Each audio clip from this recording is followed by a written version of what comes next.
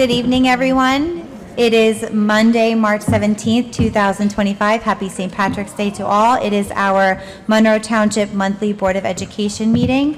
I'd like to call this meeting to order. Can everybody please stand for the Pledge of Allegiance? I pledge allegiance to the flag of the United States of America and to the republic for which it stands, one nation, under God, indivisible, with liberty and justice for all. Miss Allen, can we have a roll call, please? Yes. Ms. Alvarez? Here. Ms. Bora? Here. Ms. DePayne? Here. Ms. Fabiano? Here. Dr. Peck? Here. Mr. Pirro? here. Ms. Ratner? Here. Ms. Sharma? Mr. Tufano? Here. Mr. Zeichner? No. Okay, we have a quorum. In Charlotte accordance... Is Zeichner? Is Charlie? He was supposed to be virtual, but I don't know if he's made it on or not. Okay. Okay. Are we gonna call him? Is that, Maybe when we go, we can call him when we get to closed session. Yeah. Okay. In accordance with the provisions of the New Jersey Open Public Meetings Law, the Monroe Township Board of Education has caused notice of this meeting to be published and electronic notice provided. The date, time, and place thereof posted October 25th, 2024 and March 14th, 2025 at all schools, on the district website, Home News Tribune, Cranberry Press, and filed with the clerk of the municipality. Thank you. Our next item on our agenda is the closed session resolution, whereas the Senator Byron M. Bear Open Public Meetings Act, NJSA 10:4-6, provides that the Monroe Township Board of Education may hold an executive session from which the public is excluded to discuss matters that are confidential or are one of the 9 subject matters listed in Section 12B of the Act, and whereas the board hereby declares that its discussion of the following subjects will be made public at a time when the public's interest in disclosure is greater than any privacy or governmental interest being protected from disclosure. Now therefore be it resolved by the Monroe Township Board of Education that the board shall go into executive session to discuss the following items. Additional items may be determined and announced as needed. Pending or anticipated litigation matters covered by attorney-client privilege, matters involving employees in terms of their employment and contract, HIB investigation involving students. Be it further resolved that the said discussion may be disclosed to the public when reasons for discussing and acting upon it in closed session no longer exist. Action may be taken on any of the items stated above. Is there a motion? Motion. Second. Motion by Ms. DePayne, second by Ms. Bora. The board will be in closed session for approximately 1 hour and we will return at 7:15. Oh, all those in favor? Sorry. Aye. Okay. Good evening, everybody. The board has returned from closed session and we're moving on to our next item on the agenda, which is the approval of our board minutes. The first item is our Public Board of Education meeting minutes from February 19th, 2025. Is there a motion to approve? Second. Motion by Mr. Tufano, second by Ms. DePayne. Are there any Recused. Oh, thank you. Ms. Bora recuses. Any other abstentions or recusals? All those in favor? Aye. aye. Okay, then the next item on our agenda is the closed session meeting minutes from February 19th, 2025. Is there a motion? Motion. Motion Second. by Ms. DePayne, second by Ms. Bora. Are there any abstentions or recusals? What was Ratner? Just a Questions? recusal on, no, just a recusal on the portion pertaining to conflict. Okay. Can you say that again? Did you hear? I don't know if you heard her. Just recusal on the portion of closed session where conflict exists. And I'm recusing completely, Ms. Allen. Any other abstentions or recusals? All those in favor? Aye. Aye. Okay, the next item on our agenda is our student board members report. Good evening, everyone. Today we're starting off with the student board members report, and we're beginning with the Barclay Brook Elementary School. Barclay Brook celebrated Read Across America Week in the beginning of March with a week of themed school spirit days. The week began with a school-wide reading train while all students joined in for school-wide Drop Everything and Read, and students wore clothes that represented different Dr. Seuss books throughout the week. During Read Across America Week, the school was excited to welcome many guest readers into the classrooms. The guest readers included Monroe Township High School, National Honor Society students, district employees, Monroe Township Board of Education members, members of the Town Council, the Monroe Township Police Department Chief of Police, and Mayor Delina. Barclay Brook thanks everyone who took the time to visit the school and read to students. In preparation for Read Across America Week, the students spent the month of February listening to 5 specially selected books selected for their grade level. During Read Across America Week, each school was scheduled for a battle of the books in their library where they had to answer questions about each of these stories. The students who received points for every correct answer. The battles were very close. Classes battled each other in a bracket-style competition. It was a fun week celebrating literacy. Moving on to Brookside Elementary School. Brookside held a PTA-sponsored Mad Science Avatar Run on February 25th. Read Across America dress-themed days took place on March 3rd throughout the 7th. The Replenish Food Drive was held between March 3rd and March 14th, and they received a tremendous amount of donations at Brookside. Developmental Disabilities Awareness Month, Spirit Week, will be celebrated at Brookside from March 21st to March 28th. And now we're going to be moving on to the Woodland Elementary School. Woodland School celebrated Read Across America Week as well during the week of March 3rd with several activities, including Monroe Township Middle School students visiting Woodland School to read to the students, Woodland students visiting Mill Lake to read to their students, Unified PALS students reading to Woodland classrooms, a scholastic editing workshop. The author of the Cam Jansen series, David Adler, also visited Woodland, and the Student Council organized Spirit Thursdays. Staff and students are participating in Wellness Week this week. Students will be introduced to new and exciting foods in the cafeteria in partnership with the Food Services Department, and recess activities have also been planned with the food of the day. Moving on to Oak Tree Elementary School, Read Across America was celebrated the week of March 3rd with themed days held during the week. On the 7th, Oak Tree had guest readers and ended the week with a school-wide reading training in which everyone took the Reader's Pledge. On March 17th, Mrs. Dinsmore read the same story about taking responsibility for our actions to the entire school throughout the day as part of their One Book, One School program. Coming soon, Makerspace Night on March 27th, March Madness tournaments on March 31st, the Oak Tree Express traveling the globe on March 21st, and an author's visit on March 25th. And now we'll be moving on to Applegarth Elementary School. The Applegarth PTA organized a wonderful Read Across America Day on March 7th. Numerous members of the community came in to share the love of reading with the students. The Spring Book Fair was also held on March 12th and 13th. Applegarth thanks the Monroe Education Foundation for supporting the Colonial America assemblies enjoyed by the 4th graders on Friday, March 14th. Applegarth School is looking forward to the author visit from Alan Katz on Tuesday, March 25th. This visit was coordinated by the media specialist, Maren Borkest, and supported by the PTA of Applegarth. Applegarth has an assembly scheduled for Friday, March 21st to reveal the masked readers from Read Across America Week. A special thanks to Ms. Borkest and Mr. Halacht, who worked with his high school students to videotape this activity. Up next is Monroe Township Middle School. On Saturday, February 22nd, the MTMS robotics team representing CO4E0 qualified both of their teams for the upcoming state tournament at NJIT.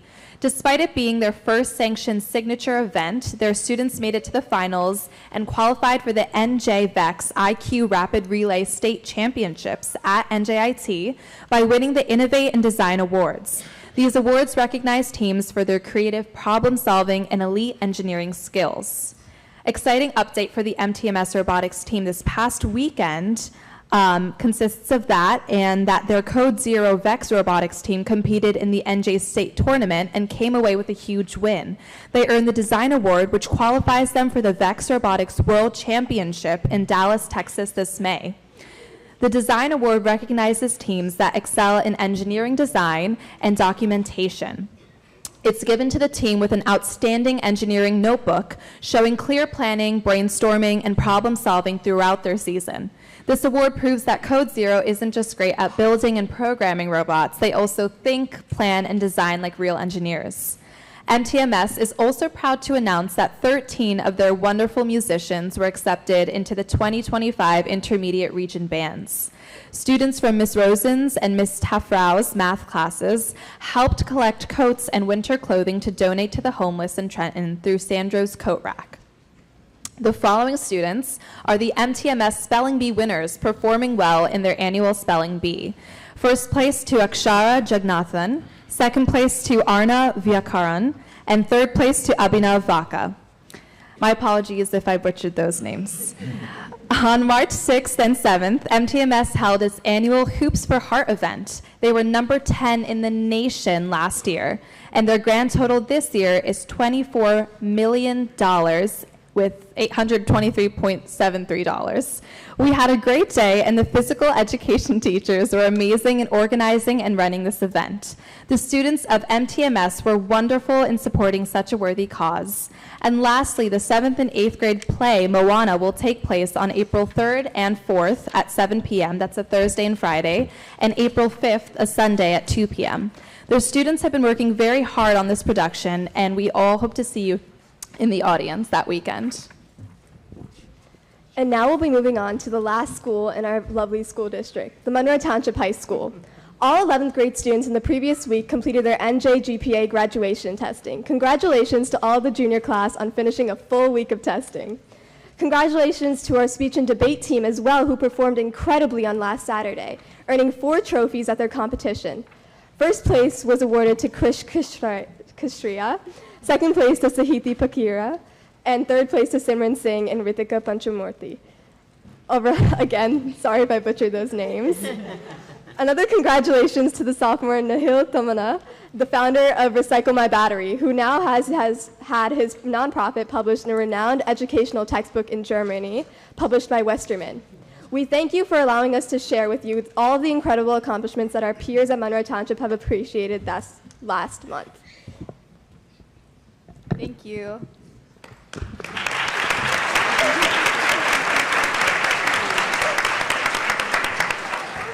Thank you both very much for your comprehensive reports, as always. Our next item on our agenda is our section of presentations. So our first presentation is our student and staff recognition.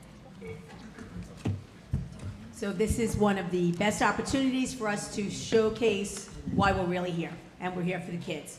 So I do notice that it does say December 2024, but what this actually is it's a compilation of the fall sports, fall activities, co-curricular clubs. So it's all the way from the fall through December, and we'd like to acknowledge now. There will be additional acknowledgments in May and or June to acknowledge those children depending upon what time of year their activity is. And what we're going to ask is we're going to get up in front, President Fabiano and Vice President Alvarez, if you'd like to join us. Dr. Lehman as well. We're going to acknowledge our children, and we learn to do something smarter. So after they walk through and we acknowledge them, and we shake their hand and you get to take pictures of your kids, they then get to go into the commons area outside where they get the appropriate certificate. Because we're good, but sometimes we're not that good. And sometimes you get the wrong names. This way, after we do all of the acknowledgments, because we know that you're so excited and you want to take pictures, as you should, they then can go into the hallway, and Ms. Meralda, with the help of Mr. Snyder, will then be handing out the appropriate certificates. So it's just a matter of acknowledging them to come front. So at this time, we're going to begin our acknowledgement of our fabulous Falcons. Thank you.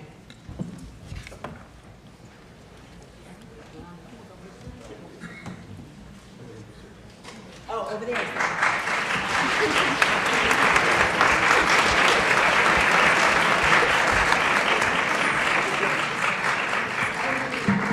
One change in the program is they're going to go this way, and Mr. Walden and Mr. Snyder are going to accommodate them here. You're staying right there, right? That's the only change. So Mr. Moraldo gave me the fine opportunity of acknowledging my very own student Rajdeep Saha, who is the winner of our script spelling bee, our 5th grade winner. Go ahead, Rajdeep. Woo!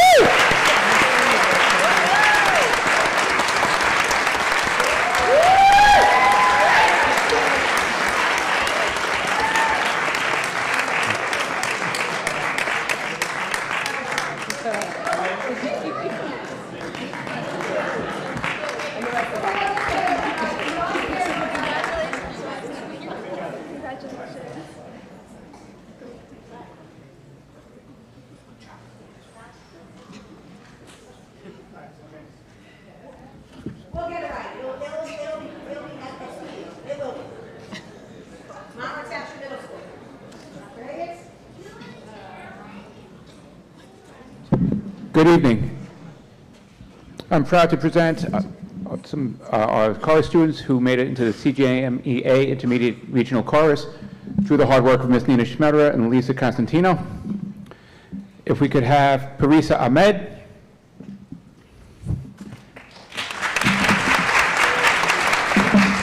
Ishani Balaji. Kartik Gajam.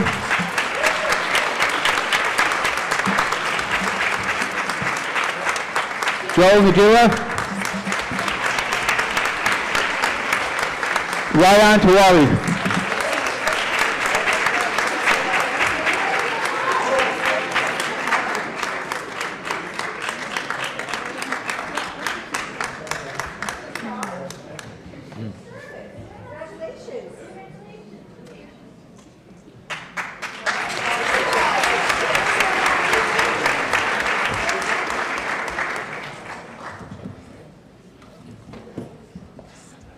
So you may have heard a little while ago from our student representatives a little bit about our robotics team. We had a really great weekend. We made it to the Worlds in Dallas in May.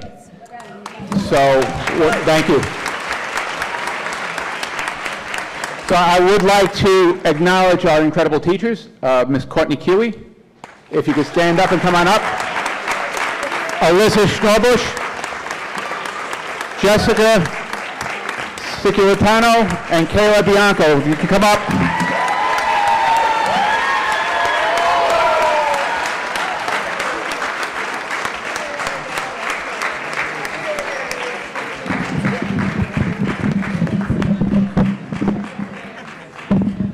I have to move a little closer because I'm in between my glasses. So if we could start calling up Sivrats Balabhadrapatrini, and I apologize for that one. Srivatan Balaji. Oh, looks like they're all shot together. Perfect. Arav Tendarana. Carmen Chatwell. Avia Daga. Vedant Daga. Ishan Gupta. Evelina Dudikowski. Joel Najilla. Jared North.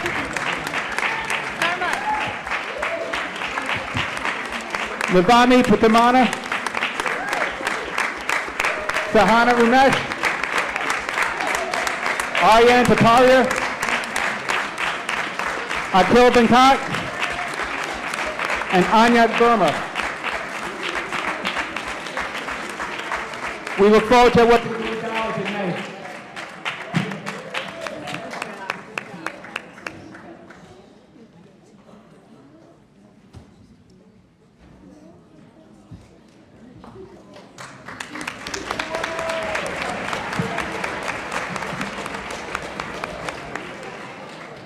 So we were able to participate in a grant opportunity, History Happens Here.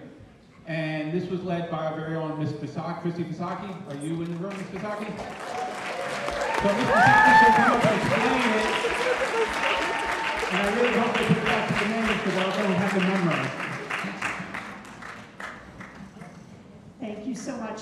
I just wanted to give a brief explanation of what the History Happens Here program was. Dr. Chanley said I could be very brief. Well, I would like to introduce myself as the very proud teacher and advisor to the students involved in the History Happened Here pilot program. You saw their projects in the lobby as you came in.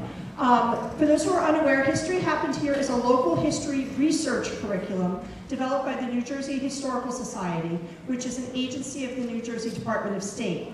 The History Happened Here curriculum is one of many initiatives that have been developed to celebrate the upcoming 250th anniversary of the United States, which will be celebrated on July 4th, 2026. This program asks teachers and students to become true researchers of their own town's history in an effort to demonstrate that history does, in fact, happen everywhere. MTMS was chosen as one of 2 middle schools in the state of New Jersey to pilot the program, which will be shared with all districts in the state coming this fall. A group of truly remarkable 7th and 8th grade students have been working with me since September on this program. some of them before school, some of them after school, and sometimes both, in order to immerse themselves in the understanding of our nation's foundational document, the Declaration of Independence, and to become the next generation who will share the history and lore of our most dynamic, diverse, and unique community, Monroe Township. As my students conducted their research, which included many interviews and use of archived newspapers and other primary sources, they settled on 3 events in the history of Monroe Township, which they believe reflect our township's pursuit of the revolutionary ideal of self-determination: the splitting apart of Jamesburg from Monroe, the construction of the original Monroe Township High School, and the development of the Monroe Township Public Library. The results of their work were on display in the library, and you'll be able to see them at the Monroe Township Public Library in June of 2026 as we prepare for our nation's birthday. Their projects will be loaned starting next week to the New Jersey Historical Commission, who will be using them as exemplars throughout the state to show other schools what kinds of projects students are capable of. Among the many highlights of this experience for us was a visit from New Jersey First Lady Tammy Murphy and the New Jersey State Education Commissioner Kevin Damer, who came and visited us in December and saw the students' work and took a lot of time to talk with all of them. It was a thrilling experience for all of us. This coming September, they've been invited to meet with historical filmmaker Ken Burns and share in a pre-screening of his newest film, The American Revolution. I want to thank the Board of Education, Dr. Chanley, Dr. Higgins, and my supervisor, Ms. Truss, for their support of all of our efforts this year. It was truly one of the highlights of my teaching career to work with these incredible students and to learn more about my home of the last 5 decades, Monroe Township. At this time, I'll turn the mic over to Dr. Higgins, who's going to introduce this incredible group of students.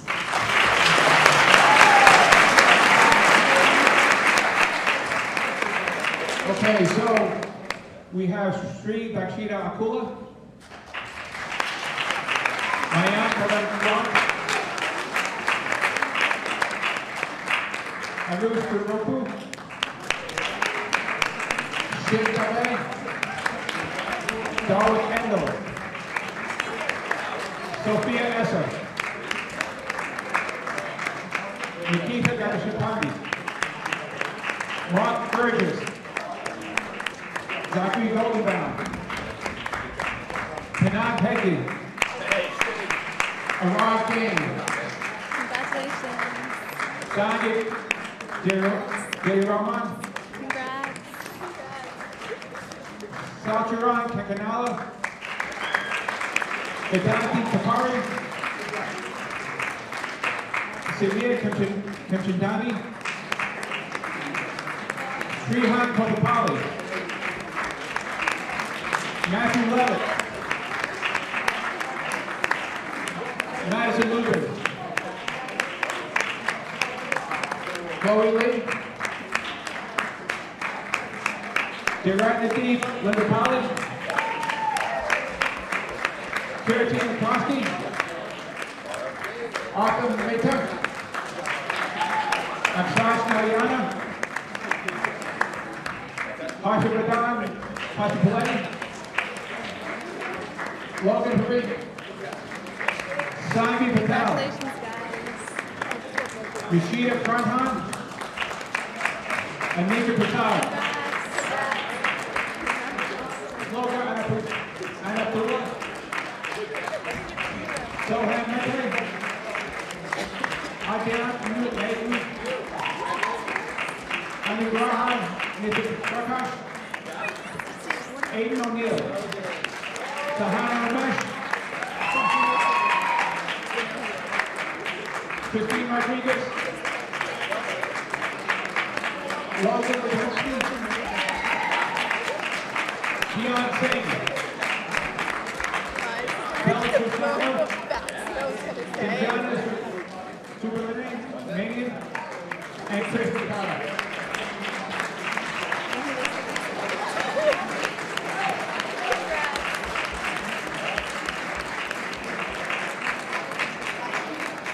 And I thank all my wonderful staff and students for coming out tonight to make it all worthwhile. Congratulations, guys. Congrats.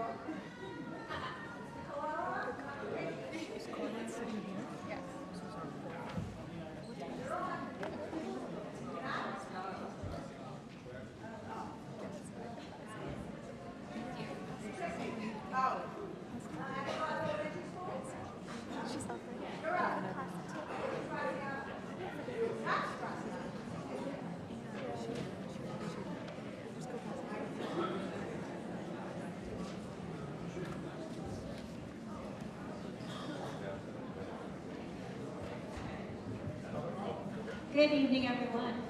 A couple of recognitions for Applegarth School. The first one goes to a group of young ladies under the direction of Simran Singh, who decided that children in elementary school needed to have instruction with public speaking. Simran got a bunch of her friends together and taught the children all kinds of information about how to speak in public with eye contact and hand gestures. They did this on their own time, and they also created the entire program from scratch. So this was 4 weeks of volunteering their time with a group of over 25 students at Applegarth School. So my gratitude and congratulations to Simran Singh, the initiator, and her team. Ishta Boomerang, Kamsai Karnsetti, Shanali Mehta, Sandri Mehta, Sahiti Papiru, Mahi Patel, and Anaya Shah. Thank you, ladies, for a great program. At the high school level, Applegarth wanted to recognize Saketh Dintakorti. He organized a battery recycling initiative at our school. All of our classes are busy recycling batteries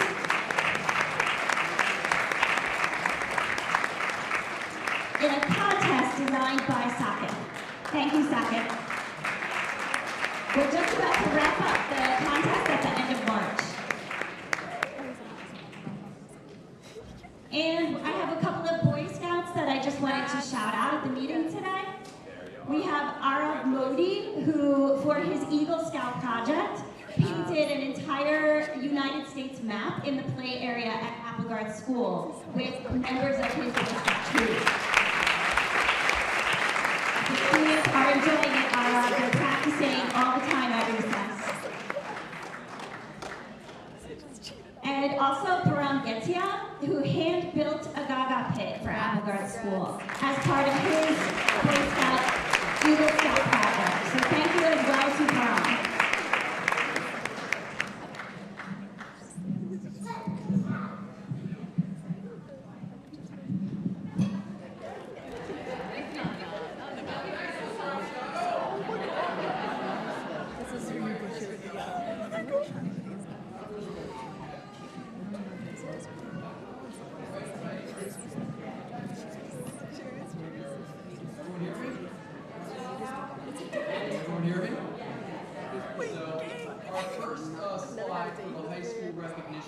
Is the Speech and Debate Club. So this team is advised by Ms. Tara Reuter, and this is only our first year doing it, and we did very well this year. So we placed in all 3 positions. 3rd place in the public forum of debate category, we have Rithika Panchamarthi. Woo!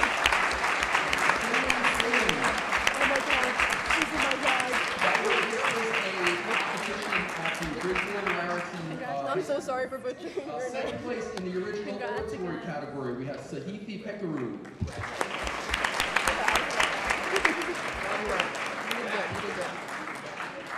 And it was kind of cool because all the kids were up on stage and all of our kids were there, and we all knew we kind of placed in 2nd and 1st, but we didn't know who was who. And it was really neat seeing the kids clap for one another, so there was a lot of support. So I'm just, shout out to you guys. Great job. Woo! In the original oratory category, which qualifies this young man for Tournament of Champions this spring in Missouri, is Krish Kasharia.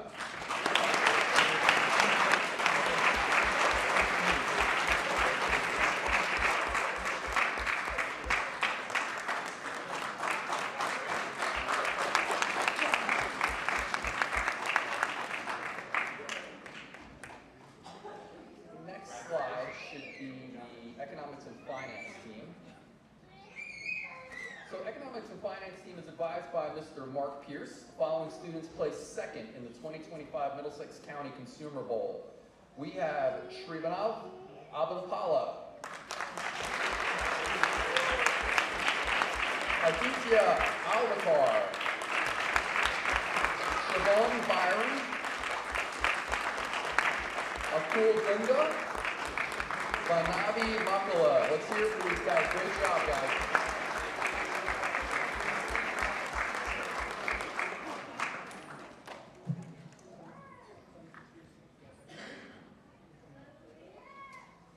Next slide. We have a special honor that was from a member of our Spanish Honor Society. Now, this is a really big achievement. Not many of these are given in the country. We have a winner here in the high school, Zane Jabber, who's the winner of the prestigious 2025 AACSP Joseph Allen Senior Scholarship. Great job, Zane.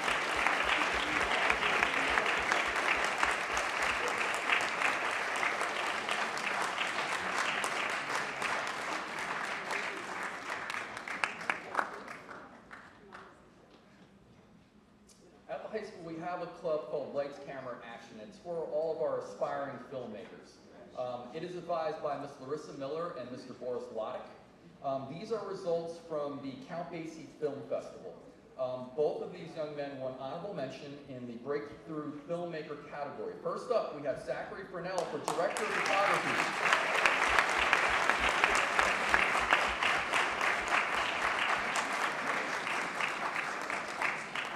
And recognized for the lead actor category, we have Russell Boguslavsky.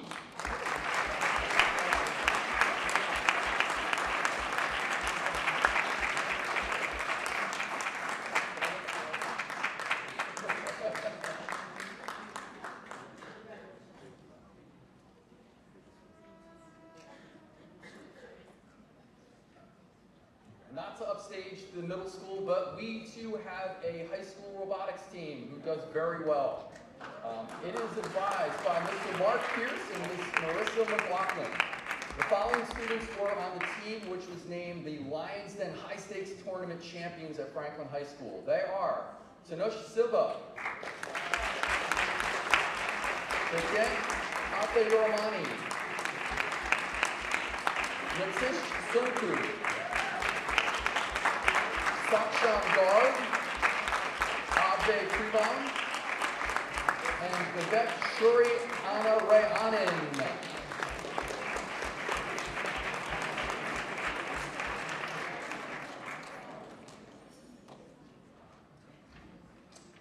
DECA is one of our larger groups at the high school. They are basically focused on economics and students who want to go into the world of finance and such.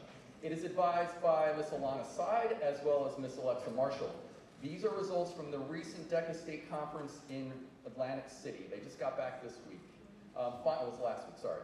Finalists in the Financial Services Team Decision-Making category are Raj Vora and Vadan Bendapudi.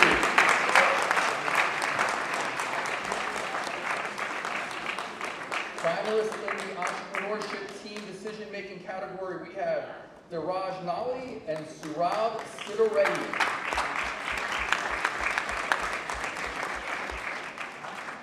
Awarded fourth place in the Hospitality and Tourism Professional Selling category and ICDC National Qualifier. I believe they're going to Florida for that this year. Trisha Patel. Finalists in the Principles of Hospitality and Tourism category in the ICDC National winner, we have, qualifier, Sanvi Tanapapu.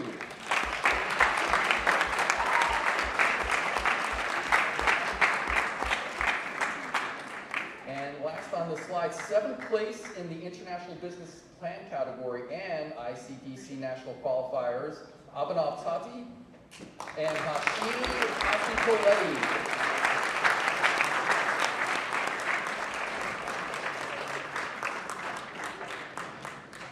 I believe we have one more DECA slide. All right. Finalists in the Integrated Marketing Campaign category, we have Rahab Dixit, Risha Thiru, Sandy Villa, and Alan Joseph.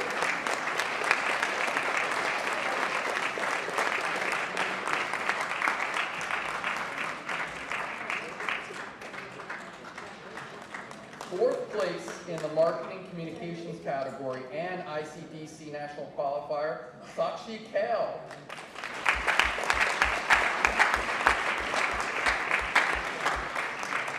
Seventh place in the project management financial literacy project category and ICDC national qualifiers, Raj Vora, Sadie Deshpande, and Bhavan Bendapurli.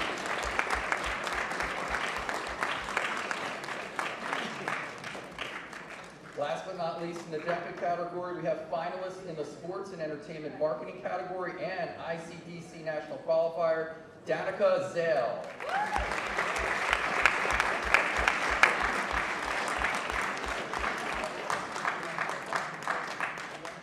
I'll be right back, but I want to introduce you to Ms. Vinitha Garshankar, who is one of our engineering teachers at the high school. She's going to be reading the names of a few of our students who were in a recent competition. Thank you. Good evening, everybody. It gives me great pleasure to say that 4 MTHS student teams from my AP Computer Science Principles classes competed in the Code Quest competition conducted on March 1st at the Lockheed Martin Moorestown facility for a grueling 2.5 hours of competition based on problem sets given to them created by the Lockheed Martin professionals. Code Quest is the annual competition, computer programming competition hosted by Lockheed Martin for high school students. Teams work together to solve programming problems, using Java, Python, C#, and/or C++. Our students typically work on using Python because that's what we teach them in the curriculum. About 20 schools participated in the novice and advanced categories. 2 of our teams, Quantum Queens and Binary Bros, came in 2nd and 3rd place, respectively, in the novice category. So, without further ado, I'm going to call out the names. Gio Shubi, Aditri Manda, Yahriti Woodward,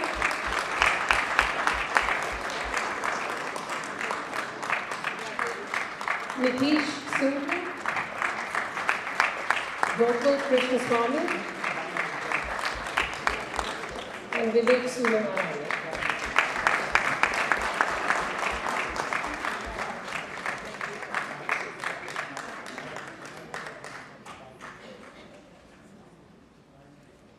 So this next slide has to do with one of our teachers at the high school, Ms. Lauren Staub, who's been recognized by the American Red Cross as a recognized distinguished service provider. In terms of what she's done at the high school, it's been amazing. We have over 300 students who belong to this club. The Red Cross has identified and has recognized us as an ideal, like one of our outstanding chapters through our work in terms of disaster relief as well as blood drives and the like. So I'm hoping she's here tonight, Ms. Lauren Staub. If not, let's give her a round of applause.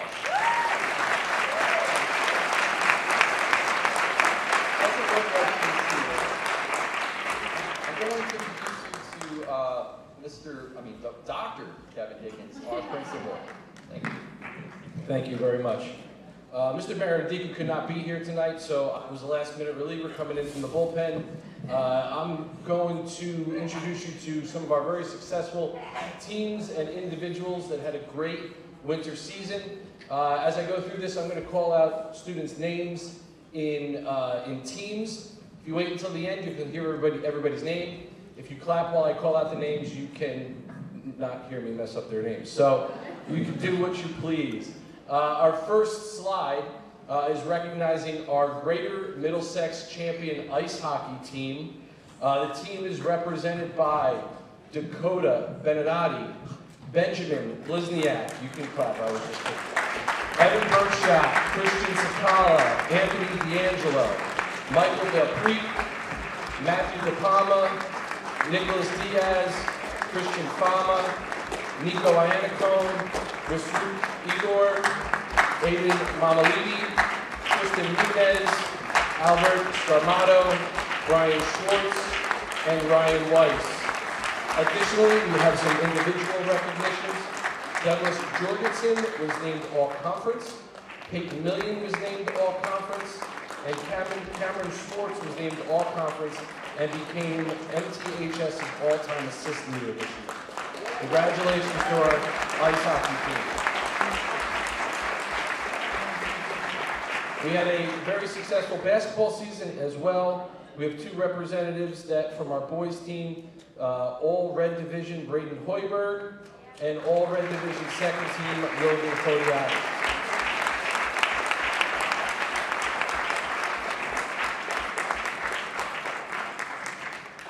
For our girls basketball team, we have all conference, all division, and became MTHS all-time girls leading scorer in basketball this year, Evangelina Francisco. All red division, Kira Longo and Zoe Rocher. Our girls basketball team made it to the finals of the state sectional championships this year, but did come up a game short. But our girls basketball coach in his first season, Brian Hines, was named the Greater Middlesex Conference Girls Basketball Coach of the Year.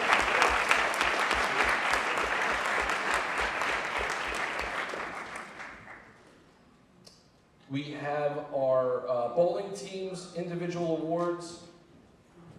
Third place in NJSIAA All Conference and All Division, Aiden Wiskowski. Seventh place in the state All Conference and All Division, Aiden Hopi. All Conference and All Division, Bree Kalsi and Annette Costco. And our GMC champion, All Conference and All Division, Rishmika Gandhi.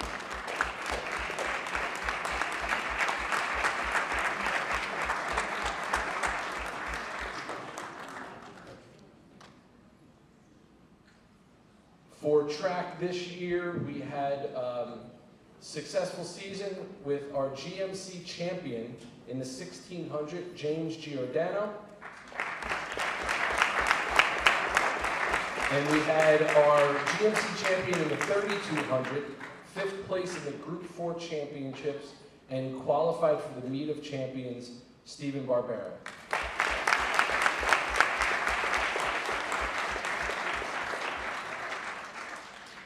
For our very young swim team here at Monroe Township High School, we've only had a swim team for 2 years now.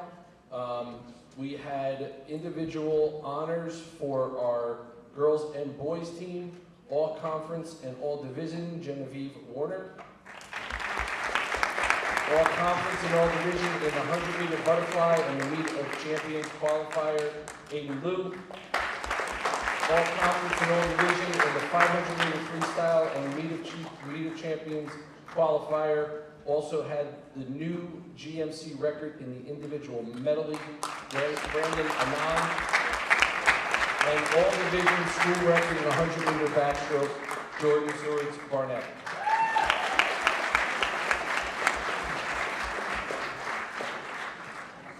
For the first time ever, our Monroe Township wrestling team has become the Central Jersey Group 4 State Sectional Champions.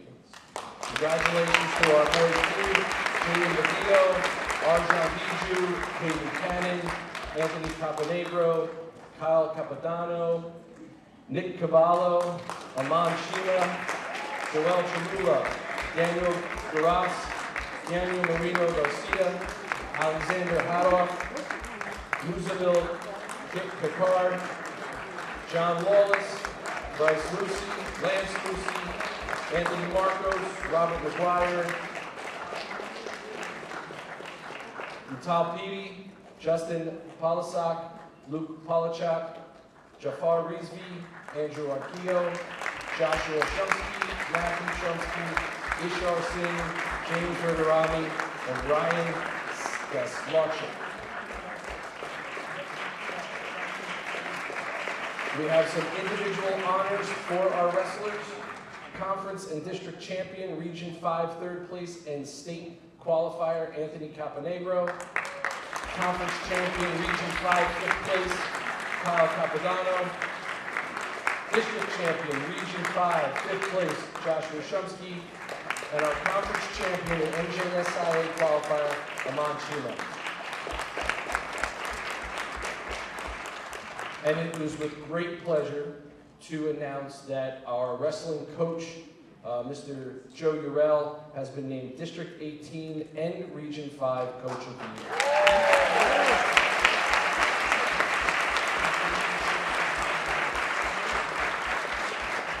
At this time, I would like to introduce our Purple Squad Intermediate Cheerleading Coach, Coach Kim Lawson, who's fresh off a plane from Florida. She's got a lot of hardware with her. Apparently, they won a lot of championships down there. To just give a little update on everything they've won.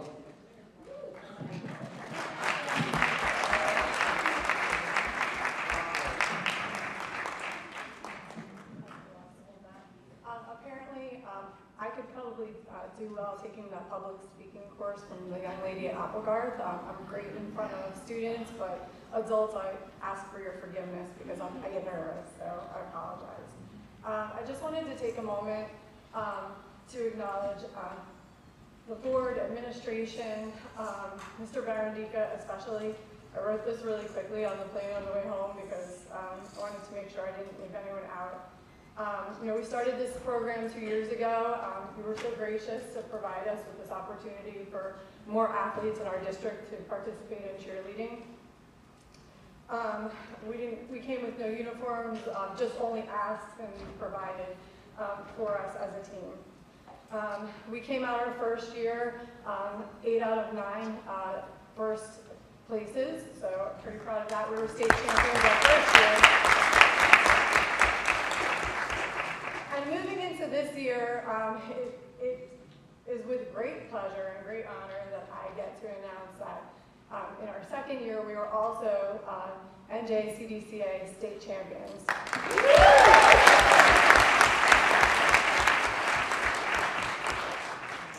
Yesterday, and over the weekend, we participated for the first time in Orlando, Florida, as a varsity intermediate cheerleading team. And we weren't sure how that would go. We got down there, we realized we didn't have any direct competition. I'm not reading off this at all anymore. We didn't have any direct competition, so I challenged our athletes with high point because we didn't go there for a participation trophy. We went to win. So if we're winning big. And there was a little discrepancy in our score. Our athletes didn't get announced as high point champions, but as any good coach would do, you go and when you know something isn't right, you go back and you ask. So, not only did they come home with yesterday their first place score.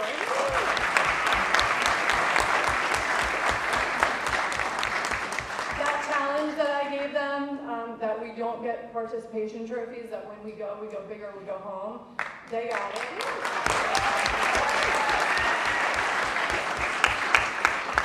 If we wanted to continue competing with America, I did bid to Ohio. But more importantly, I applied for a scholarship for our team from Rebel Athletics. They put it out there, and if you know me, if there's a scholarship out there, I'll apply for it for my athletes and for our district. And it is with incredible honor that we received an $11,500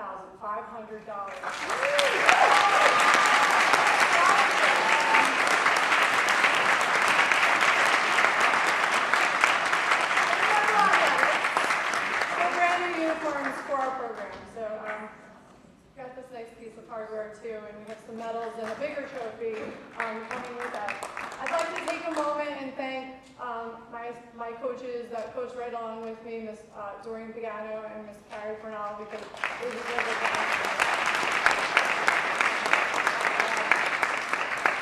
There's only 4 athletes here because, as I said, we're fresh off the plane from Florida, and there was delays and people's flights got canceled. And I'm going to do my best to get through this really quickly. So if you're here, my 4 lovely dolls, if you could make your way down. So we'll start with Kayla Alexandrowski, Colby Bacon, Katie Badiak, Jocelyn Bennett, Emily Boyle, Riley Boyum, Valentina Callow, Jacqueline Ferris, Sophia Dahlia, Madeline DeLorean, Ava Fay, Victoria Fiordelliso, Alexandria Agrippa, Emily Jacques, Emma Kerbency, Lyra Lujo, Alexa Marquez, Juliana Moriera, Alyssa Pulia, Tori Shiner, Bella Rose,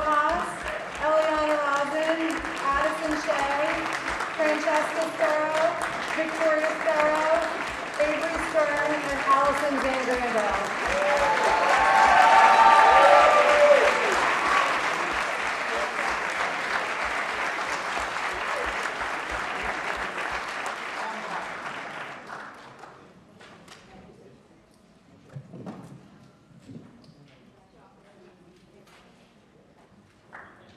Finally, and certainly not least from the high school, every year, parents and students and staff have the opportunity to nominate Teachers of the Year and Educational Professionals of the Year and Support Professionals of the Year.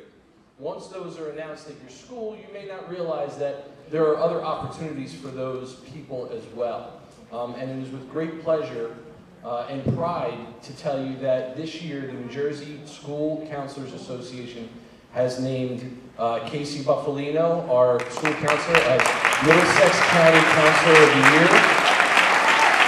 She will be honored this Friday at a recognition awards luncheon at the College of New Jersey.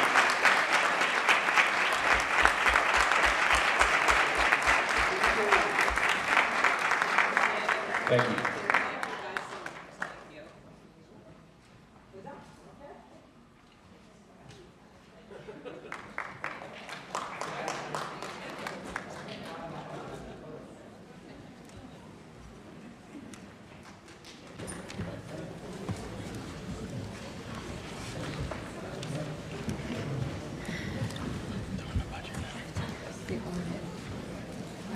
The next item, sorry, the budget. The auditor. Am I on? Okay. Yeah. The next item on our agenda is the presentation of the annual comprehensive financial report.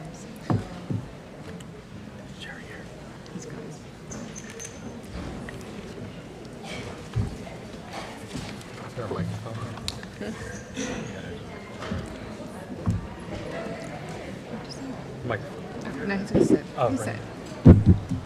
Over here. Yeah. Okay. Want to sit by Laura? Hi. How are you? No, that's okay. Is that okay? That's all right, yeah. Yeah. Okay. Good evening. My name is Jerry Stankiewicz. I'm a partner in the public accounting firm of Samuel Klein and Company. We are the appointed independent auditors for the school district that is appointed by the board to audit the records, financial records of the district for the fiscal year ended June 30th, 2024. I'm here tonight to briefly present the audit to the board. There are no comments or recommendations within the audit that require the board to take action, a corrective action plan. You are required to acknowledge acceptance of the audit, okay, but there's no findings that we had. And I just want to briefly indicate, first of all, we're responsible to the board. We're appointed by the board, we're answerable to the board, okay? Management, which would be Laura, the business office, superintendent's office, and all the other departments that feed in to the audit report itself, as well as to our audit testing. We present and we go through the different departments, okay, and management presents us with the information. They present us with financial reports, general ledgers, bank reconciliations, receipts, disbursements journals, payroll reports, quarterly payroll reports, payroll taxes, financial reports regarding the operation of your food service fund, your early childhood fund, and from all that we then prepare and analyze and prepare samples that we want to look at, all based on random numbers, okay, to basically test the transactions of the district for the year, okay? We test payroll transactions, and we test those to determine that everyone is being paid properly and in accordance with board authorization and or collective bargaining agreement or management contract. We test to make sure that the payroll taxes are paid on time. We test to see that employees who are getting extra pay, for example, like this evening, coaches, student activity advisors for the various clubs, part-time employees, part-time hourly people, extra pay, class coverage, or everything that is involving extra. In that department, in the business office, we found that to be operating very nicely. We got good audit results. So we're happy to report that the payroll, and again, it's a lot of hard work by people in the building to make sure that everyone was paid properly and timely. And also, too, that when we asked for something, okay, it surfaced rather quickly. We didn't have to wait and say, oh, I got to find this. And that's a good sign. That's a good audit environment, okay?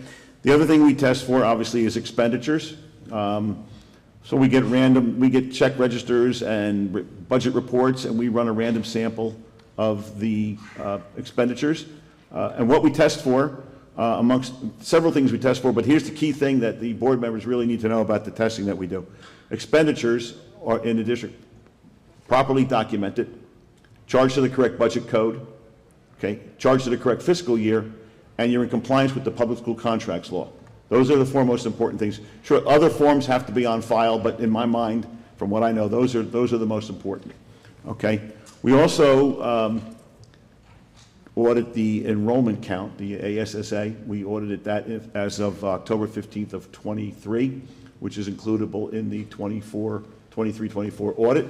We found that to be in proper order, and in fact, what we do, and yeah, I do, we kind of over audit that. We want to make sure that is all proper.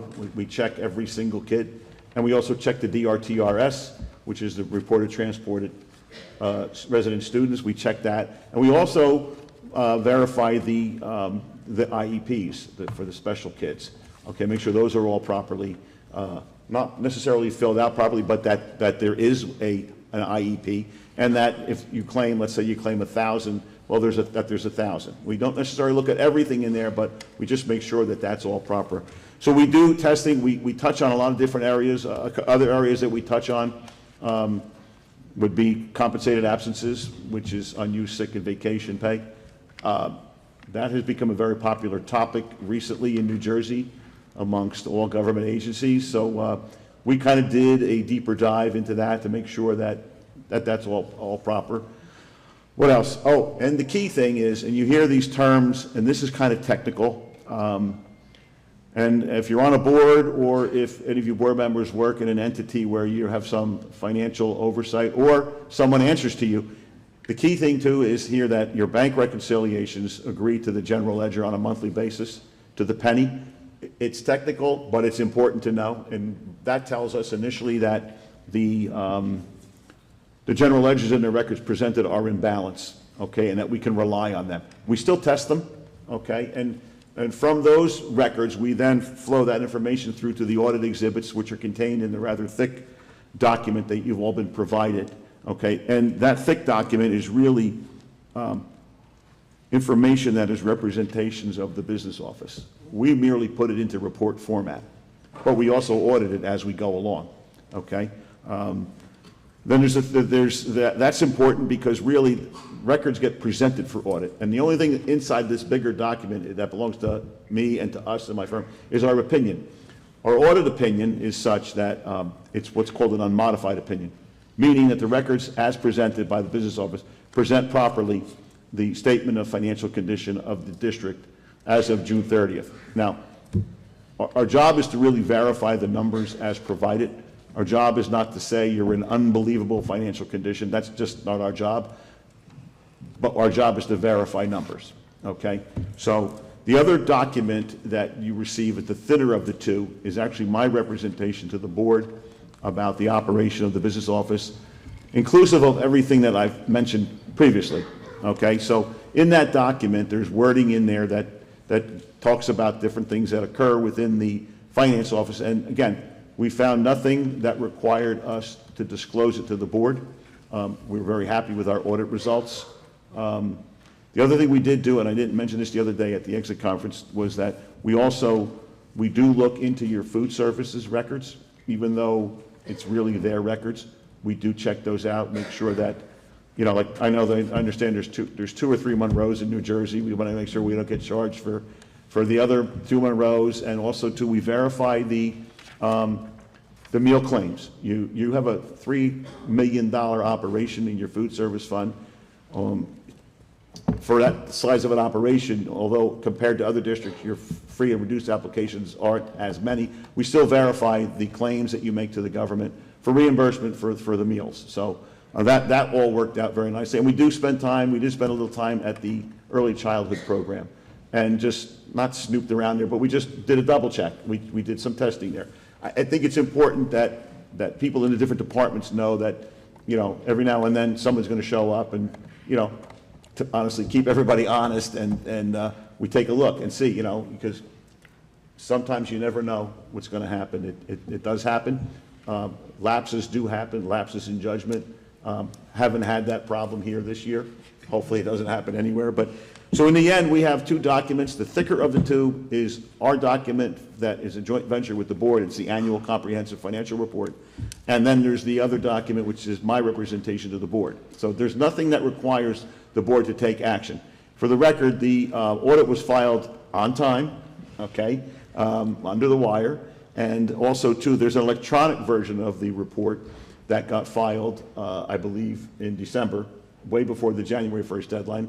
And like I said, the January 1st deadline is kind of interesting because I don't know what they're going to do with it on the 2nd. But we filed that all in accordance with those deadlines. And another thing, too, is there was an exit conference held with the Business and Financial, if I get it right, the Finance and Operation Committee last Wednesday. I lost track of everything. And there we discussed in a little more detail the findings of the audit. So that audit exit conference took place there. Do want to mention, though, the support staff in the buildings were all very helpful. They were very helpful. And when something was needed, it was produced quickly, again, which is a good audit environment. And in the end, we end up with excuse my language, unmodified opinion, which in the old days was known as a clean opinion. And it's not modified, okay, because the records presented were properly presented in accordance with accounting principles related to school districts. The financial statements have a lot of different numbers in them, okay, and it's not intended to be presented as if it was a corporation, okay?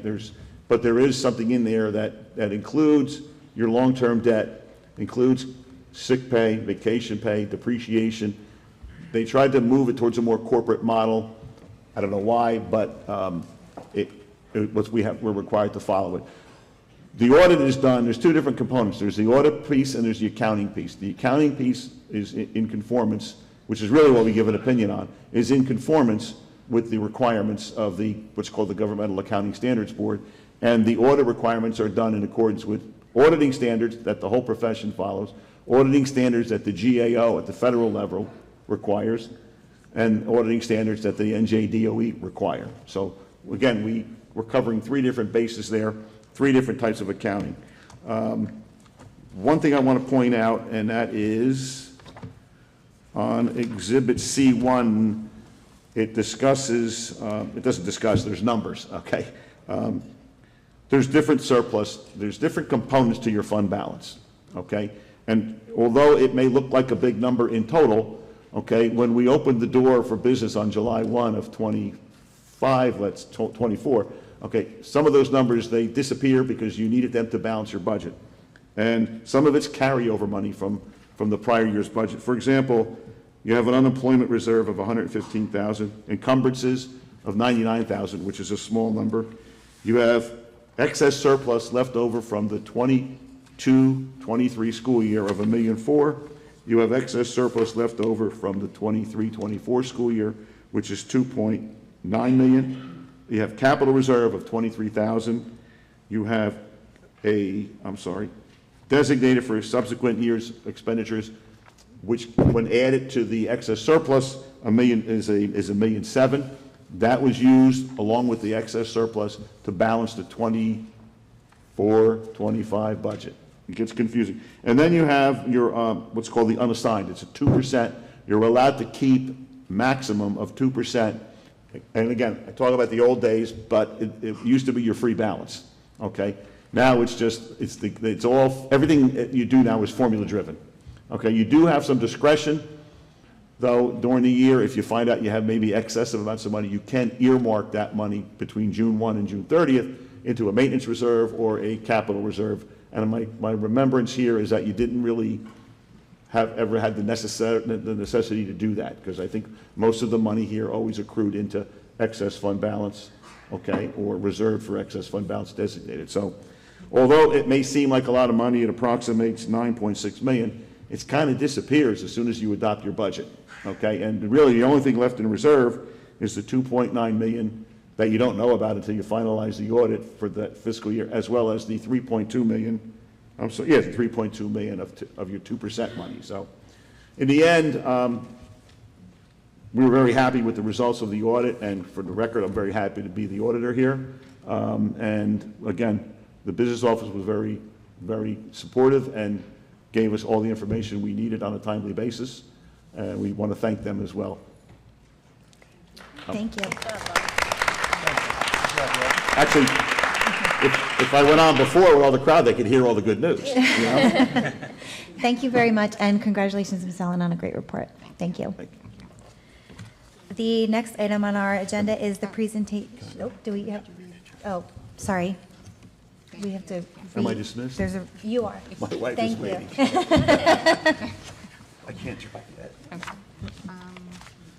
Do I read that? This one? I can, no, this one. It is recommended that the members of the Monroe Township Board of Education accept and approve the annual comprehensive financial report and the auditor's management report on administrative findings, financial compliance, and performance, and hereby approve and authorize the submission of the required corrective action plan to the county office, indicating that there are no recommendations for the fiscal year ending June 30th, 2024. Second. Motion by Mr. Tufano, second by Ms. Spora. Could we roll call, please? Yes. Ms. Alvarez? Yes. Ms. Bora? Yes. Ms. DePayne? Yes. Dr. Peck? Yes. Mr. Pirro? Yes. Ms. Ratner? Yes. Mr. Tufano? Mr. Zeichner? Oh, sorry. He's virtual. Here he is. Oh, okay. Okay, good. Yes. Ms. Fabiano? Yes. Yes, motion passes. And congratulations again. Thank you. The next item on our report is the presentation of the preliminary 25-26 school budget. Okay. Congratulations again. And before we continue with this segment of it, I just want to say how outstanding we are as a district in the celebration of our children in many different facets of their accomplishments. It's truly a wonderful evening when you get to celebrate what really counts, and that's the kids. So I just wanted to take a quick moment before we continue. At this time, we are now presenting our preliminary budget. And I don't have the clicker, so somebody's clicking for me. Thank you. So as you know, we work diligently, and we're very excited to be able to have the support of our members of the Board of Education listed there for you. Our Finance Committee members, our chairperson is Ms. Gonzalo-Bora. On the Finance Committee is Usha Sharma, Amanda Peck, Peter Pirro, and Katie Fabiano. Of course, we always like to adhere, people don't realize, but you need a vision and then a mission statement because it helps you know where you want to be and where you're going. So Monroe Township Board of Education commits itself to children by preparing them to reach their full potential and to function in a global society through preeminent education. And our mission statement is Monroe Township Public Schools, in collaboration with the members of the community, shall ensure that all children receive an exemplary education by well-trained, committed staff in a safe and orderly environment.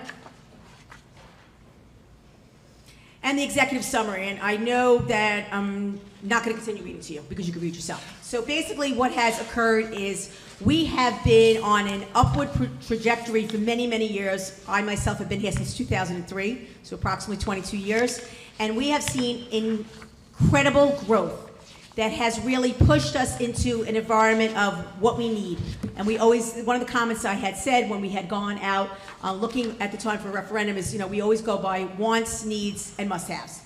That being said, we are finally, and I don't know how long it's gonna last, and we are in the midst of completing our demographer's report, which will be presented at the BG&T on April 30th.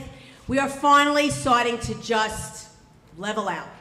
So I can remember being in Applegate schools, an assistant principal in 2003, 2004, with 2 grades, 7th and 8th grade, and we had maybe 500, 600 children. And then by the time we moved into this building, we started at 1,200, 1,300, and before you knew, we were almost at 1,900 children. We are finally at a point where we are leveling out. The reason why I share this with you, because I think it's imperative to understand that we are very fortunate in this district. And I'm going to make this statement because I know there's been some questions. We are cutting and or removing no programs for our children. We are keeping the programs that we currently have. We are able to grow certain programs that sometimes are at a cost to our parents. But other than that, all of our programs are remaining. And we have really worked very diligently as a team. And I want to thank Dr. Lehman.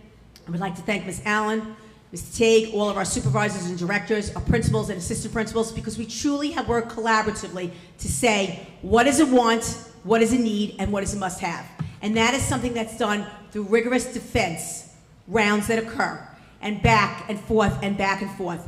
Never touching the programs for our children, but also living in the real world where enrollment has to drive staffing.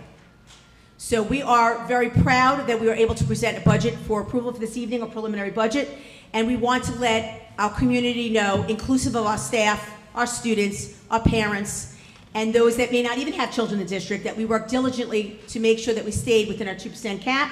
We did not go out for an additional question, and we were able to not remove any programs or courses from our children.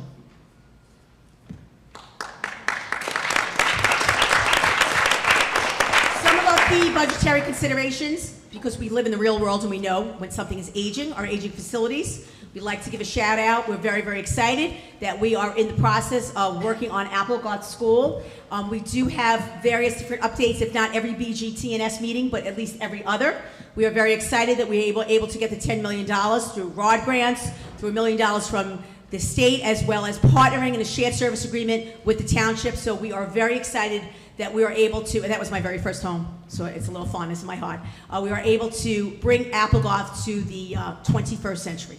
So, a little clap. So as far as our aging facilities, one of the things that's on for approval this evening is our ESIP project.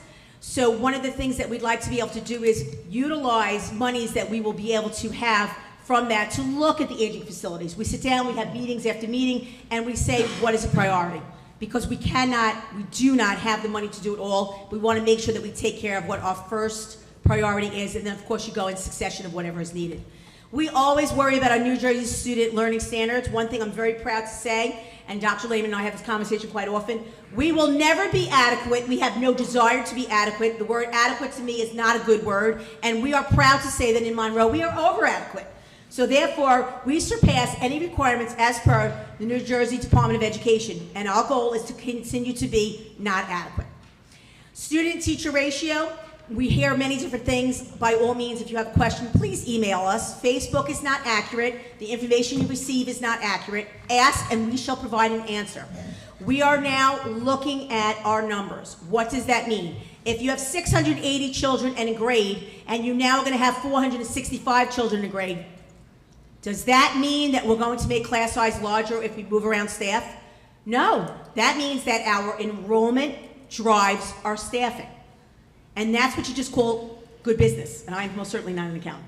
But that is what you call doing what you need to do. So we are still very proud of our student-teacher ratio. For those of you that do not understand scheduling, the bottom line is this is how it works. You cannot just take a group of children and divide it by how many classes are occurring. Why? Certain children go into a special needs class if they need it. It could be a resource. Certain children go into a classroom where there's 2 teachers, so perhaps there's a couple of more children. Certain children go into accelerated programs. When you do that, you could have the anomaly of a class of 18. Could happen, where another one has 28. Well, why can't you just move the 18 to 28? It doesn't work that way. So I want you to know that when you hear misinformation, please ask, because factual information is very, very important as we continue to navigate our district. Maintain programs. I could say that without even, I don't have to look at anything. We have cut, we have removed, we have lessened, no programs. And of course, we continue to look at transportation. Transportation for a while was really a difficult challenge. Why? Because we had a shortage, not just in Monroe, but across the state of New Jersey. And that shortage truly was an area of bus drivers. We continue to try and embrace some of those employees that want to go and take the proper classes, get their CDL license. We have now something that's actually in here that's a stipend position. It's not a separate position, where we have training in-house because our goal, whenever possible, is to have our fleet drive your children. Our contracted routes are just as safe as any other routes, but we like when they are our own because the communication is always the best. It's just common sense. They belong to us, they answer to us immediately, and that is why one of the things that we'd like to bring in-house. Additionally, the cost is a great savings. I've been working directly with Ms. Allen, myself, and Ms. Martyr, who is our Director of Transportation, to really see, can we think out of the box? Can we look at routing, which she does, not me, but I always give my 2 cents or 3 cents. Can we do something a little differently? Can we see what we do? And can we make as many buses of ours, our own fleet, not only for cost savings, but for making an opportunity to have better communication within our own district? So timeline, key dates, I'm going to stop at February 20, I'm going to stop in December 2024 and give this over to Ms. Allen. So one of the things I mentioned earlier in my presentation is we are very steadfast and true. We provided a budget philosophy discussion in September. We were extremely early. Our intent, if possible, was not to have to go out for another question if it did not affect the children's programs. And we worked very diligently, kind of backwards, to make that happen. Between November and December of this past year, our budget defense meetings with district staff didn't happen once, didn't happen twice, but probably happened 4 to 5 times, or 6 times. A lot of it was preliminary with Dr. Lehman, and then was meetings with myself, meetings with Ms. Allen. Then we called them back in, meetings again, looking for areas in which we can just be financially and fiscally appropriate, conservative, and answerable to the community, and making sure that we were looking at auditing programs, auditing staffing, doing everything we needed to do so that when we came down to the budget, we'd be proud of the budget that we presented and fiscally responsible. And on that note, I thank you very much for your attention. Ms. Allen, you're on. Okay, so we did receive our anticipated the state aid release on February 27th. On March 17th, tonight, we are doing the tentative budget presentation. May 5th is the budget hearing and adoption. So there's quite a bit of time between tonight and May 5th for questions or changes or any more information that needs to be gathered. May 7th is the deadline to file the adopted budget with the executive county superintendent, and May 19th is when we have to certify to the Board of Taxation the amount that will be raised for taxation. So the next slide. So where does the money come from?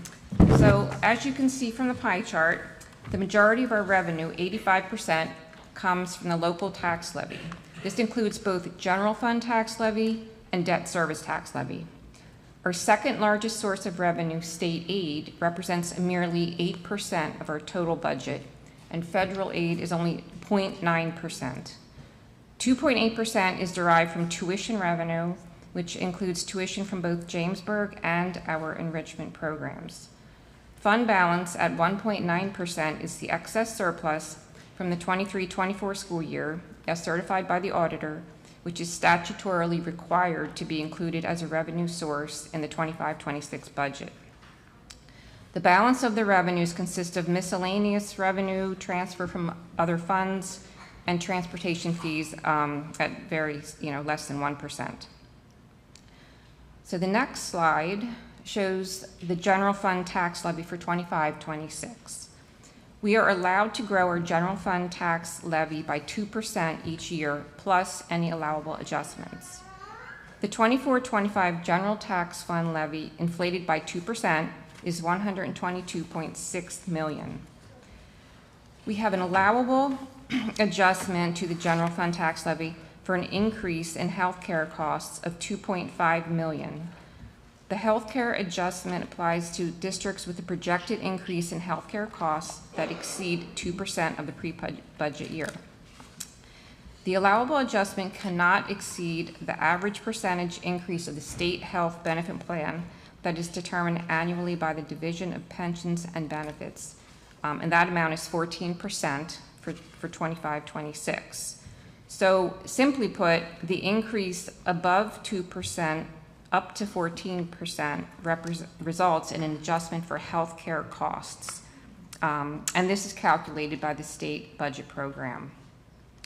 So the general fund tax levy cap with the healthcare adjustment is $125 million for 25-26.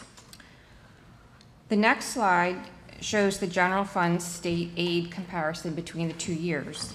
We received our 25-26 state aid amounts on February 27th, reflecting some changes the DOE had made to the state aid formula calculations. So I just want to give a brief explanation, a general explanation of how the state aid is arrived at, because I think it's important to understand, and we talk about state aid a lot, but we don't always go into how it's arrived at. So on our total categorical state aid increased $33,612 to $12.3 million. And while this is a small increase, we were fortunate to not lose any state aid as many other districts did. We were initially informed by the county to plan on a 10% reduction, and then we were told to plan on a 3% reduction. So we fared better than expected. So transportation aid increased by $150,000 to $4.1 million. Although we have a lesser number of transported students in total this year, the cost coefficients for the per pupil base amounts and mileage amounts used in state formulas increased 3.9%. So transportation is comprised of two calculations. Basically, one is for regular ed and the other is for special ed. And it takes into account the number of students being transported multiplied by a base amount per pupil, as well as the base mileage rate multiplied by the number of students transported, multiplied by the average distance. So that number, again, is 4.1 million. Security aid increased by 283,000 to 964,000. Security aid is based on a projected enrollment, which is calculated by the DOE, multiplied by a per pupil amount. The per pupil amount, as determined by the DOE, increased 45% for 25-26. There's an additional amount added for low income enrollment. And it should be noted that our projected enrollment shows a decrease, which affects this calculation.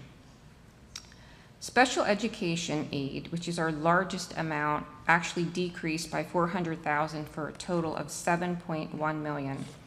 Why did it decrease? Because of a change in how special education enrollment is determined. Prior to 25-26, this number was based on a statewide average. In other words, if statewide the special education enrollment was 15.9% of total enrollment, then each district would use that same percentage multiplied by their total enrollment to determine their special ed enrollment for this calculation. And that amount is then multiplied by a base per pupil amount as determined by the state, which has increased by 5.9%. For 25-26, the calculation has been revised to use the district's actual special education enrollment numbers. Unfortunately, this did not work in our favor. Additionally, the total special ed amount calculated, which is the total amount is 21.5 million, it's then split. So 2/3 goes into equalization aid, of which we do not get, leaving the remaining 1/3 for special education. This equates to 14.3 million, which is allocated to equalization aid, and 7.2 million, which is allocated to special education aid that we do get. Just to note, the equalization aid formula has changed to a 3-year average, but does not apply to us. The calculated local fair share, which is based on district property values and income, is 189 million versus our adequacy budget of 122 million. So there is a wide gap there. Next is the Schedule A, sources of revenues combined. And this is a separate schedule, which is a one-page schedule, which is not on the PowerPoint, but there were handouts. This schedule details sources of revenues for both the budgeted 25-26 school year as well as the current 24-25 school year, as adjusted for comparison purposes.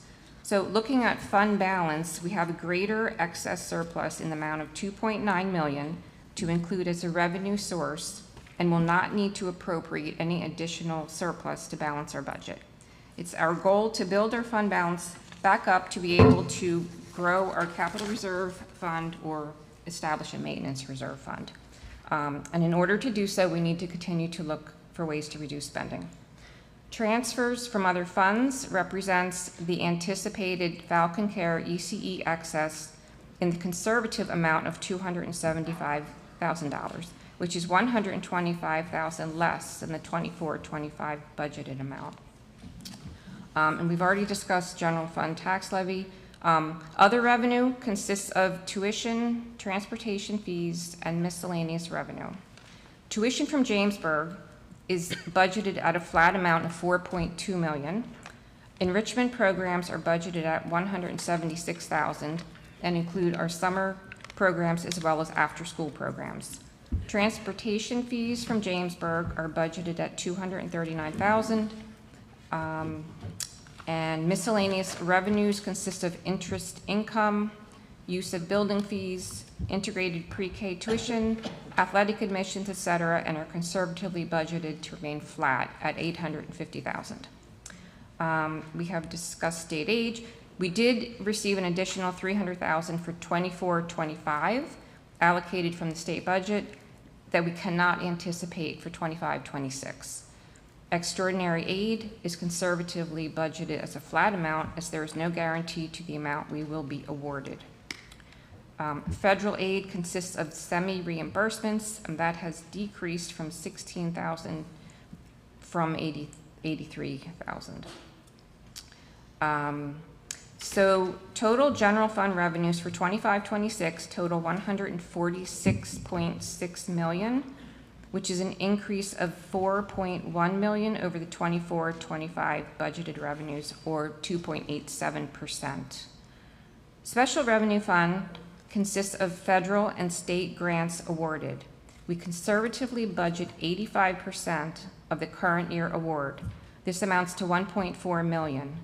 The majority of our grant funding is for IDEA, which we use for out-of-district tuition. The other grants we receive every year are the title funds. Debt service funds consists of debt service tax levy in the amount of $10.9 million and debt service state aid in the amount of $280,000. And these funds are used strictly for the payment of bond principal and interest from previous bond referendums and refundings. So total revenue, including general fund, special revenue fund, and debt service fund, is budgeted at $159.3 million for 25-26, which is a 2.21% increase in the amount of $3.4 million. So the next slide is where does the money go? As you can see from the pie chart, 49% of the budget is for direct instructional costs. Regular education, special education, related services, and tuition, not including benefits, allocated to the instructional staff. Benefits for all staff are shown separately and amount to 21% of the budget. Benefits include health, dental, and vision insurance, PERS, employer contributions, Social Security contributions, workers' compensation insurance, tuition reimbursements, opt-out payments, sick payments, etc. Facilities comprises 8% of the budget and includes required maintenance for school facilities, custodial services, care and upkeep of grounds, and security. Debt service at 7% represents payments of interest and principal on our bonds. Transportation costs represent 6%, athletics and co-curricular 1%, etc. And next is Schedule B, which shows the comparison of appropriations, and that's a separate detailed schedule that, that you have. And I'm just going to go through some of the highlights. So under the first section, regular programs instructions, you'll note that there's a 16% in instructional supplies. The principals have done an outstanding job of reducing their budgets to what is necessary. There's also a continued effort, thanks to Mr. Feldman, to use less toner, which saves a great deal of money. Included in the other purchase services line item is the first payment of a new 4-year iPad refresh for the high school. In the past, the refresh was a 3-year payment plan. By stretching it to 4 years, there's a lesser impact each year to the budget. thanks again to Mr. Feldman for negotiating this deal where we are paying a lower per unit price than we have in the past. Offsetting the first year payment is an anticipated amount to be realized from the sale of the old iPads. Also within the same line is the proposed lease purchase for 25-26. So we typically include equipment items in a 5-year lease purchase in order to align the cost of the equipment to the life of the equipment. Some of the items we would include this year are technology equipment, textbooks, copiers, musical instruments, and custodial equipment. The next sections, special education, basic skills, bilingual, are fairly consistent and are driven by student needs. Out-of-district tuition costs are increasing by 25%, and it's actually higher because we do use the IDEA grant to pay for out-of-district costs as well. Moving to operations and maintenance of plant services, we are looking at a 20% increase in electricity costs, and insurance costs are expected to increase 15 to 20% as well. Transportation shows some changes between budget lines. The transportation director has, as Dr. Townley mentioned, provided a budget where she plans to revamp some of the routes, bringing some of the contractor routes back in-house, hiring new bus drivers to run those routes, as well as putting some routes out to bid with other than this ESCNJ. We discussed employee benefits. Essentially, the $2.5 million of the increase shown is offset by the healthcare adjustment. And then regarding capital outlay, the 24-25 budget includes amounts appropriated for the refurbishment of the special services parking lot, the design study for roof replacement at Mill Lake. We had an additional $300,000 in state aid for capital improvements, debt service for SDA funding, as well as some small equipment. For 25-26, we are budgeting for the debt service of the SDA funding only. And we can do this because we did get the $10 million in the ROD grant projects at Applegarth, which are accounted for outside of the budget and are thereby having no effect and providing room for other necessary items. And also the ESIP program that the board has approved will provide approximately $12 million in energy improvements without increasing our budget. And thanks to Mr. Tague for all his work with these projects, because I know it's been very cumbersome. So in summary, total appropriations are budgeted to increase 2.21% or $3.4 million to $159.3 million. So the last slide shows the tax impact of the 25-26 budget. On an average assessed home valued at $336,000, the tax increase for the year would be $161.38, or $48 for every $100,000. This represents a 3.23 increase over the prior year tax rate. Tax increase is based on ratables and tax levy. The ratables have increased 0.91% this year. Last year, the ratables increased 3.4%. The smaller increase in ratables by 70% add to the increased tax rate. And further affecting the tax rate is the permanent tax levy increase approved by the voters last year, as well as the increase due to the health care adjustment. So that concludes my presentation. It's so long. Thank you. I do want to say thank you to everybody, because it has definitely been teamwork with the principals and the supervisors and the administration. Everybody, the directors have all really worked hard to put this together so we could get a budget that we didn't have to go over. So thank you to everybody, and the staff, of course, our staff. Thank you, Ms. Allen. I know that the day the state aid was released, I think I spoke to you and I said, I think I'm going to break the website because I keep hitting refresh to wait to see our amount come in. But thank you very much, Dr. Chanley, Dr. Lehman, and Ms. Allen for putting this presentation together. Board members, do you have any questions or up for discussion? Ms. Ratner. Be surprised. Thank you, and I appreciate the, I know I've shared this with administration, but I appreciate the budget information sessions that were held for us to get a greater understanding. I do have just a couple of questions. My first question is regarding the Jamesburg tuition. You had mentioned that it's a flat rate of $4.2 million. And I was curious if that has been consistent, because I do know that our Jamesburg enrollment has increased. I had just looked over the last several years. Is that 4.2 million per student, or because you had mentioned flat, so I was curious about that. We've basically been budgeting the same amount, I think 275 students at the same tuition rate.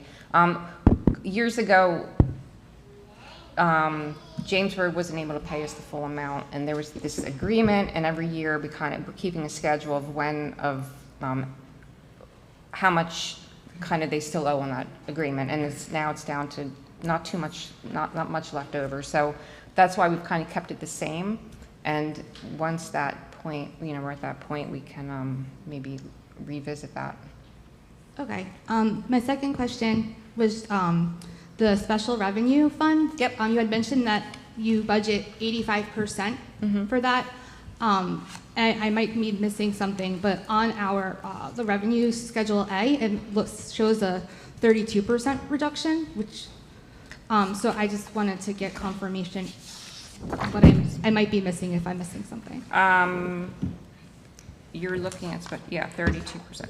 So, okay, in the first column, the 24-25 budget, that includes not only what we were awarded for that year, but it includes carryovers from other years. So if we don't spend all the money in that year, we carry it over. So we don't budget.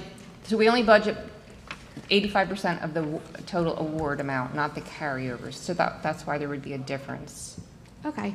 And then just my last, and this is just more of a request, if you can just explain ratables a bit and how they factor in, because like you saw my face when we were having the budget information presentation, so just to explain to the public how that factors into the tax rate.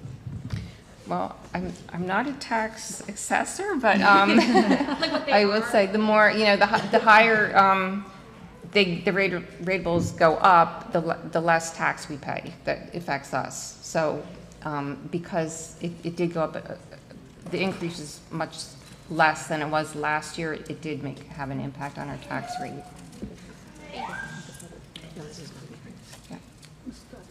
Oh, Ms. Bora. Thank you. I would like permission to first ask on behalf of our junior board member who couldn't stay but did have a question, and I really appreciate and I'm impressed. And so if I have the permission to read on her behalf, thank you. I am Siona Patel, one of the student representatives on the board. I had a question for when there was an opportunity to ask for the budget specifically, and was wondering if you'd been, I'm reading everything verbatim, if you'd be willing to ask it for me if I can't stay until then. Here's the question. Will the Monroe Township Board of Education be taking the monetary incentive given by the New Jersey government in return for fully banning phones in school? Here is the facts in case you need it. In the New Jersey budget proposed by Governor Murphy, he announced the $3 million in grants for schools that go phone-free. The financial year 2026 budget, which this falls under, will not be voted until or signed till June 30th. Will it still be able to be incorporated into our budget? I'm impressed by the question, and That's a great question. will ask mine after you answer this. Thank you. I don't know who can we can't, me? I mean, are we have to talk about this cell phone ban? Sure. All right. So is mic on? At this point, the district hasn't made any decision about cell phone banning or use. We have our current policies in place. If there's a financial incentive, my guess is it would parallel the guidance that the governor has been directed to develop a committee and work with the Commissioner of Education to develop, whatever this potentially would look like. So I would say at this point, it's not something definitely not something we've included in the budget. It's not something we have discussed because we don't know what the ban potentially could look like. But in the future, when we're directed and when we have to address this, and we already kind of have some policies that have cell phones embedded in them, and we've taken some of these proactive steps specifically at the high school in terms of having places for students to place their cell phones. If they're not in their backpacks, they can put them in a safe place in the classroom. So we have some of the things that they've already been suggesting, but again, we need to see how this plays out. But to answer the budget-specific question, at this point, we didn't include any of the funds embedded in this year's budget. I think that does give the clarity. Thank you so much. I'm going to now start talking as Ghazala Bora. Thank you so much to everybody that has worked on this. We made the ask early, really early last year, literally in the summer, because we were in the unique situation where we went out to a question and we wanted to understand our financial situation as a district, whether or not we will need to go out for another question. This year, there were a lot of legislative changes that helped with that, but primarily, the superintendent had started working with the business office and her team to gauge if the money that they had in the budget with the expected aid and the tax levy would be enough to continue business as usual. And we were given that indication back in November, and so we decided that we would not be going out for a question. And thankfully, when we were presented with these documents, the board members were all presented with these documents last week, like always. But this year, what the administration did slightly differently, where they held 3 different sessions accommodating our various schedules and did like a pre-presentation to the board in the business office or virtually. And so most of my questions have already been answered, but I'm still speaking into the microphone to speak to my constituents and explain to them what my role has been in this budget before I vote on it today. I did ask all the questions, but there are a few that I want to highlight here because there has been a lot of chatter in the community about us cutting programs, and I want to assure you that I will be the last board member to vote on cutting programs. That would be the absolute last resort. If we couldn't find the money anywhere, then we would cut programs. But thankfully, fortunately, given that our state aid did not decrease, even though it was almost flat, we did not have to make that difficult choice, also because our enrollment as a district has reduced. So when I got these numbers last week with Laura in the room, the way I look at these numbers is I look at the big changes, the big deltas. Those could be reduction from the previous year, or they could be an increase from the previous year. And that's where I start asking questions. I'm not from the financial industry, but I have basic acumen based on the work I do. And I did ask all of those questions and got very satisfactory answers. None of them pointed to a program being cut. There was reduction in staffing due to reduction in enrollment. As a public fiduciary, that is the way to go. I agree with it. We cannot afford to hire more teachers when we don't have that kind of enrollment in the district. Are we supporting increases in class sizes? I can speak for myself. I would never support that. But does that mean that if our enrollment reduces, our class sizes should become smaller, more better, comfortable, better education environment? Yes, in an ideal world, it should. But Monroe has its own budget challenges. We do not get the state aid we should be getting. So at this point, we are a status quo. We are not improving our class sizes, but we are not hurting it by the budget that you're looking at today.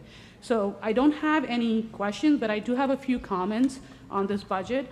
A lot of our aging infrastructure needs, if anybody has been following the ESIP conversation, we have a lot of boilers, chillers, across all of our 8 buildings that have reached their lifespan and would probably need replacement or heavy repair in the near future.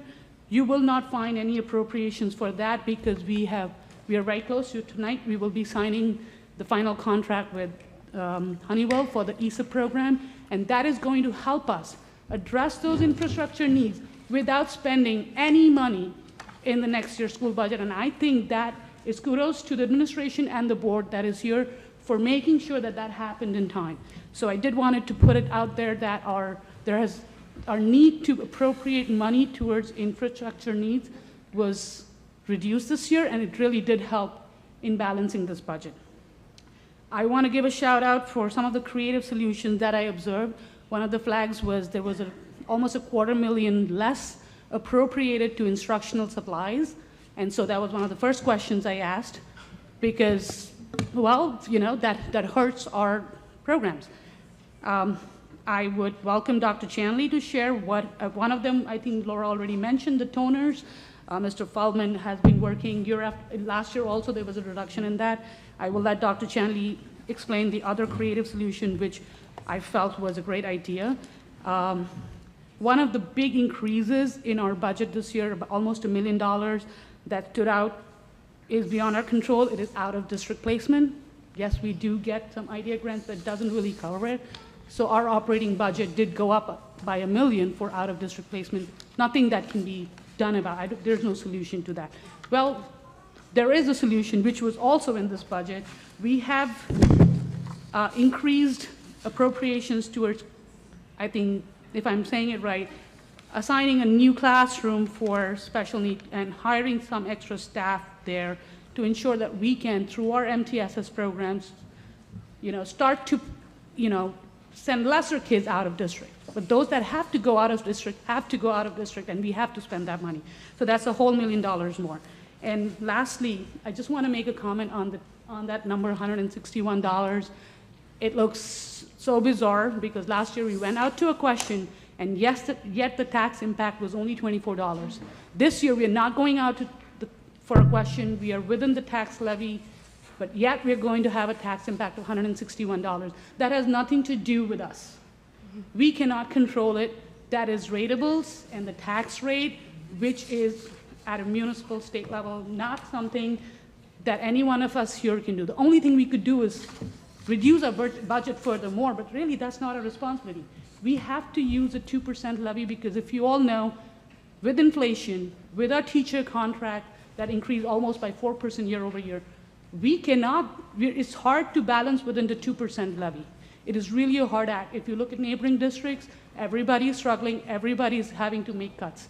We don't want to be responsible for that $161. We are well within our limits. So those were my comments. Dr. Chanley, if you would care to comment on the creative solution on instructional supplies that you explained to me. Thank you.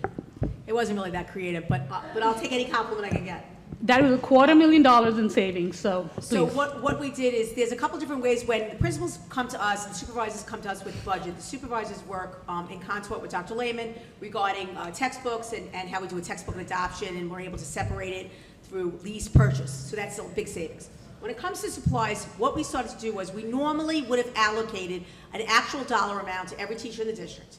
And before the teachers got upset, we told them we're going to take care of them. What we did say was, rather than say to each teacher, you get $385 or $355 pre-K through 8, we stopped and said, how about we cut that in less than half? However,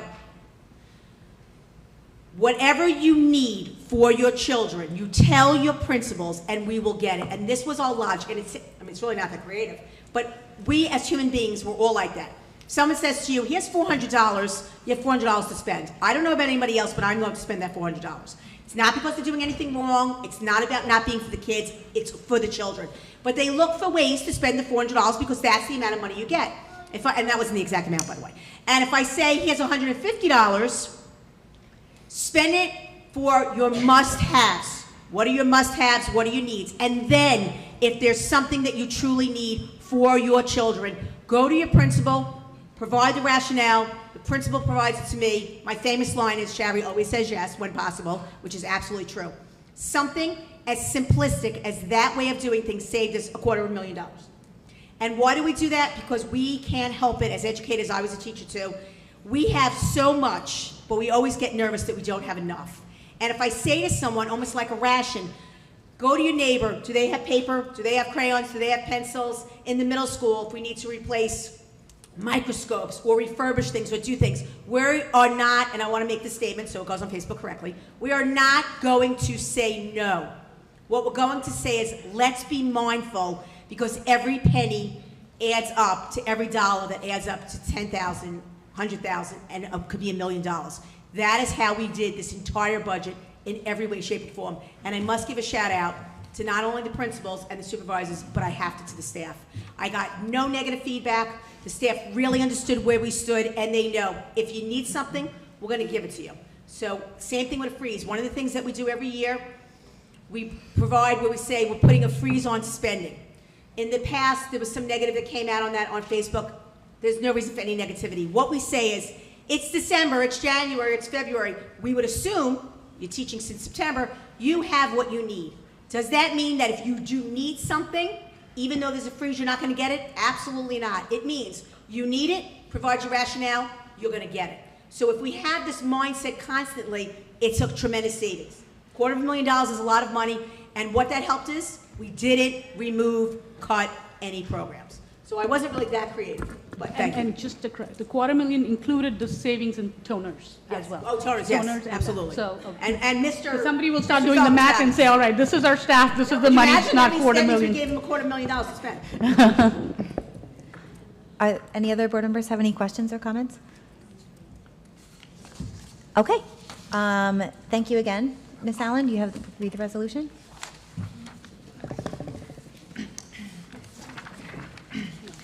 Be it resolved by the Monroe Township Board of Education that the 25-26 tentative general fund budget be adopted in the amount of $146,649,000 and a tentative general fund local tax levy in the amount of $125,159,489 and a tentative special revenue fund budget in the amount of $1,439,795 and a tentative debt service budget in the amount of $11,221,264 and a tentative debt service local tax levy in the amount of $10,940,814.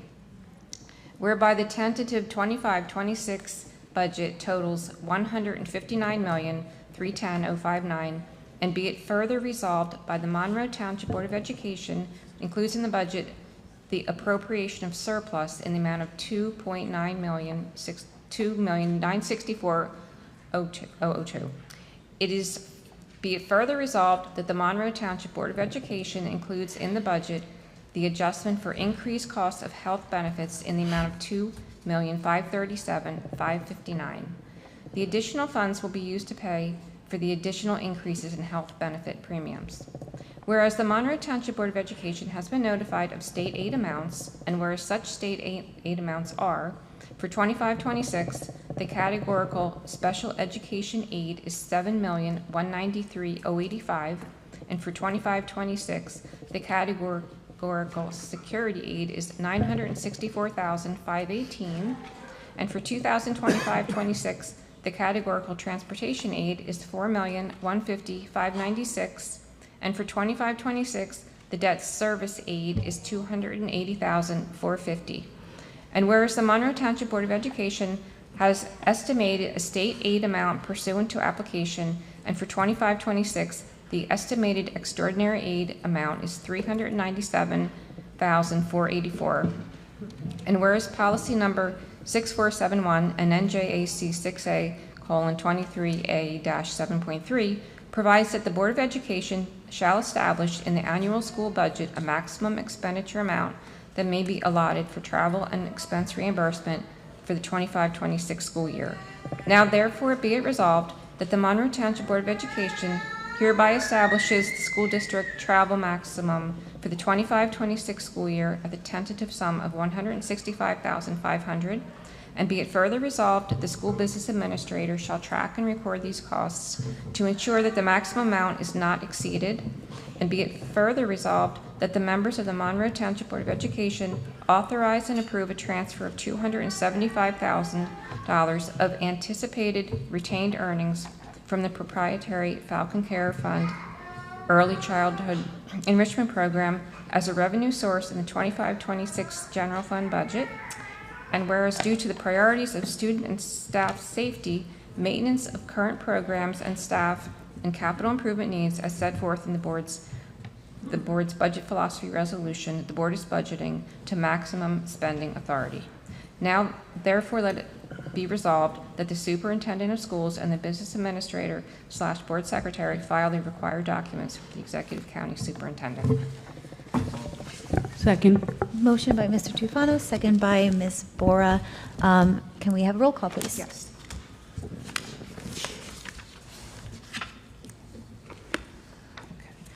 Ms. Alvarez? Yes. Ms. Bora? Yes. Ms. DePayne? Yes. Dr. Peck? Yes. Mr. Pirro? Yes. Ms. Ratner? Yes. Mr. Tufano? Yes. Mr. Zeichner? Maybe louder. Mr. Zeichner?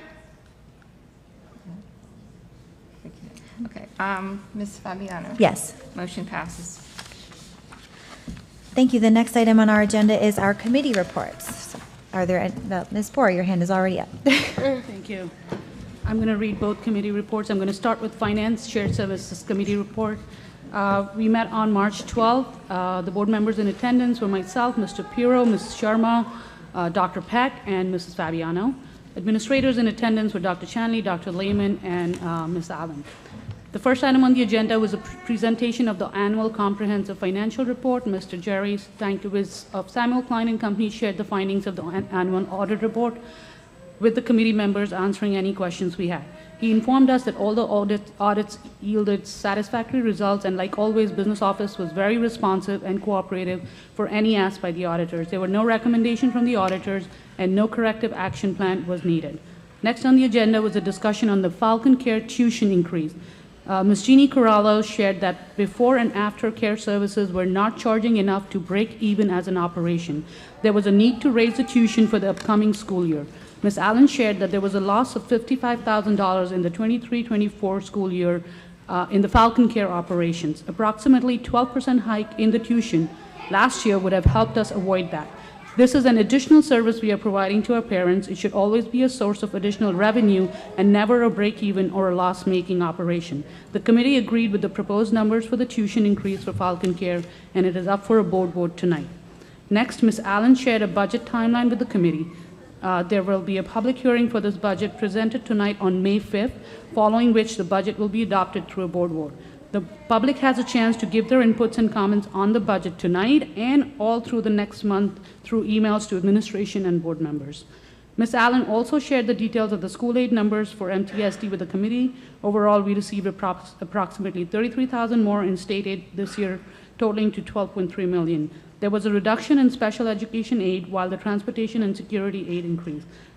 I wanted to note here that myself and Mrs. Ratner will be representing Monroe on Wednesday at the Legislative Assembly budget hearing advocating for fair funding. The committee then reviewed the attorney bills for Porzio Law Firm for the months of December and January, and Bush Law Firm for the months of December, January, and February. Last on the agenda was the bill list. There was a discussion on the bond payment of $2.9 million done between meetings, which has a predefined payment schedule and amount, so Dr. Chandy suggested that we can avoid the issue of payment before approval by getting a one-time approval with the schedules and amount shared with the board once a year. This concludes the Finance Committee report. Any questions? Any questions for Ms. Bohr for Finance? I will move on to the Curriculum Committee report. The committee met on March 11th. The first item on the agenda was a curriculum document for Algebra 2 presented by Mrs. Gasco. The standards changed in 2023, and this update aligned the curriculum to the new standards. Next on the agenda was some very exciting update by Mrs. Drust about the launch of an advanced science program in middle school. This will be offered to selected students in 8th grade. The criteria for selection is a two-phase process, with the initial phase being open to all students to apply. A parent communication with all the information will be sent soon, and this information will also be present on the school website. In the last decade, middle school has come a long way from offering STEM and humanities stack after school to offering advanced math, advanced ELA, and now advanced science to our gifted students as part of their school day without requiring them to choose between after-school sports and clubs and advanced enrichment. Next on the agenda was the yearly club approval for the high school. Dr. Kallela presented a brief history of the old process and how it evolved to the current annual club approval. The committee then learned about the variety of applications that came in for new club approvals. The administration explained that the current process of approval, which involved comparison to any existing clubs that had or could achieve the same goal. This year, the administration has approved 3 new clubs to add to the existing list of almost 60 clubs. 4 clubs were being retired either due to lack of advisor, interest, or merger with a similar club. Today on the agenda for approval are 3 new proposed clubs: the Filipino-American Cultural Club, the Hindu Student Association Club, and the MTHS Coptic Club. The committee then received an update from Mr. Moralda on summer programming. The summer advancement math class is almost at capacity. The Falcons Net summer program is also at 70% capacity. All new programs have been received well by the community so far. Following this, Ms. Roldan and Ms. Ruella shared the plans shared that the plans are in place for the extended school year offering this summer at high school and Oak Tree Elementary School. Lastly, the committee revisited the discussion on honoring student achievement policy, the Regulation 5440. Dr. Higgins presented his recommendations to the committee along with some insights and explanations on the current processes, which in his words, has been the way it has been done for the last 17 years in our schools. He highlighted that the gap in regulation and the processes is present not just in the way principals list is determined, but also in the way weighted average is being calculated for a variety of honors classes which are not listed in Regulation 5340. He recommended that those honors classes be added to the regulation and the principals list not make any concessions for honors or AP classes. As per Dr. Higgins, the standard of achievement for principals list or distinguished honor roll, like it is called in some schools, is set at unweighted 90 or higher. Allowing grades less than that in Monroe to make principals list will reflect poorly on Monroe standards. The high school administration then shared the need to change the requirement for National Honor Society, which is currently a weighted GPA of 90 or higher, to the new recommendation of unweighted 90 or higher. They informed the committee that due to the easier criteria, more than 50% of the graduating class is making it into the National Honor Society. Next year's count is approximately 375 students. The committee ran out of time to conclude this discussion, but Dr. Higgins continued this in the policy committee, and the policy with the recommendation is up for a first read tonight. That concludes the curriculum committee update. Ms. Ratner? Yes, so I just have one comment and one quick question. So first, I just wanted to give a compliment to the administration for getting the summer programs out early this year.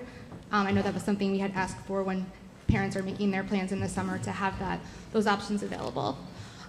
Regarding the policy regarding the honor roll and National Honor Society, which I know was also discussed in policy, I just wanted to, and I shared this feedback with Ms. Alvarez and Ms. Bora as well, to take a closer look at the Honor Society requirements both at the high school and as well as the middle school. I know we had this discussion briefly in policy. I fully understand that we need to make the requirements stricter at the high school because there is a very high number of students that are being accepted.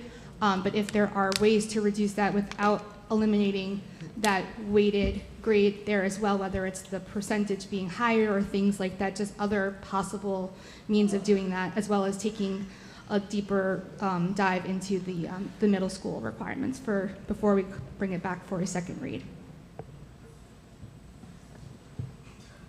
Are there any other questions, comments? Okay, any other committees that I'm going to hold my comment till the policy update because I do want to piggyback on Ms. Ratner's, but from a policy perspective on the National Honor Society. I can go next. Oh, hold on, Ms. Ratner, did you want to? Oh, you're. you want me? I have a committee report. Oh, okay, so Ms. Al, who wants to go? Do you want me to go next so we can just finish the conversation? Yeah, go ahead, Okay. yeah. All right. The policy committee met on Tuesday, March 11th, 2025. Present at the meeting were Dr. Chanley, Dr. Lehman, Dr. Higgins, Mrs. Fabiano, Dr. Peck, Mr. Zeichner, and Mrs. Ratner. There were 3 policies on the agenda for discussion. Policy 2452, community education, was brought forth by the committee for review. At this time, it is not feasible for the district to create this program. It was suggested that the word shall be replaced with may. Therefore, the district can move forward with this program when appropriate. Regulation 5440, which is honoring pupil achievement, was moved to the policy committee following a discussion in curriculum. To be clear, the district has been following the policy. It is only the regulation that needs updating. Dr. Higgins prepared a presentation regarding the proposed changes. If approved, the updated regulation would read, and I have it here from his presentation, honor roll. Students in grades 9 to 12 must achieve an average of an overall 85%. Only one grade can fall between 75% and 79%. Principals list. Students in grade 9 to 12 must achieve an average of an overall 90%. All grades must be 90% or higher, based on marking period grades, which are not weighted. This is the current practice at the high school and in step with other school districts in the area that honors pupil achievement in this way. There was also a discussion on updating the National Honor Society portion of the regulation. And the recommendation is, among other requirements, juniors must attain a weighted cumulative average of 90 by the end of the second semester. Seniors must attain a weighted average of 90 by the end of their first marking period. This differs from the National Honor Society standards and most other high schools in the area. Standards are a flat 3.75 not weighted or 92.5 not weighted. Discussions with high school advisors and administration over the years recommend a non-weighted 90 average for Monroe Township High School. If agreed, this would begin with the class of 2029. Okay. Additionally, Dr. Higgins noted that Regulation 5430, class rank, will also need to be updated to match current practices. Currently, the regulation reads that courses that receive extra points, all honor level courses in language arts, world language, mathematics, science, and history receive 8 points. French 4 and 5 and Spanish 4 and 5 also receive the additional 8 points. All advanced placement courses receive 10 extra points. However, there's nothing in the current regulation regarding business, visual, and performing arts. What the high school administration is recommending is that, the recommendation of the high school for class rank and weighted grades. Students in honors level classes receive 8 points for calculations of class rank. Student in advancement places courses receive 10 points for calculations of class rank. Then finally, the bus portion of the Code of Conduct was reviewed. A discussion ensued as to the consequences issued at the elementary, middle school, and high school levels. Parents can access the respective codes of conduct through the district website. This concludes my report. Ms. Bora. So just to piggyback on what Ms. Ratner was saying, I first want to go back to the principals list. So given what we understood after multiple discussions is that we've been doing it a certain way. So if the policy now reflects that, the students are not going to feel a change. So only those that were getting 90 or over in every subject in every marking period will make the principals list. And It's the regulation. I just want to correct you. You said the policy. Resolution. Regulation. Regulation, Okay. yes, sorry. The regulation is going to be changed to reflect what is being done, and the students will not feel the change. The other recommendation for the National Honor Society, while I am in agreement that that does need to be tightened to challenge our students more, and also, the value of the recognition should not get diluted, we do need to make a change. But I would like to say that we should continue to acknowledge a weighted GPA. So instead of an unweighted 90, I would suggest that we do a weighted higher than 90, which Dr. Higgins could, or Dr. Lehman, Dr. Chandler, you could come up with a number that is weighted but higher, because this is a change that we're bringing, and I do not want this change to impact students. And I'm speaking now as a mother of 3 children. There is always, even though the child has the ability to do it, there's always a hesitation to go and do something that is more challenging. And this could become an excuse to not do that. So I've always had to push my children when they were trying to get out of a higher level class, and I said, no, you're capable of it, just do it. And now this increased and no acknowledgement of weighted, so they're going to, the tendency, the human tendency is going to be to back away from it. So I would say that for the National Honor Society, since we're bringing a change, we raise the standard, but we keep we allow the students to use their weighted averages for it. So when this goes for a second read, for National Honor Society, we should give a weighted. For principals list, I understand there's no change in processes, so it's not going to impact our students. But for this, it is going to impact our students. And the other thing that I wanted to speak about that we wanted to discuss in curriculum, but we ran out of time, and I believe there was some discussion in policy, but it didn't come to any conclusion. Middle School Honor Society should also be part of the policy. We should, whatever is the process, should be, proposed by the administrators and put in the regulation or, the 5430 regulation or 544, whichever one. I think 5440 talks about it.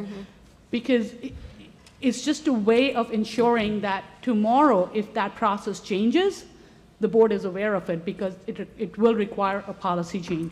So it just gives us a little better oversight on these changes that are impacting student achievement. I'm not saying that the administration shouldn't change the requirements 2 years down the lane as per the need. I'm just saying that if we put it in a regulation, the administration, when they're making the change, they will bring it to the board and we will get to deliberate on it. And you always take your recommendations, we may argue, but in the end we find what is the right solution for our students. So I believe if there is a process in place for honoring students in middle school and awarding them an junior honor society award, it should be part of our regulation. So those were my comments. Thank you. Ms. Ratner? I don't know if anyone else has questions. Your report. Does anybody else have questions for policy? Okay, go ahead, Ms. Ratner. Okay. So I have the Legislative Advocacy and Community Engagement Committee. The committee met on March 12th. Board of Education members present were myself, Ms. DePayne, Dr. Peck, Ms. Sharma, and Ms. Fabiano. Administrators in attendance were Dr. Chanley, Dr. Lehman, and Mr. Meralda. Our first item on the agenda was a review of the recent and upcoming legislative items. We first reviewed the agendas for the upcoming Senate and Assembly Education Committees. After this, the committee worked on finalizing the revisions to our advocacy letter. While we are all still in agreement that the funding formula must always be a concern that needs to be addressed, based on feedback from the Citizens Advisory Committee as well as our administration, the letter will now focus more on specific appropriations that are needed in Monroe. Mr. Meralda shared that he would finalize the revisions and update the letter on our advocacy page, which I had just confirmed will be done shortly. We also discussed the New Jersey School Board Association certification requirements. NJSBA has two types of certifications, individual and board. In order to achieve the first level of board certification, a board must complete 16 credits of group training, which must be done within a 4-year span, 1 full-day retreat, a policy wellness check, submission of the most recently ratified teacher's contract, and completion of the teacher contract settlement survey, completion of the NJSBA board self-evaluation, compliance with mandatory training requirements for each current board member, and satisfying the governance portion of the New Jersey Department of Education monitoring process, which we believe is known as CUSAC. Next, we briefly discussed the school regionalization efficiency program grants. The committee plans to reach out to the contacts who provide these programs to see if we can get a presentation on the books, hopefully soon, as the deadline for this grant is May 31st. Finally, we went over the information for the budget hearings that are coming up in Trenton. The Assembly Budget Committee will be holding their hearings this Wednesday, March 19th, and next Tuesday, March 25th, which will both take place in Trenton. And the Senate Budget Committee will also have 2 hearings, one in Newark on Wednesday, March 26th, and another hearing on April 10th that will be held remotely for those who are unable to drive somewhere. The link, maybe because of work or any other reason, the link to register for these hearings can be found on our MTSD advocacy page, which you can find under district information on the homepage. I know Ms. Bora had shared that we were both selected when we submitted our application to share our testimony this Wednesday. If anyone else has applied, just make sure you check your email, because they send it from an email address that you may not be aware of is sending this information.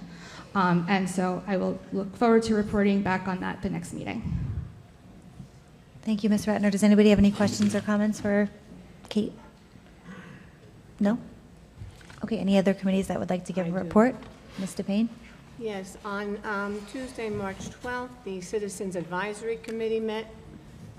In attendance were myself, Dr. Chanley, Dr. Lehman, Mr. Meralda, board members Ms. Ratner, Ms.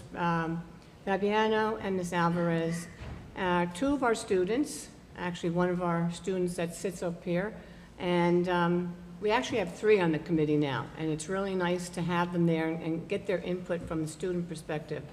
And we did give her an assignment, if you can clarify, that go back and explain get student involvement more with regarding the letter to the legislators and put it from a student perspective. And we've also worked on the letter, and one of the participants that night suggested that the letter was a little bit too busy, which most of us were. And poor Mr. Moraldo, he must have changed it about 10 times. But she suggested to put in small graphs so that when they look at that letter, and we highlighted Monroe, they'll see how much money we have not gotten over the years compared to other districts, and then also our student population growth. So that is not on the website yet, but if you happen to go in a couple of days and look at it, you can, the legislators' names are there.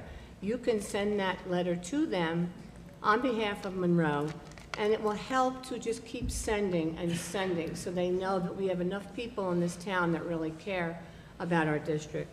Dr. Lehman spoke about advocacy that evening, and also about the letters.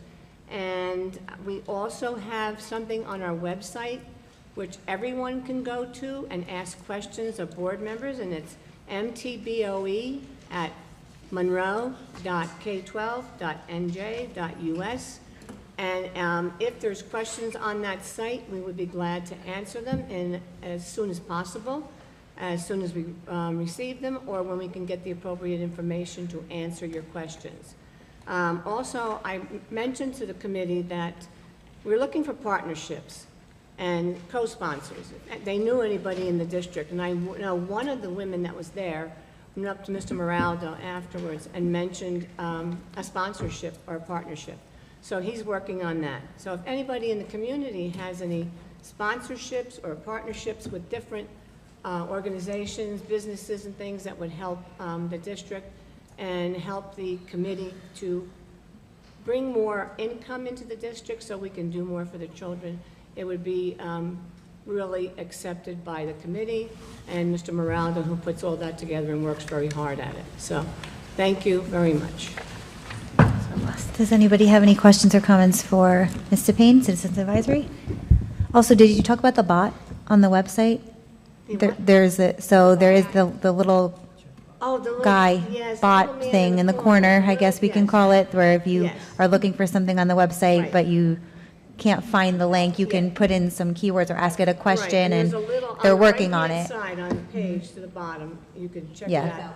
And what does it say? It's a little falcon. A little falcon, and then you can go and check that, and then go immediately put in what you want, like schedule for Applegarth for March or April if you need that, and you can go on and it'll come right up. So each school is represented on that little falcon bot. In the right-hand falcon bot in the right-hand corner.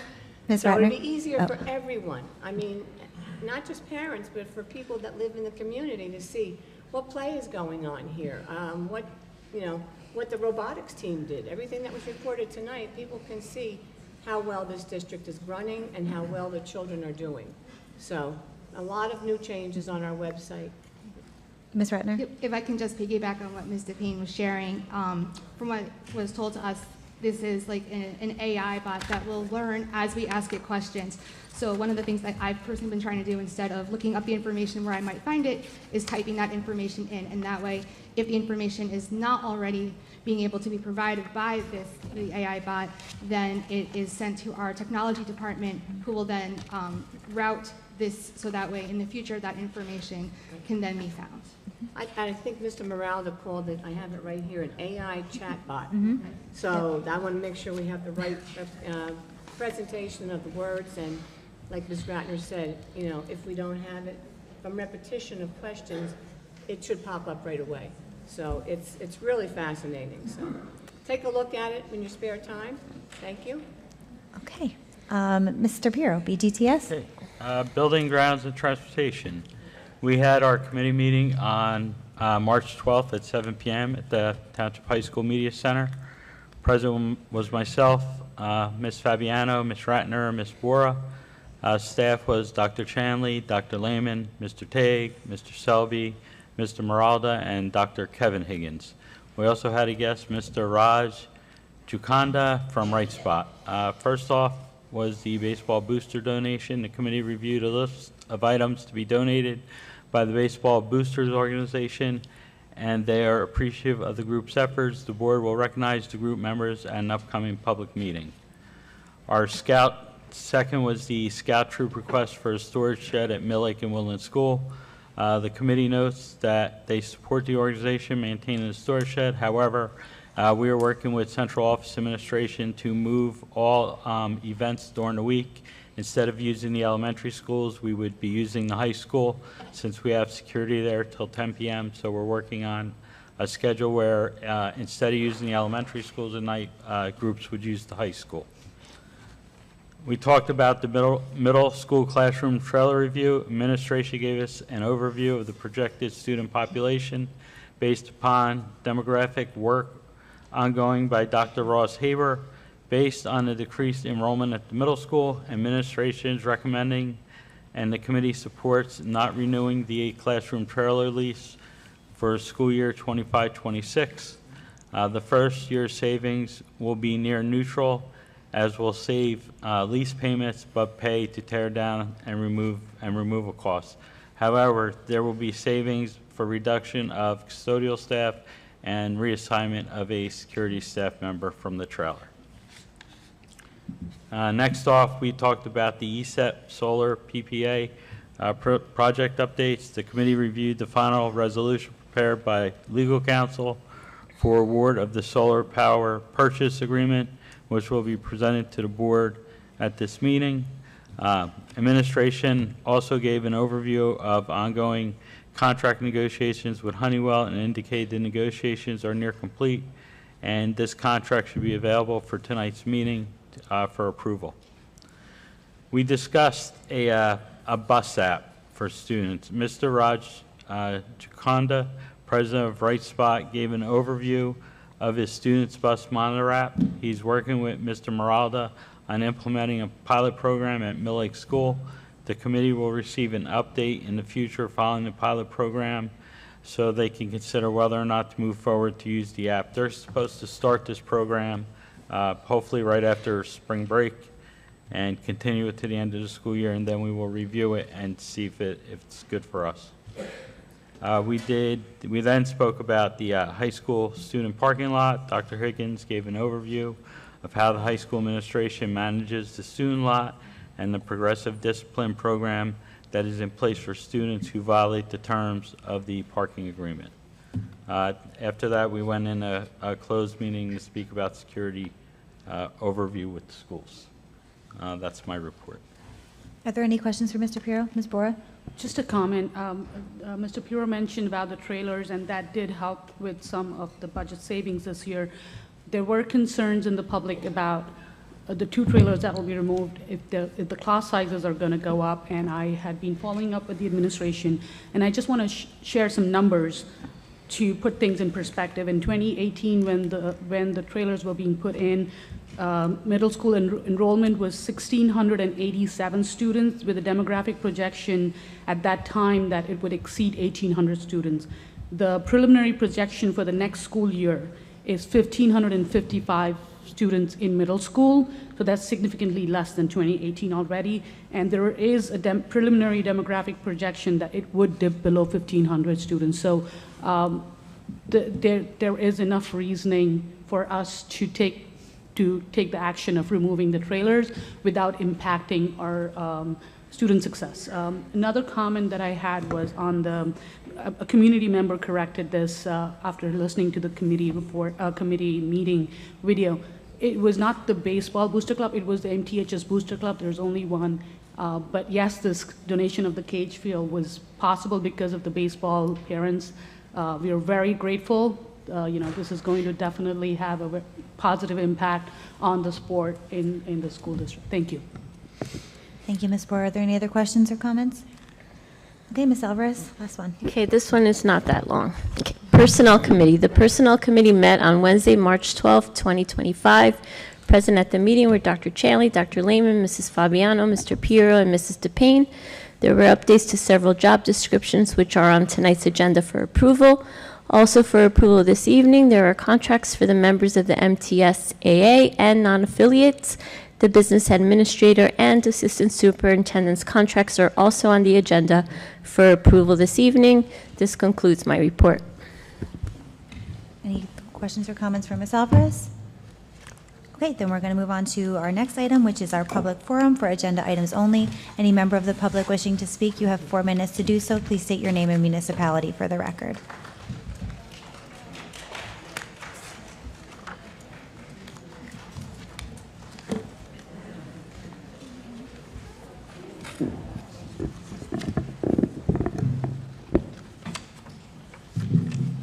Good evening, everyone.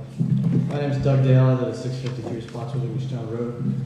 I'm here tonight to join the many who are also here and the many Woodland staff members who couldn't make it but feel the same way to support Dr. Lynn Chetta for whatever reason she is on the board's agenda tonight regarding her employment. A long, long time ago, I was in a position like I think she is in. As a speech therapist at the high school, I had a student who was a child of a Monroe board member. It was my tenure year. The board voted around the table to approve giving me tenure. This one board member said no. That simple and very easy to give answer was almost a career-altering moment for me, and tonight I think the same for Dr. Chetta. We have all heard the rumors of why she is being discussed here. Personally, as a resident, father of a student in the district, staff member, and acquaintance of some of you, I hope that's not true. Because an elected board should always act professionally for the greater good of all and put personal business aside. But we are here because of something. My purpose for speaking tonight is that when that one board member said no to giving me tenure, the superintendent looked at my supervisor and asked him what was going on. He asked, "Do you want this guy?" And with no more than a yes, I'm here in Monroe now for my 25th year, owing my entire career to that man. As a union member and a consultant for NJA on the side, it's not often I'm speaking to a school board to advocate for an administrator. But in 3 years of knowing and working with Dr. Chetta, I feel it's important to stand up for what I know is right. Like someone stood up for me when someone else was trying to wrong me for personal reasons. While the discussions are taking place about her, keep in mind that all you really need to know is that she's good for Woodland and Monroe, and she fits the similar mold of all previous Woodland principals that I have ever worked with. She's good with the staff, she understands the student body and the population of Monroe, she's honest and professional, and tonight, for whatever it's worth, she has my entire support, as I hope she would from this board for whatever is going on here tonight. I appreciate your time. Go back.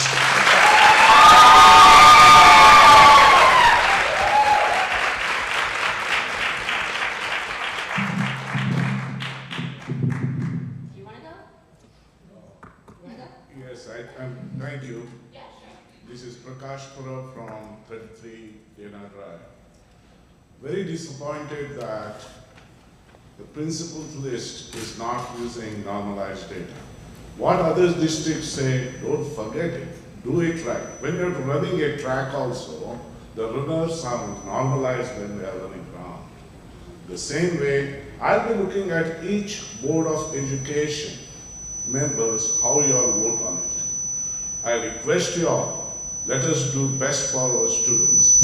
AP cannot be compared with regular. Honors cannot be. These are the students who have to work hard to get that 90. I've seen my son getting 77. Okay? So they work hard, they come crying home when they get 77 in AP class. So are you going to energize this? They are going to be future engineers, scientists, administrators, whatever, politicians or what. They are going to be there for our country. So please normalize the data unless or until you show me there's a guidelines from the New Jersey Department of Education. Okay? Otherwise, I'll tell you, it will not be good. Now coming to the budget, and today so many students received awards. I'm so proud of all of you and the school administration, everyone. That represents our students are doing the best. They're going to national competition, state competition, and everywhere. Okay? Now coming to the budget, a lot of houses are being built for $1 million now. So all rich people are moving in. And if anyone says they cannot pay taxes, our school systems have to be the best. They deserve it, okay? And wherever there are seniors with restricted income, the state is giving money. But all these rich people, I request them, they can give money for the school, and I have the best school. Equalization aid, we have to fight. And, you know, the impact fees on the builders, we have to fight.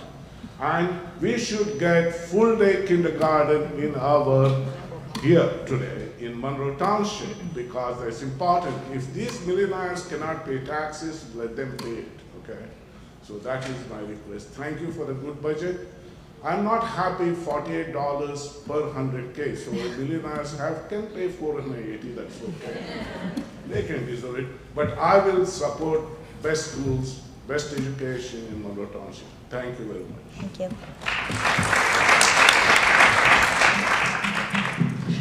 Make sure it's actually on. Christina Swacki, Monroe Township. Can you hear me? Yes. Good. James Monroe once said, in a representative republic, the education of our children must be of the utmost importance. Today, in a town that bears his name, we must reflect on the profound contributions of two remarkable leaders, Dr. Chetta and Mrs. Garcia, whose unwavering dedication is shaping the future of our children. As a parent of 3 children in this district and an educator who deeply values the transformative power of education, I have witnessed the extraordinary impact of these two principles. Dr. Chetta's meticulous attention to detail, strategic leadership, and steadfast commitment to fostering inclusive academic environments set an unparalleled standard. Her dedication is personal. She knows every student by name and ensures each child feels seen and valued. She does the same for her staff as well. This is more than leadership. It is an investment in every child's future. Woodland Elementary School could not ask for a better leader. Mrs. Garcia has been relentless and advocate for student success at Mill Lake from the very first day. Known for her hands-on problem solving, support for parents, teachers, and staff, and an active participant in student activities, she embodies what it means to put children first. Her presence strengthens the bond within the school community and reinforces a culture of care and excellence. Their dedication goes beyond expectations. These strong, compassionate women lead with their hearts, prioritizing children in every decision while simultaneously drawing from deep wells of experience and knowledge. They are not just administrators, they are champions of student success. Look at the data. Look at their evaluations. Look at student improvement and growth scores. They put children first. Isn't that what each of you, as board members, have taken an oath to do?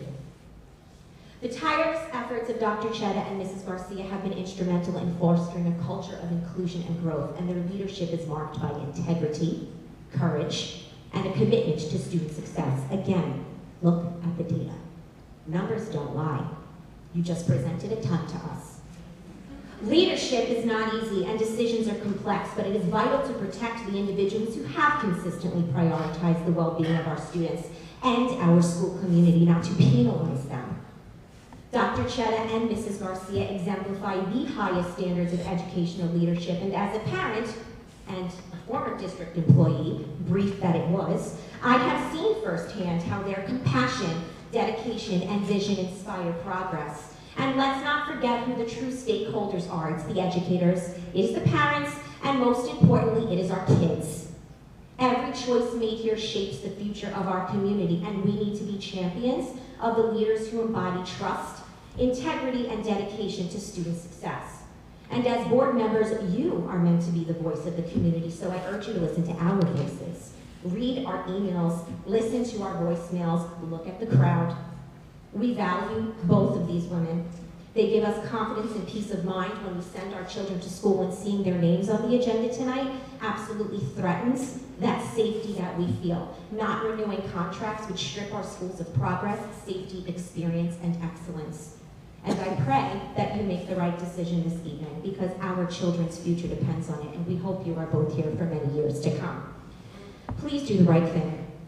Renew their contracts. Don't take them away from us. Do not punish our children. Our children deserve to have champions, and our children deserve Mrs. Garcia and Dr. Chetta. Thank you.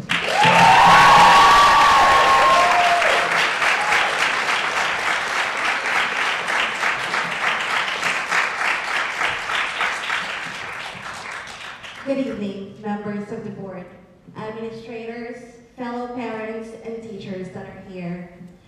My name is Tiffany Rivera, and I am here tonight as a concerned parent and an advocate for exceptional leadership in our schools. I am speaking on behalf of principals who have had a profound impact on my family and many others in this district. My first grade son struggles with severe school anxiety. It is school-based anxiety. Our lives have changed for 3 to 4 months. A challenge like this that can make even the simplest school day feel overwhelming. But thanks to the dedication, compassion, and unwavering support of Mrs. Pamela Garcia, my son has found a way to not just attend school, but to grow and succeed. Mrs. Garcia went above and beyond, not because she had to, but because she genuinely cares about the well-being of the students under her leadership as well as their families.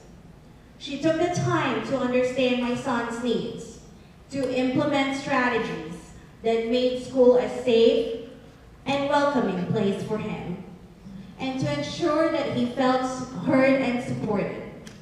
She worked closely with teachers, counselors, and even my family to create an environment where he could thrive. And I know my family is not alone in this. There are countless stories from parents and students who have benefited from her leadership, empathy, and commitment to excellence. My 6th grade son was a former student in Woodland Elementary School. He has enjoyed his time there and have grown to be an excellent student and individual under Dr. Chetta's administration. Dr. Chetta is committed to making Woodland Elementary School a place where students will learn, grow, and be prepared as they enter middle school. She has done everything and will continue to give her very best to support each and every student in that school.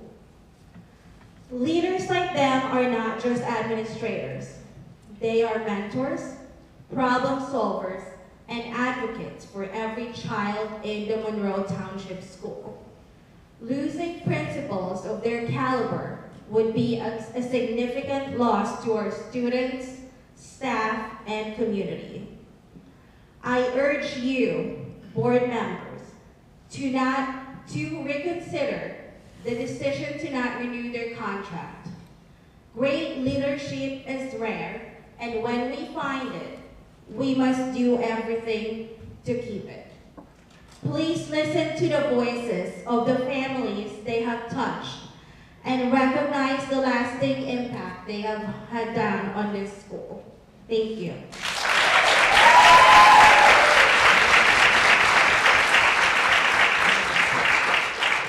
Good evening. I wanted to come up and speak and express my unwavering support for Dr. Chetta and her continued leadership at Woodland Elementary School. As a teacher at Woodland for over 25 years, I have had the privilege of working closely with numerous administrators during my tenure, Dr. Lehman being one of them. And I must admit, Dr. Chetta is by far one of the best. I have witnessed firsthand Dr. Chetta's dedication, effectiveness, and positive impact on our school community. Dr. Chetta has consistently demonstrated exceptional leadership in several key areas. First, her commitment to fostering a positive and supportive learning environment is evident in her daily interactions with students, staff, and parents. She is always approachable, responsive, and genuinely invested in the well-being of everyone within our school community. In addition, Dr. Chetta has been instrumental in implementing and supporting innovative educational initiatives that have significantly benefited our students. For example, the implementation of our new literacy program led to noticeable improvement in student reading scores. In addition, she has spearheaded wonderful activities from the SEL team and AVID team at Woodland. Her ability to identify and address the evolving needs of our student population is truly commendable. Dr. Chetta has consistently demonstrated strong administrative skills. She's organized, efficient, and transparent in her decision-making processes. She maintains open lines of communication with staff, providing regular updates and actively seeking out our input. This collaborative approach has fostered a sense of unity and shared purpose among our faculty. Furthermore, Dr. Chetta has been a strong advocate for teachers, providing us with the resources and support we need to excel in our roles. She's always willing to listen to our concerns and work collaboratively to find solutions. For instance, her support in providing professional development opportunities have allowed our staff to enhance their teaching skills. In a time of numerous challenges facing educators, Dr. Chetta's steady leadership has been invaluable. She has navigated these challenges with grace and resilience, always prioritizing the best interests of our students. I believe that Dr. Chetta is an exceptional leader who has had a significant and positive impact on Woodland School. Her dedication, her vision, and collaborative spirit are essential to our continued success.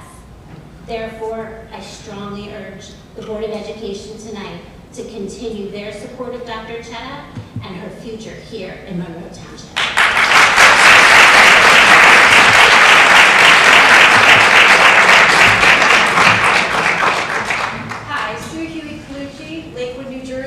I teach at Mill Lake School. I share this letter on behalf of the third grade team at Mill Lake. The third grade team at Mill Lake School has respect and gratitude for our principal, Mrs. Garcia. Her energy, creativity, and enthusiasm for education has added positivity and fun to the learning environment at Mill Lake and boosted staff morale. As an administrator, Mrs. Garcia is approachable, caring, and helpful. She has made Mill Lake a more inviting place with inspirational sayings, colorful displays, etc. On a regular basis, she goes above and beyond in her efforts to be kind to the staff with special treats and activities. She is empathetic to staff members who have had to cope with aging parents and sick family members. Mrs. Garcia is supportive of the staff in their efforts to better meet the needs of the students. Whenever we've asked for additional trainings, resources, and/or collaboration time, she has been an advocate for us. Making Mill Lake great is at the core of Mrs. Garcia's vision and actions. Inclusivity and kindness are at the heart of the activities that she plans for the students and staff. She is visible in our school by participating in all of the school's activities and visiting our classrooms. It is evident when Mrs. Garcia pops in that the students has made a connection and bonded with their principal. The staff and students are very lucky to have Mrs. Garcia as a principal at Mill Lake School. We hope that she is given the opportunity to continue her leadership and vision for many years to come. Thank you.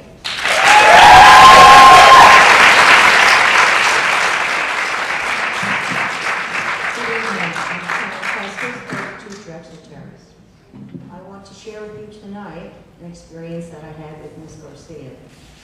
Early this school year, my grandson, who was entering the first grade, became very anxious suddenly about going to school. His first 3 days were great. He couldn't say enough or share enough with us. But then all of a sudden, he did not even want to enter the school grounds, let alone the school building. Ms. Garcia intervened, and I cannot tell you the lengths that this woman went to in getting this child into the classroom. I am sure that if it had not been for her stamina and determination, this child would be being homeschooled as we speak. Not only did her determination prevail, but her compassion, communication skills, knowledge of children, her ability to assess and deal with an everyday changing situation shone through. She truly exhibited an understanding and pulled out every trick and skill that she had learned and assured us that he would be fine, even though we had our doubts. Miss Garcia could not have been more sensitive to my grandson and his family. Through her kindness and understanding, she garnered our respect, and we knew that she knew what she was doing. We are so grateful that Miss Garcia did not give up on her child. Her stamina was exemplary. She wore out my grandson. He did not wear her out. Not only was she kind to my grandson, but every morning she was outside the school door, greeting and interacting with all of the children as they entered the school. Do you have any idea how awesome it is to see someone who works with our young children create such a nurturing and caring experience for them? You would have to see it to believe it. So many times our educators get a bad rap, and sometimes it is deserved and maybe even misunderstood. But in the case of Miss Garcia, she could not have extended herself any more than she did for my grandson.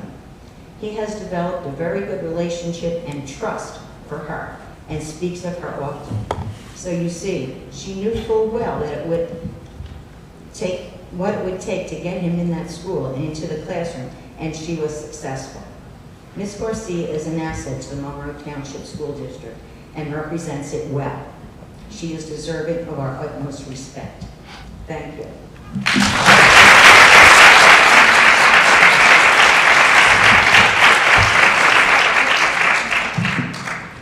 I'm a little tall.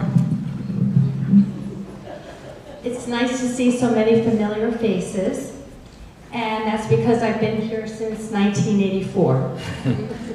Before you get the hook out, I'm still good. And I'm here to talk about Mrs. Garcia because she's great. Being here since 1984, you can imagine how many administrators I have reported to. I would not be standing here for many of them, and that's the truth. Don't wish anybody not to have their contract renewed, but I would not be standing in front of the Board of Education as a teacher to advocate for my principal if I didn't believe in her. She believes in us. I was close to retirement. I wasn't that happy anymore. She changed everything. She makes me happy every day. Whether you like it or not, she's happy every day. Even if your back hurts and you're having an off day, she is like a cheerleader for staff and students. I hope you were watching before when she went over to help the mom with the children. She does that when no one is looking. And that is the definition of good character, isn't it? When you do the right thing, when nobody's even looking. She's on the floor all the time. She has the patience of a saint. I don't know how she does it. I've watched a lot of principals do it, but she does it very well. She's colorful in her personality, in the school, with the children, and I'm there enjoying my job. And when I enjoy my job, and they enjoy their jobs, the children enjoy their school day. My granddaughters will be going to Mill Lake School. I moved an hour away, they moved to Monroe.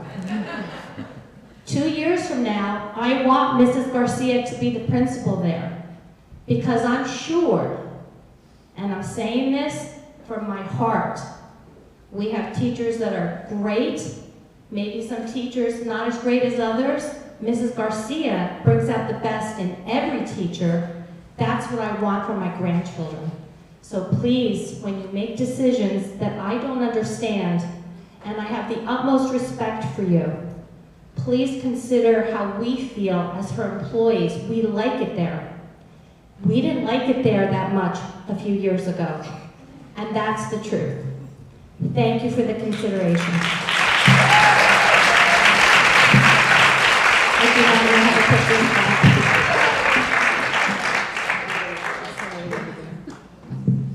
There's someone on this side. There's somebody on this side. I'm very impressed with the teachers and the parents and grandparents who have spoken up tonight. I wasn't expecting this, but I can tell you that I was in education for over 41 years, as a teacher, a supervisor, and a high school principal. And I've attended many, many board meetings. And this is one of the few board meetings where I've heard so many teachers speak up in praise of their principals.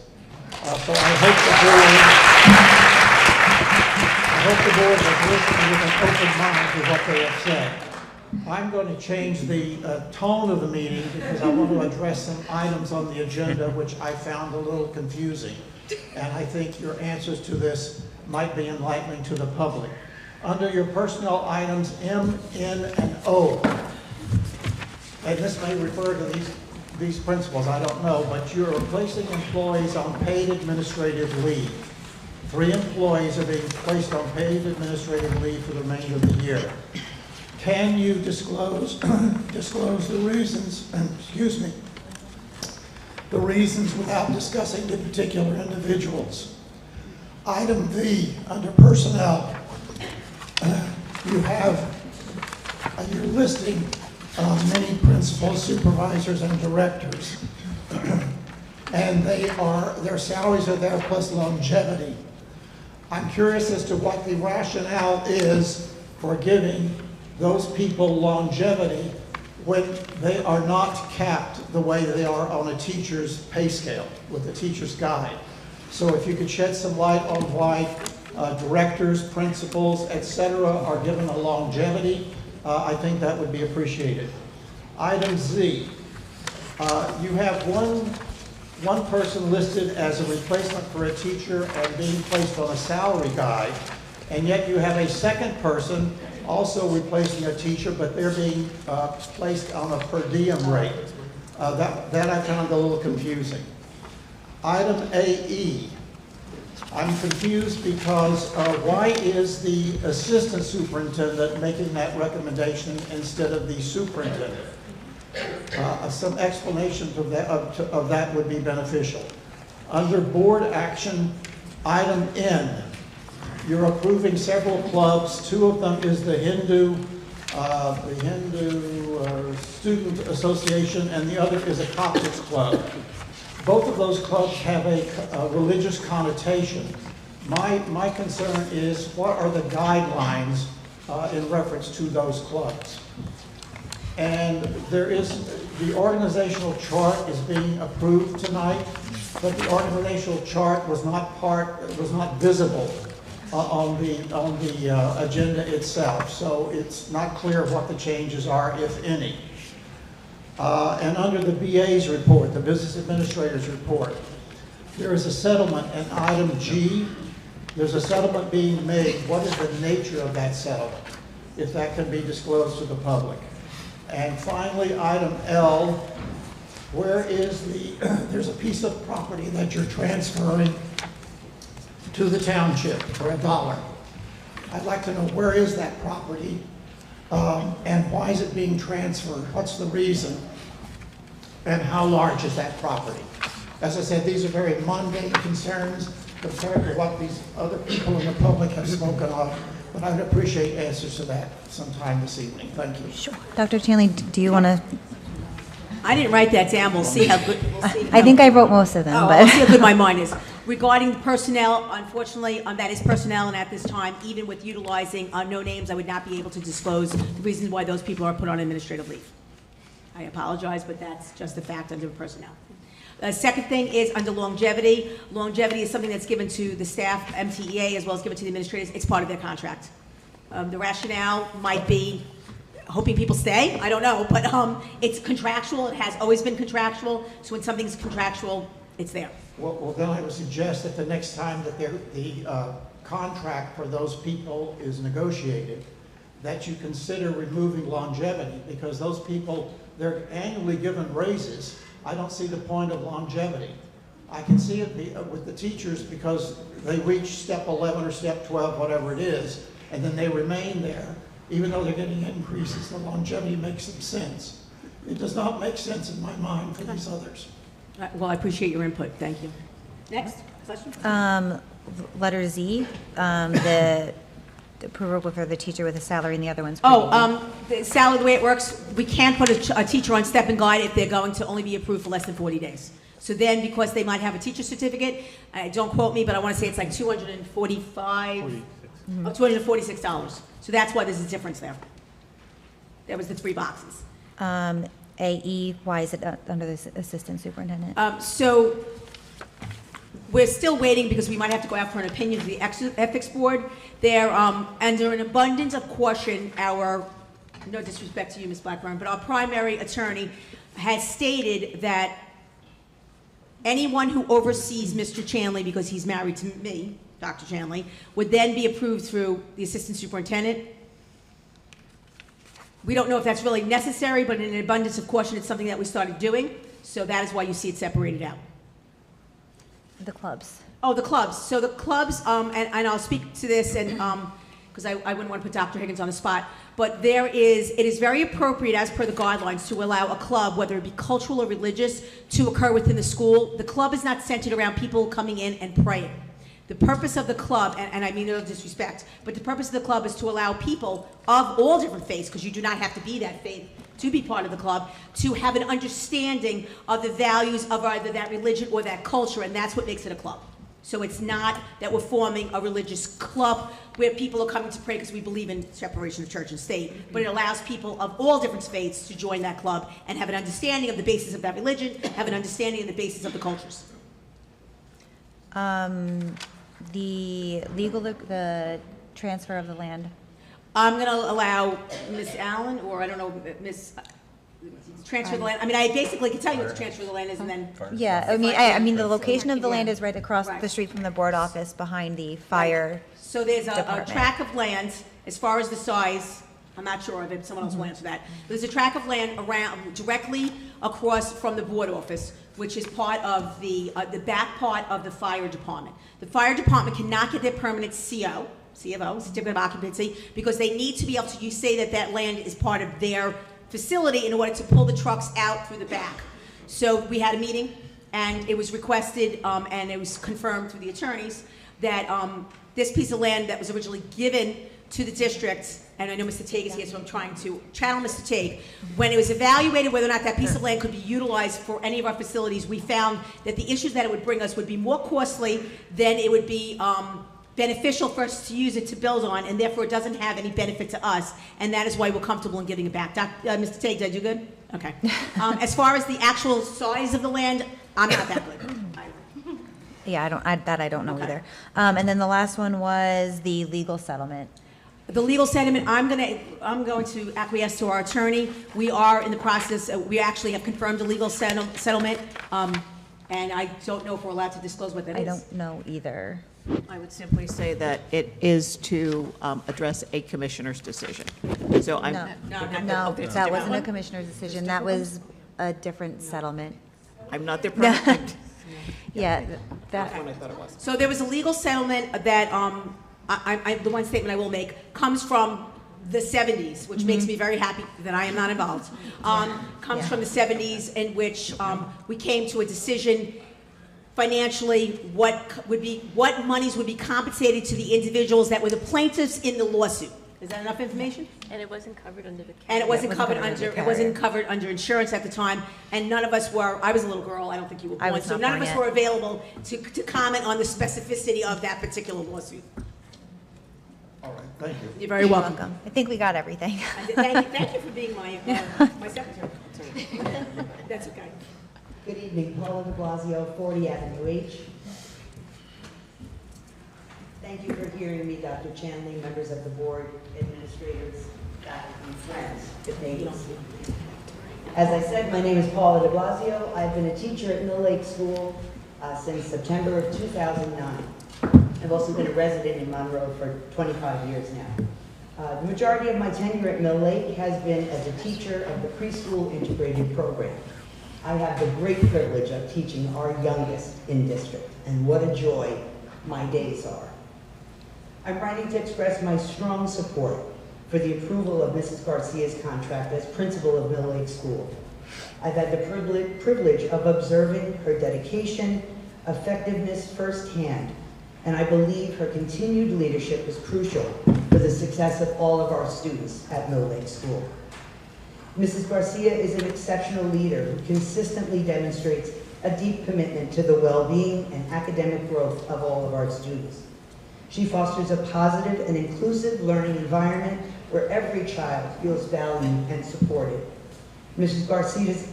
Garcia's leadership is characterized by her dedication to both students and staff. She's a collaborative and supportive leader who empowers teachers, to excel in their roles. Her dedication to creating a happy, engaging atmosphere is evident in the vibrant energy that permeates Mill Lake School. As my colleague Denise said, she is an energy that you need to grab hold of and go. As a teacher of the preschool special education students, I have had the opportunity to witness Mrs. Garcia's interactions with our youngest learners.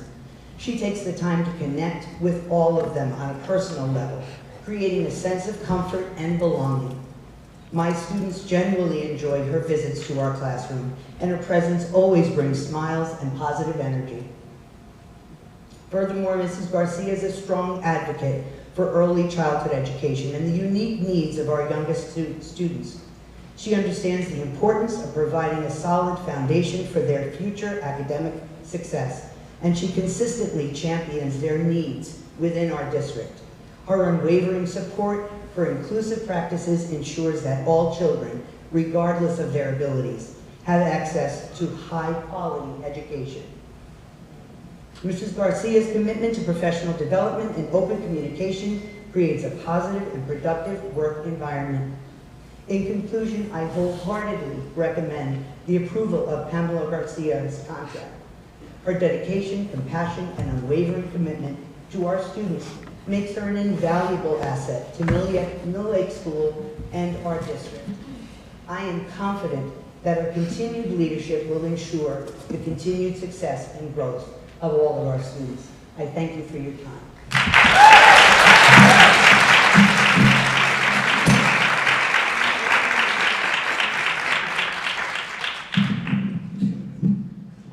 Good evening, Betty Savarito, Monroe Township. I'm the leader of the Special Education Parent Advisory Group, which is a state mandated group, and I wanted to come and speak in favor of Mrs. Garcia and Dr. Chetta. I've long advocated for about a decade for special education in this district, and we've come a very long way. I will say that these two administrators are incredibly inclusive, fostering an inclusive environment, also providing equity for all of our students, which is something that was lacking for a long time in this district.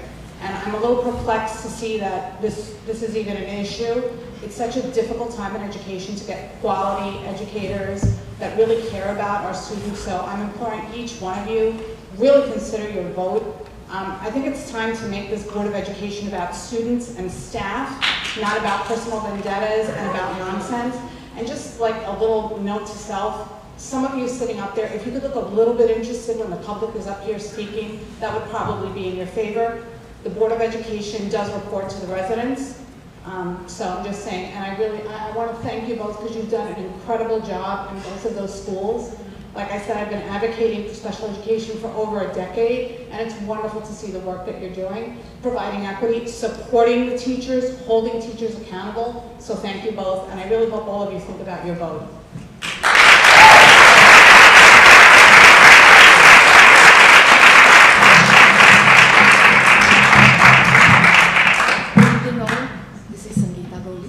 Talking about principals list and any other kind of people honoring, it would be fair to take weighted averages. Otherwise, it will be demeaning to the students to take challenging courses, I do agree with Ghazala, where you can raise the bar and use weighted averages like 92 or 93 and up, for example. Principals list is a recognition and an accomplishment. If you don't take rigor into account, school itself might end up encouraging students to take more regular classes. I hear that other schools around are following the same current criteria. Why can't we be the first school doing the right thing, encouraging the rigor?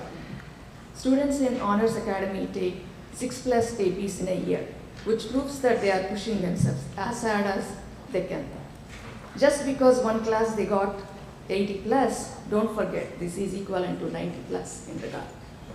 They don't get into principal's list, but a student who takes all normal classes, gets into principal's list. What is school learning from this? Think about it. Also, I also want to talk about the district calendar and start date for the school year. I feel that we should revisit school start date, keeping in mind that the number of students taking AP classes is growing every year. Currently, students have less than 7 months to prepare for AP exams before April. April being when AP exams start.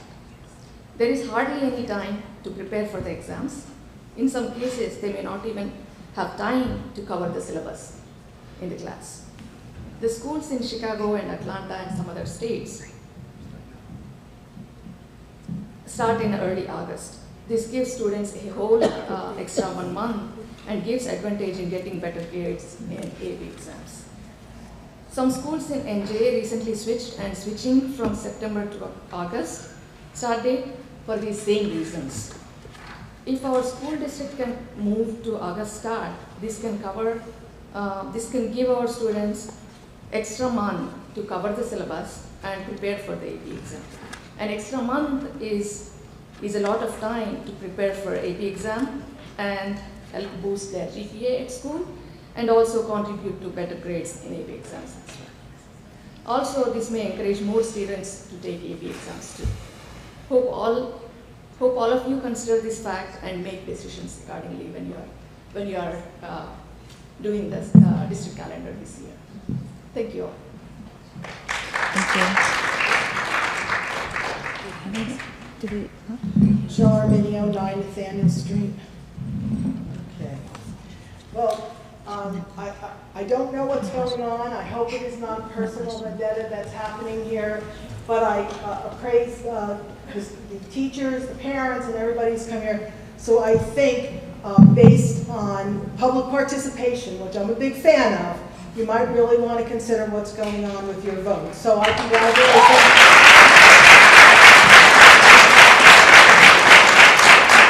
And anytime you get that percentage of goodwill from people, I think it should be considered as honest, true, and do the right thing.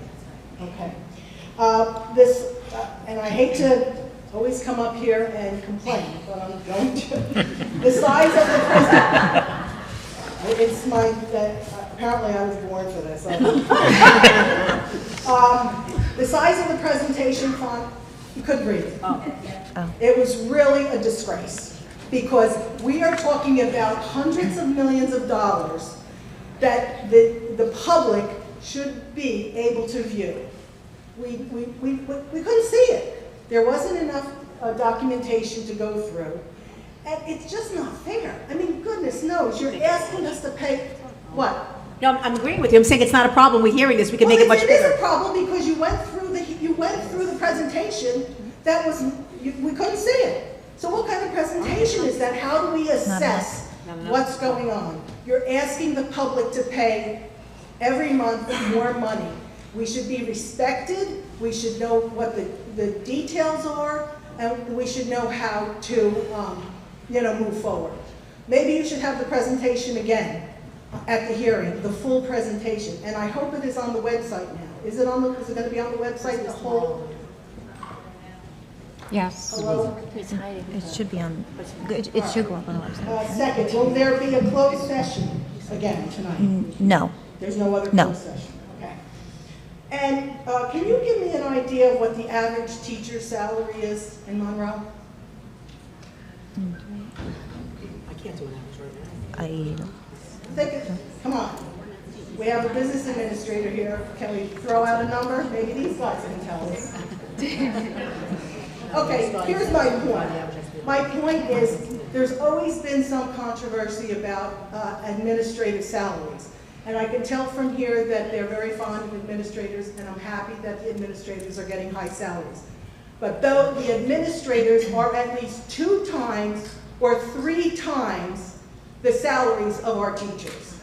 So we need to start considering it. Now, to be fair, I was in negotiations with the teachers when I was a board member.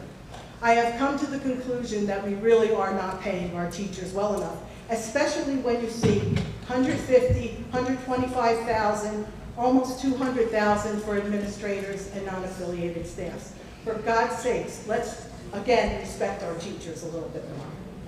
Can I make a comment about that? Is she Because done? the Board of Education approves the salary recommendations. They don't set the salaries. And there's always been a controversy about being top-heavy on administrative salaries. I don't need a comment right now. I have one more thing. And there seems to be in this, and you know, when I was on the board as well, there are people who use their personal issues, personal vendettas, against parents, against the public, against staff. It's really good. This has been going on for decades. It's not right. People should be judged on their merits, on the quality, and please vote properly.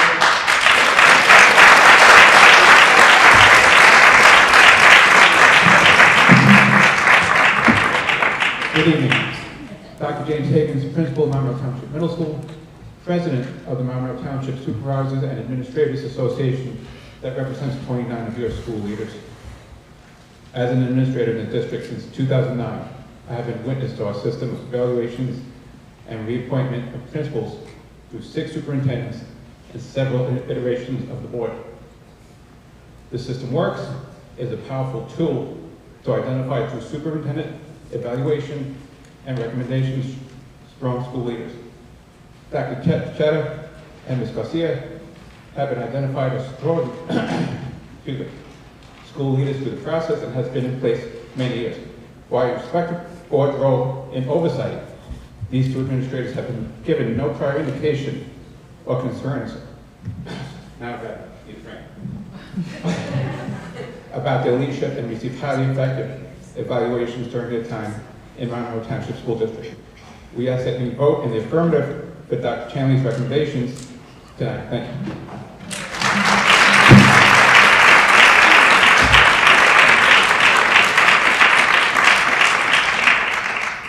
Hi, Roshan Shah, Monroe Township. First and foremost, I do hope you listen to our community and their heartfelt words for Dr. Chetta and Mrs. Garcia. I think you all know it's rare to have so many folks here at a board meeting. It says something, it speaks volumes.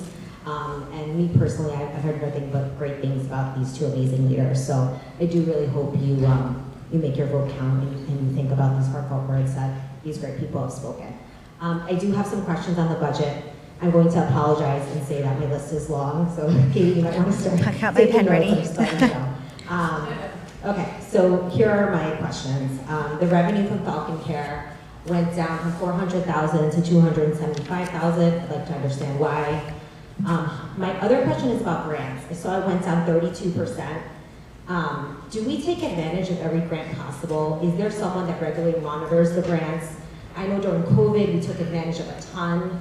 I just hope there's someone in place that regularly monitors what's possible. Obviously, a student brought up something that we could have done. I just hope this is something that we regularly do. So that's another question of mine. Dr. Chanley, you mentioned no programs being removed. While I understand that, are there any programs being scaled down? And are there any programs being added, right? So that's another question I have. Do we take advantage of every, I said that question, right? The salaries went down from 1.519 million to 1.422 million for the regular program instruction. So does that mean we're reducing the number of staff, or can you provide more insight there? I was curious as to what other object meant. It's a very non-descriptive term. From 306,000 to 80,000. If you can explain that'd be great. Can you explain the unused vacation pay, which has been zeroed out at every turn for this year compared to last year? Is the Honeywell project incorporated into this budget? If so, can you explain where? And then within student transportation services, I noticed that contracted services for regular students went from, my handwriting is awful, $990 to $782. And the lease purchase payments went from $2.299 to $1.655. And this is what I can analyze while I'm sitting here for 30 minutes during the presentation. In the future, it would be appreciated if it was posted in advance so we could do a little bit of analysis and come prepared with questions. So that's just my feedback here. But thank you. Okay. So your first question was about Falcon Care and the decrease in revenue. From 400 to 275. So that's not really the revenue, it's what we are transferring from the profit from Falcon Care and ECE into the budget. So the profit might be more, that's not necessarily the profit, just the amount we're going to take in. We're being very conservative with that amount because we don't know how the year's going to go. Okay. Okay? It says revenue, that's why. It is a revenue into the general fund because we're transferring it from Falcon Care into the general fund, so it's considered a revenue source in the general fund. Okay. Your next question was about grants. Grants. So we did mention that before. We budget 85% of the grant award. So whatever we got this year awarded to us, 85% would be budgeted for next year. There's also additionally in this year we have carryovers from prior years, so that's why it's a higher amount this year. We don't budget for carryovers. And I can answer the question about the person. Yes. May I ask why, though, you're budgeting 32% less this year than last year? It's really not 32%. This year we have carryovers from the prior years, as well as new grant awards. The only amount that we're going to budget for next year is based on the new grant awards. We don't know that we'll be carrying anything over. Okay. We have an individual, so and they work in compilation. So we have Miss Christie, who is our Director of Human Resources, who had come to us before I was superintendent, and I found that she had a lot of grant experience for many, many years in Carteret in her previous district. So she takes advantage, constantly going online. I send her a lot of stuff. I find that it's really people trying to sell stuff, but you never know, so I just forward everything. And she works in compilation with Mr. Tague, who, for those of you that have been here for many, many years, know that he takes advantage of every single available grant that you could ever find. So we do have people consistently looking to make sure that any money that's out there that we can get awarded, we try for it. Thank you. Programs being scaled down or added? No.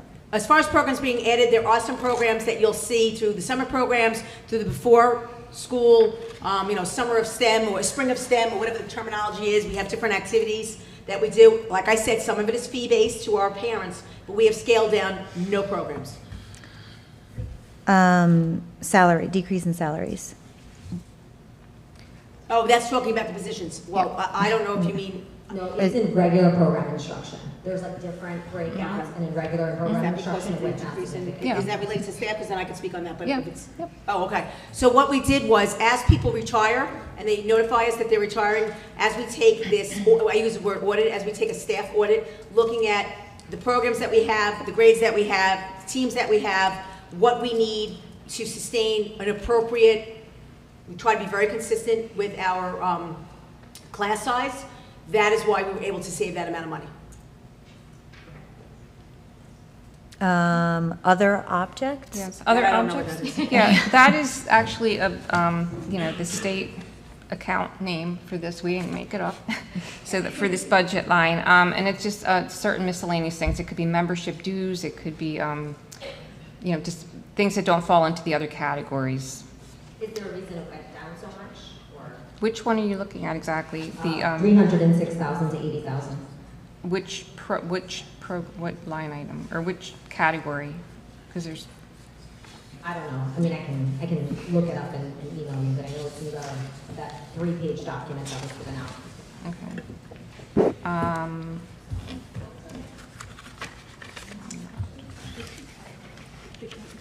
Under general fund. Under general funds? Under regular programs. General? Programs. The first one. The first one, under textbooks. Let me email it. Is it under textbooks or is it which? Yeah. Is that what you mean? The first $500. Regular programs instruction. Regular programs instruction? That's page 1 at the top. 9,000. It's 8,500 compared to 9,000. Yes. Other objects. I know, that's not the one she's talking about. It appears in many different accounts, so I don't know which one you're referring to. I'll send an email, don't worry. Okay. And then you asked if Honeywell was included in the budget for next year. Yes. No, before that, my question was about unused vacation pay. Yes. Oh, I missed that one. Yeah. So, for this current year, you know, a lot of people have retired, and that is their payout. So we don't budget anything for next year because we don't know if somebody's going to retire. If we knew, we could do it, but we don't know, so we can't budget anything for 25, 26. But we did have a lot of retirements this year that there were payouts. But there's going to be retirements every year, correct? So shouldn't we budget for them? Like, We don't know who's retiring and if they're going to get a payout. So it depends on who retires, if they're entitled to a payout. understood, but it's something that happens annually. We cannot, no, we can't just throw something in the budget that we don't know I think what's it going would to happen. depend on who's retiring and how much time they have accrued, so I guess the amount would Right. vary depending on how much time they have. Yeah. Honeywell. Oh, we said yes, it was included in the budget. Can you specify where? Oh, Well, Honeywell, it's not included in the budget because we haven't started the program yet. But It's part, it's going to be instituted by next year, right? yes. Well, we won't have payments until the following school year, so there will be nothing in 25, 26. It will start in, I think, September 26, so it'll be the following school year that there'll be payments. Student transportation services, Yes. contracted service and lease Right. purchase payment. Yeah, and we had talked about that because we did, our transportation director is revamping the program where she's trying to bring in back some of those contracted routes back in-house. So that's why there's a difference in the amounts of contracted services between the 2 years. And there'll also be more salaries next year because you'll have to hire some more bus drivers. Thank you, and I'd like to thank you all. I know this is a lot of work, and so it does not go unnoticed. So really would like to thank you to work on this and answering all the questions. Appreciate it. Thank you. Hi, Pam Garcia, Mill Lake Principal, right now.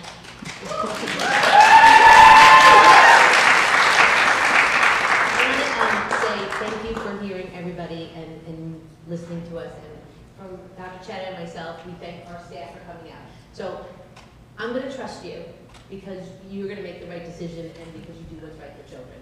I have to send my staff home because they have to get up with your children tomorrow morning in a few hours, and it's not right. You have done amazing. Thank you. I trust you. They'll do the right thing. So please hold on.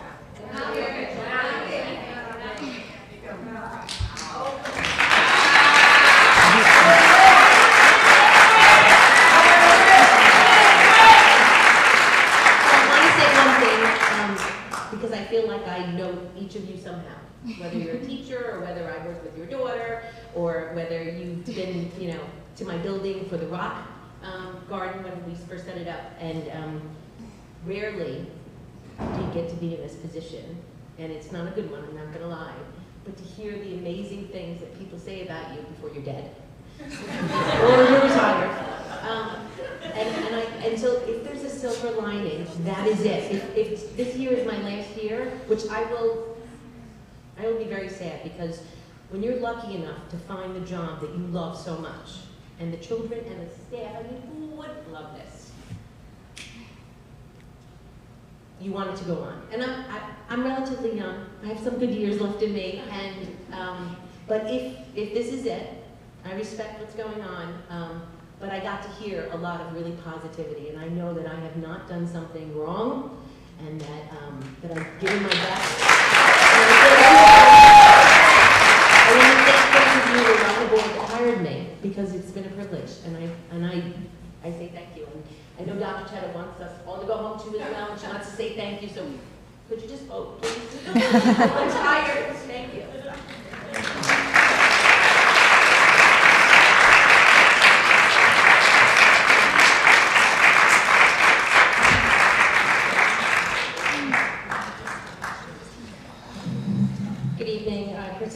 Monroe.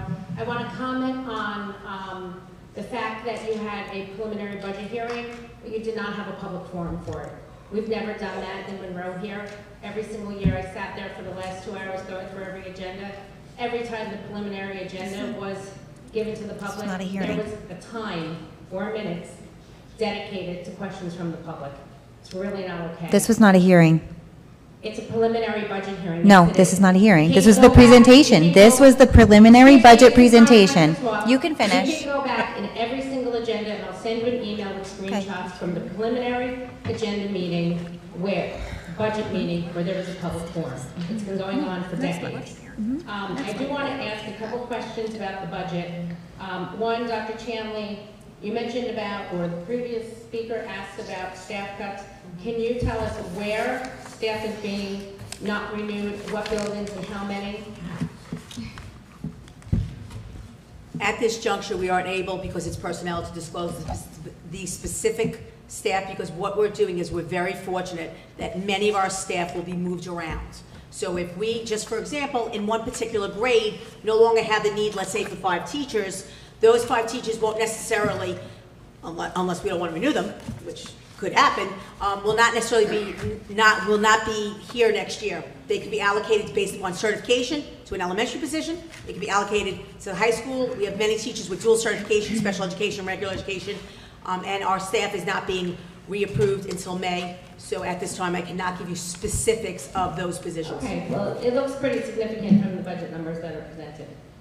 And just on our principles, I'd like to say, as board members, you take an oath that ends with this, quote, "And that I will faithfully, impartially, and justly perform all the duties of that office according to the best of my ability," end quote. Tonight, as you vote, remember that you took an oath to leave your personal opinions at the door. You are here as board members, not as a parent, not as a community member. You are a Board of Education member who must impartially and justly cast a vote on the recommendations of the superintendent to renew 2 principals who have been serving in our school district for years now. 2 principals who are beloved by their students, their parents, staff, and community. Remember, rumors are not facts and should not weigh into your decision. If you cast a no vote or choose to be a coward and abstain, you are not only firing 2 beloved principals, but you are also saying that you do not trust the district administration because that is their recommendation for the personnel that they want to run those schools. A board member does not have to vote yes to every recommendation, but a board member must have a solid reason for why they are casting a vote against the recommendation of the superintendent. Because you can be sure you will cause lawsuits to be filed against this district. Is that how you want to be remembered? Is that what you want your legacy on the board to be? Destroying careers and ruining lives? Vote for what is right for our kids, for our community, and our schools. I ask you to please approve all of the staff on the agenda tonight. Thank you.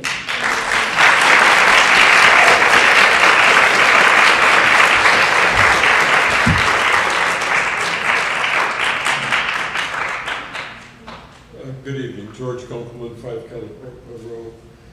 I don't know if it's the cold medicine kicking in, but I'm a little overwhelmed. I had some confusion about the Falcon Care business. On the staff count, there are 10 full-time and 17 part-time people. How many children are enrolled? If someone could tell me. Or do you want me to just keep going and maybe you're going to remember? God bless. I'm writing, go ahead. Okay, it's all good. And I'm trying to rationalize that with the transfer of funds and an earlier statement that it lost money last year. How do you transfer a loss and come out with surplus funds? That somehow confused me, but that may be the code medicine. I can find in the transfers in the income, but on Schedule B under the appropriations, I don't find where Falcon Care, where all those staff people are budgeted. I don't find that line item. That's fine print, And maybe maybe I just missed it.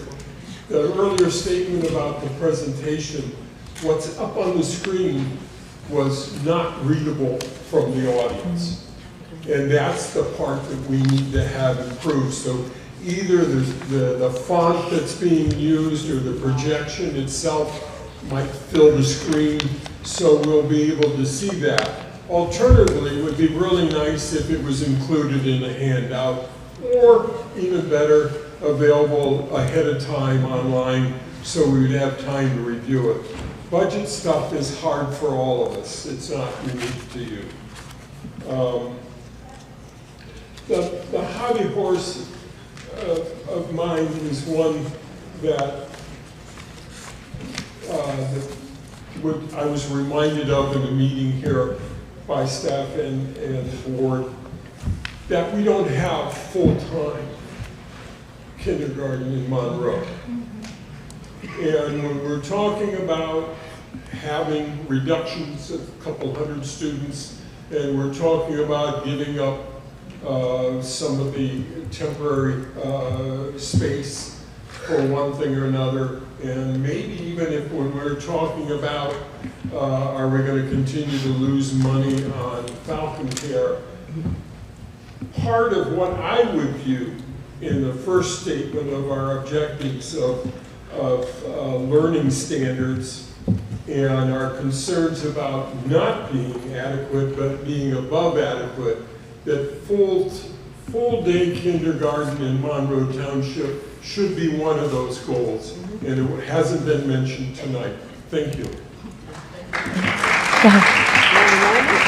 The Falcon Care children, I think it was all kind of together, Falcon Care and transfer. Mr. Bunkelman, I'm going to just define for you. So we have Falcon Care, and then we have early childhood education. The Falcon Care is before and after care that assists parents. It used to be called wraparound many years ago here in Monroe. Wraparound program, which allows the children to have somewhere to go before school starts and somewhere to go after. That is what loses money.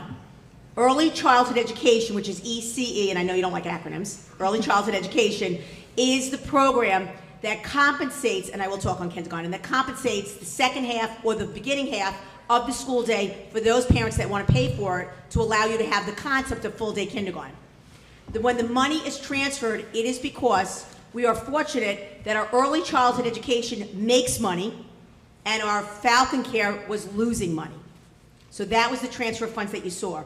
Without me knowing exactly how many employees in front of me, I will let you know that the way it works is depending upon the need, whether it be half day in the morning or half day in the afternoon, or the before care or after care, that is why you have part-time employees. There are literally some teachers that work for either Falcon Care or early childhood education program that literally will come in 9 to 11, 1 to 3, 12 to 2, literally. So that's why you'll see so many part-timers. That's exactly how it works. And the schedule is written by our director of those two programs.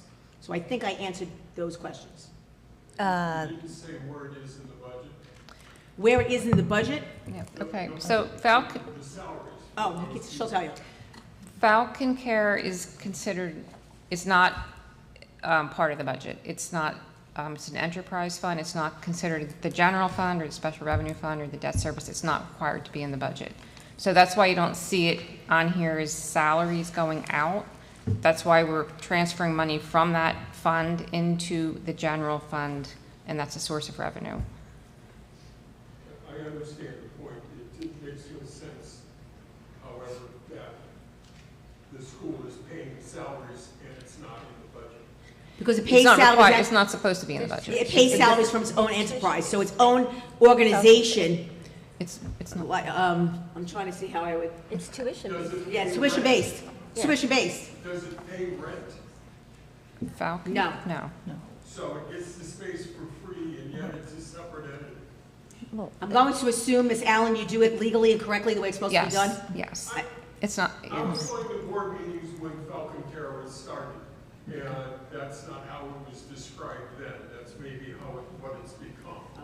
But nevertheless, my objective in that is not to diminish Falcon Care or the ECE. It's to see if we can find some way to have Okay, can I? Okay. Okay, so let me let you know that the reason why it was not discussed, because it is not going to be placed in this budget, but we have already worked, we have very preliminary plans of how we're going to implement kindergarten for September of 2026. Our goal is to try to implement a full-day kindergarten program with the least amount of cost to the taxpayers. So when you do that, you start looking at, you do a referendum, that's the most cost. That takes time. Trailers for housing, temporary classroom units, the TCU units, that's another cost. Salaries. So what we started to do is we started, just like we do with staff allocation and auditing, we started to audit and look at classroom usage in all of the buildings. The reason why we haven't shared it yet is because we don't want to share anything without having definitive plans. And the first thing that we need to do, which is going to happen on April 30th, is our presentation at the BG&T meeting to discuss the demographer's final report. Once we have those final numbers, and we've started to have the conversation about what that looks like for us, we are starting to implement a plan to move forward. It is my goal as the superintendent, along with the assistant superintendent and our business administrator, to have full-day kindergarten. It is a goal, September 2026. The key is how little we can put the responsibility on the taxpayer, and that is what we're currently working on right now. Did I answer all the questions? I think so.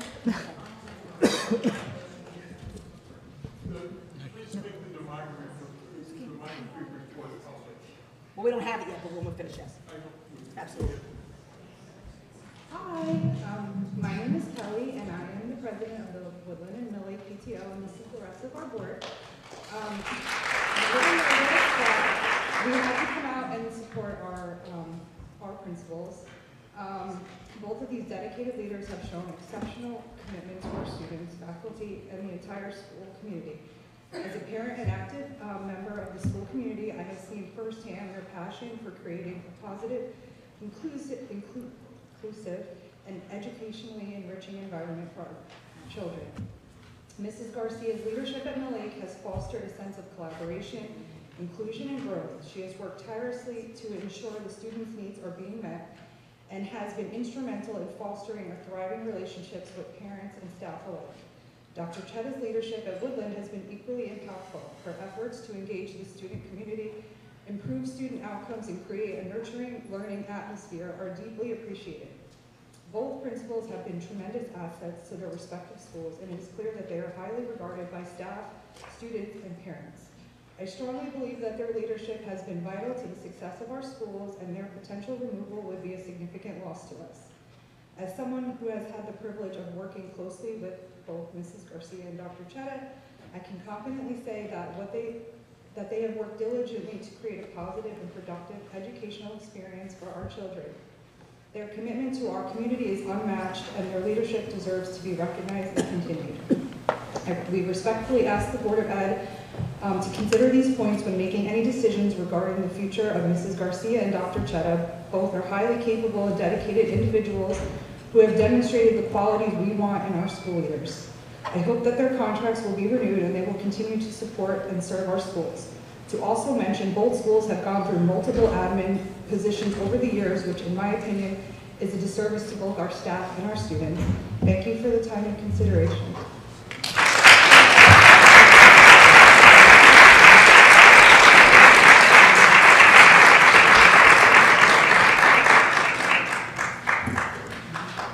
Are there any other members of the public who are wishing to speak? Okay, seeing none, then we'll move on in the agenda where our next item Ms. is... Fabiano, could you just make sure that Mr. Zeichner's on? He was having an issue before, and I wanted to see if tech cleared it up. I am here. Nope, he can hear you. Okay. The Assistant Superintendent's report. Thank you. So to make it brief, and typically my role is to highlight the achievements, athletics, arts, academic achievements of our students.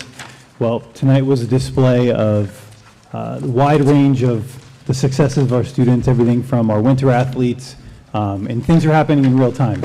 Literally yesterday was when the middle school robotics team was awarded their championship and notified they were going to be able to go to Worlds. Today, the cheerleading team got off the plane with all their hardware, so No matter what we talk about today, there's going to be new news tomorrow. But I just wanted to kind of cycle back and say between the student board report and all those amazing students we had and staffed here today, congratulations, and we look forward to a tremendous spring and revisiting this again towards the end of the school year. And that's really my report for tonight.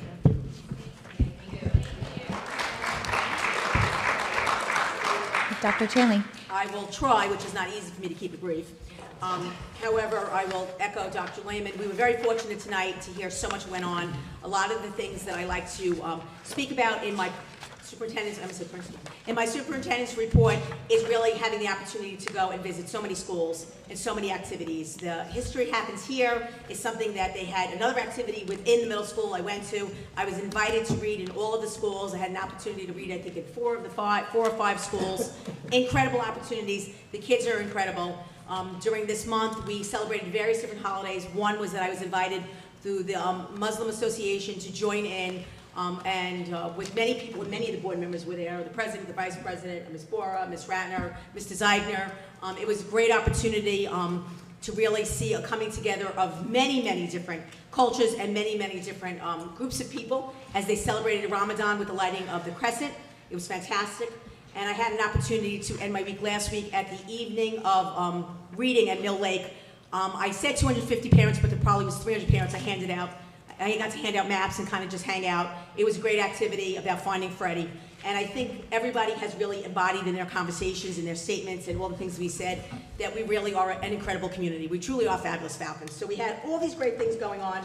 And I also had a wonderful opportunity to welcome Dr. Villani and her supervisor to come and meet with us. We try and do this on a regular basis to talk about programming, preparation, activities. We're very excited that the music program at the middle school is going to welcome some Jamesburg students to play with them. So working together with all of our, the meeting was with all of our supervisors, the principal of the middle school and high school. Our goal is to really treat Jamesburg children as they should be, as our family, that they become Falcons even before they get to the 9th grade. So that's something we're going to continue that I did feel was worth mentioning. Okay, let me get myself organized here. So, I like to start out with retirements. We have 2 retirements this evening. One is Corinne Larson, a driver here for 30 years. There are no words to say for a driver of 30 years, except thank you for your dedication. Thank you for transporting our children to and from school safely. We thank you for all the time that you've given us, and we wish you a happy Falcon flight, as I always say. Incredible. There are no words, because I know as hard as our jobs are, whether you're administration or your employees, staff, secretaries, custodians, lunch ladies, parents, their jobs are harder. That's all I have to say. Additionally, we have a para who I had the pleasure of working with for many, many years at Monroe Township Middle School. She has been in the district for 20 years, Mary Vina. She will be leaving us to retire. I guess you all know her. We also wish her well on her next experience in life, wherever her Falcon flight may take her. Okay, that was pretty short for me. Yeah. Okay, let's see where I am. Let me get my bearings. Start with 10-member vote. Okay. Under a 10-member vote, it is recommended that the board approve the attached personnel items A through AD. Second. Motion by Mr. Tufano, second by Ms. Bora. Any questions or comments? Ms. Ratner? I just had one quick clarification, and I know we have a substitute attorney here, so if information cannot be provided, that's fine. On the business administrator's contract, of which it's nothing to do person-wise, I know that there is an additional increase for an additional position. I can talk about it. And I just I couldn't understand why that position itself couldn't be on the contract, if that makes sense. My pleasure. So we have a substitute attorney. Not to say she isn't wonderful, but I'm aware of this. So as the organizational chart, which we will make sure we post, one of the things is we have a custodian of records. We have a secretary of Oprah. That secretary does all of the work, works in consultation when necessary with the Bush & Bush law firm regarding any needs. However, prior to us having a secretary, we had a custodian of records, which was my secretary, Ms. Zelinsky. So when there was movement and changes around, now we are going to make the business administrator, which was many, many years ago, the custodian of records. According to Mr. Weiss, who's not here, but I will speak for him because I am speaking factually, he said that once the business administrator becomes the custodian of records, it is not a separate job. It is not a separate position. It is to be placed within her contracts. It is to be then presented to the county superintendent. The additional monies that she would be paid that were paid to previous people, and now the money is just changing hands as you use that terminology in your question, and now that'll be part of her contract. So we followed legal opinion of how it should be done. So it's one contract, and an additional responsibility for Miss Allen is the custodian of records. It will then begin with her new contract, which starts on July 1st. We are then appointing the current Oprah secretary as the custodial records for the additional 60, 75 days for the remainder of the year, and then that change will take place. I hope that answers your question. Any other questions? Okay, Ms. Allen, can we have a roll call, please? Yes. Ms. Alvarez? Yes. Ms. Bora? Yes. Ms. DePayne? Yes, but I'm going to abstain on AD. I have it circled, but he's pointing it to me. But AD that's number 9. And number 9, as she is a member of my family. Well, she's my sister-in-law. Okay.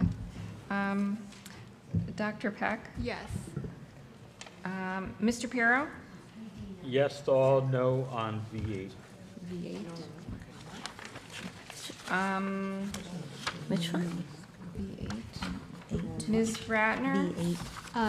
Yes to all, abstain due to conflict on letter V, number 9 for Mr. Snyder. Mr. Tufano? Yes. Mr. Zeichner?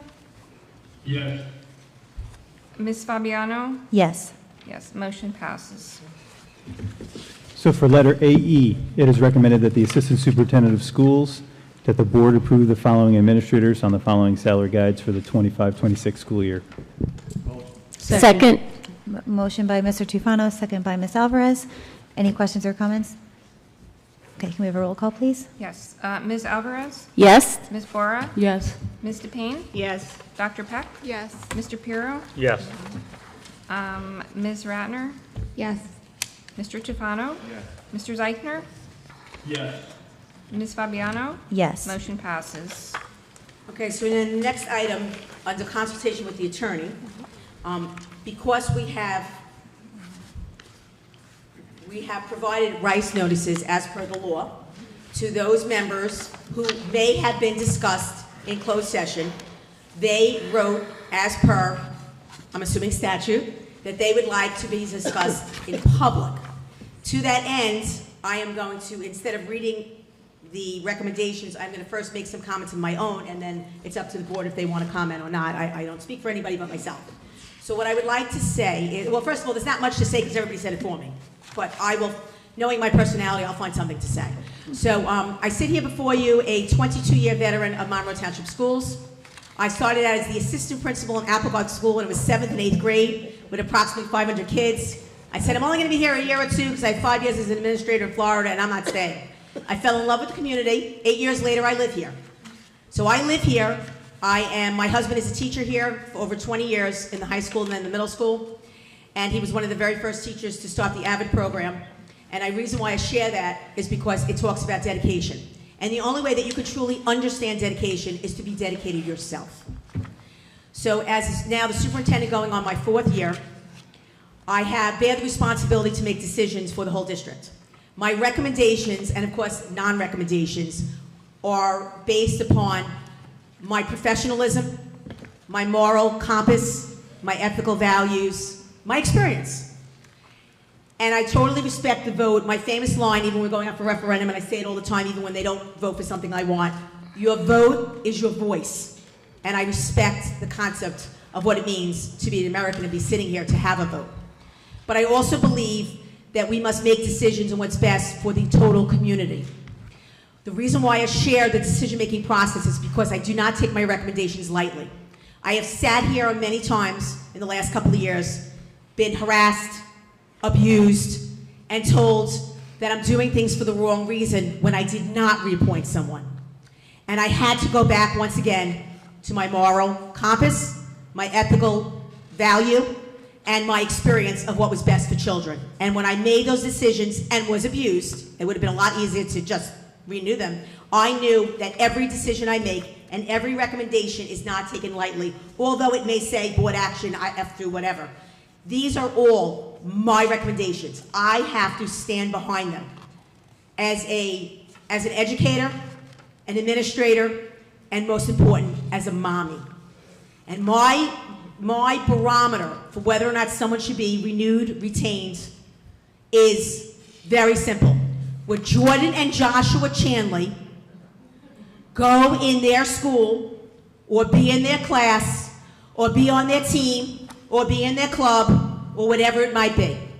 And if Jordan and Joshua Chanley would not be placed in that room, building, facility, activity, then I'm sorry, they cannot have my recommendation. And if I have to be abused for it, I'll take it. I sit here before you with my recommendation on this document because I hold Dr. Cheddar and Ms. Ackerman Garcia in the highest level of esteem. I am in their buildings regularly, just like I am in the middle school regularly, just like I go to the high school, although they could run me down, so a little less regularly. I truly see what goes on. Does it mean they're perfect? Absolutely not. Does it mean there's room for growth? Absolutely. Can I have room for growth? Absolutely. But that does not mean that we do not retain them. So in my opinion, and I will not say humble because I'm not being humble, but in my 30-something years experience, and I'm still learning and I'm still growing, I sit here before you asking that my recommendation be approved. And I thank each and every one of you, because I know you get up very early. And I thank all of you for coming out. And all I ask is that we have an opportunity to maintain the quality of instruction. I'm not one to always talk on data, because I'm the other side of the brain. I'm that right side of the brain. I'm the humanities person. But I will tell you, I've looked at the growth in Woodland School because she has tested classes. I've had this conversation with Dr. Lehman regarding the growth in Woodland as she's worked in combination with the new position that was created 3 years ago by me with Ms. McLeod, who sits there behind us, and she's actually here.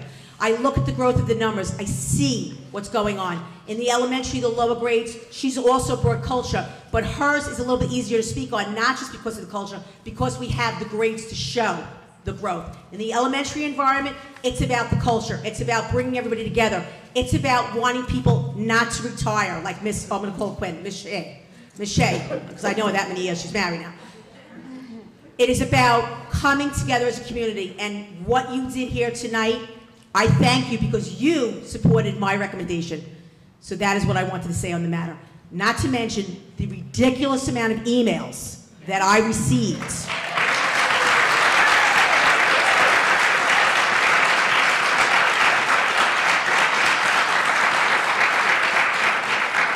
Ridiculous in a positive way, by the way, like Dr. Seuss would say.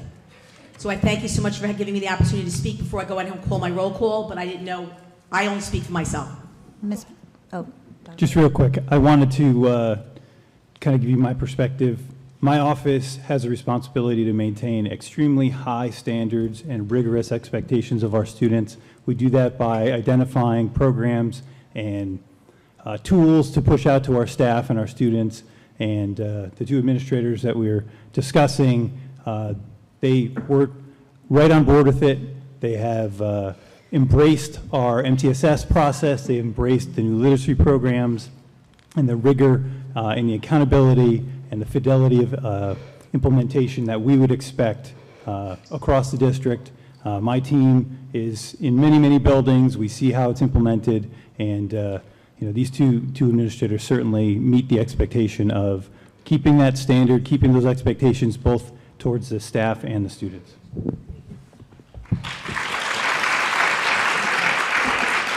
Ms. Bora. Thank you. I wish you all could hear my heart beating right now. I've been a board member, this is my 4th year, and the code of ethics that we are sworn into when we are elected by the community, I have tried to live by every one of them in my last 4 years on the board. When I was campaigning to be on the board, my goal that I communicated to the community was that my North Star is student success in Monroe Township. Before I ran for the board, I had been involved in the community as a parent of 3 children who go to the school district. I was very actively Bora. involved in PTA. I was on the Ms. PTA. Bora, hold on, we're out of order here. Only Dr. Chanley is allowed to speak right now. We will speak about it Oh, when I'm we sorry. make the motion. Sure. Sorry. No, that's all right. But I didn't That's do all right. anything wrong. I didn't do anything. I will not say what I said again. Okay, so, yeah. So now, Dr. Chanley, you'll make the motion and then we'll Now I'm speak. ready to go? Yes. And I didn't do anything wrong. Sorry. For Facebook, I didn't do anything wrong.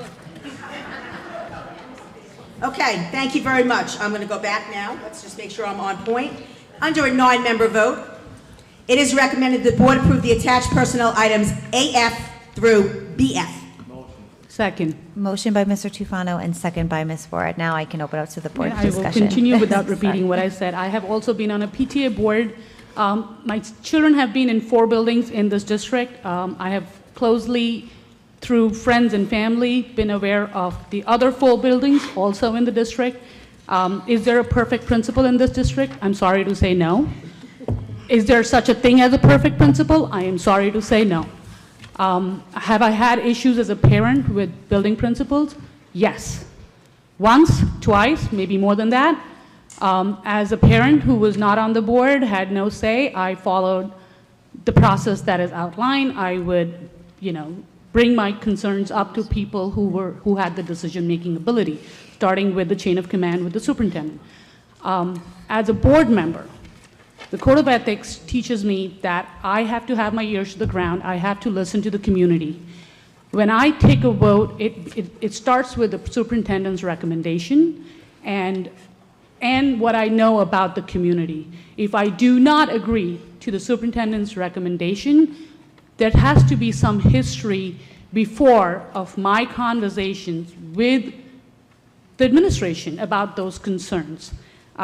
As a board member, this is the second time that I have been in a situation where there has been such a huge participation by the community.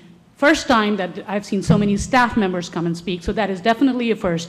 But a couple years ago, we were in a similar situation where we had a recommendation from the superintendent. The community did not agree to it. But I, as a board member, was aware of what was going on in that issue. What were the reasons for whatever the recommendation was, and I made an informed decision based on those reasons.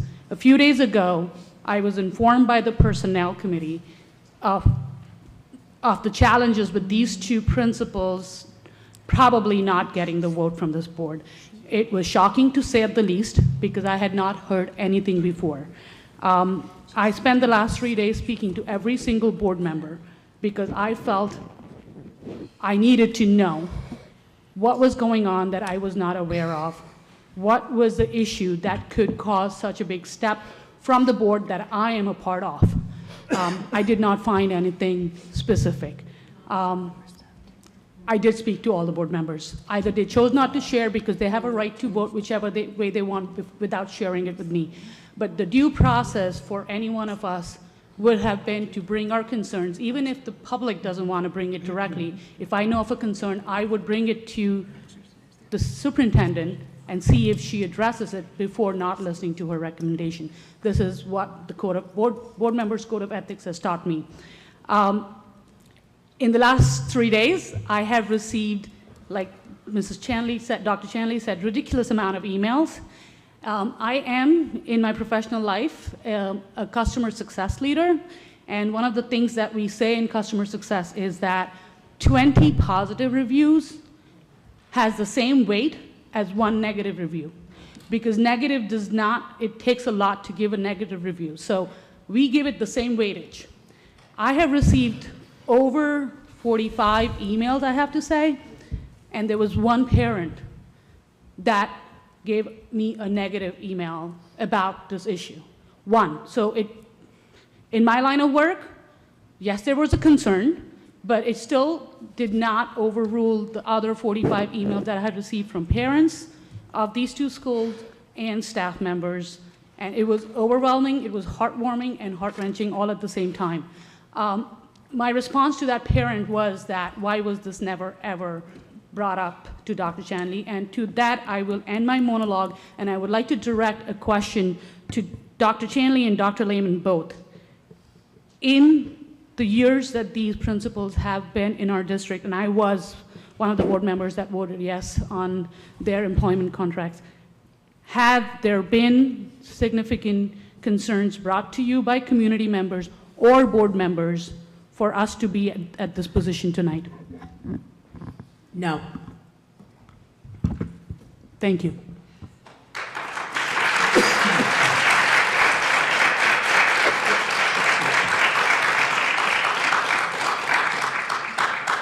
Mr. Tufano?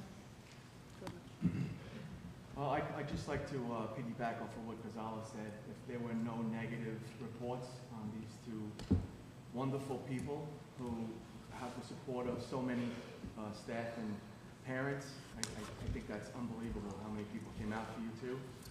I also received many emails from the public, and I'd just like to say, if there's no negative reports on these two, any vote other than yes on their renewals is irresponsible. And I would hope that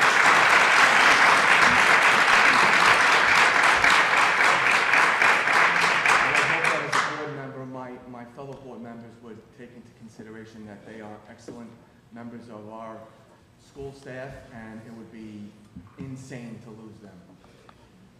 Also, I was very moved by Ms. Garcia getting up out of her seat and helping a parent who had obviously children who were upset that they were here this late, and she stayed here with her 3 children until one of them just couldn't take it anymore. But for a mother to do that with her 3 children tells you a lot about the character of those 2 staff members, and I appreciate that. Thank you.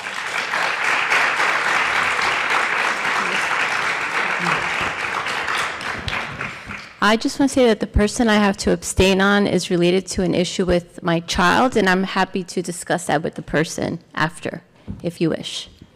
Okay. Ms. Ratner?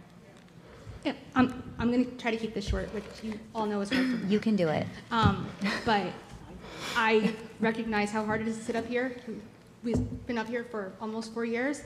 We've had some tough decisions to make, and I totally get it. Right? I'm a parent at these schools, so I probably heard concerns from other parents more than many people sitting up here. So I get that side of it, but at the same time, I don't remember, other than that situation, which I was going to mention, you know, this type of numbers coming out to support someone. And I can only share my own experience as a parent of 2 children at Mill Lake, that my 2nd grader, when he goes to school, he runs up and gives hugs, right? Like, it's, you know, and I just, to Ms. Garcia, and while that is certainly not the reason for me voting certain ways, I try to consider all things. All I will say is, if there's not valid concerns, make the best decision you can with the information that you have.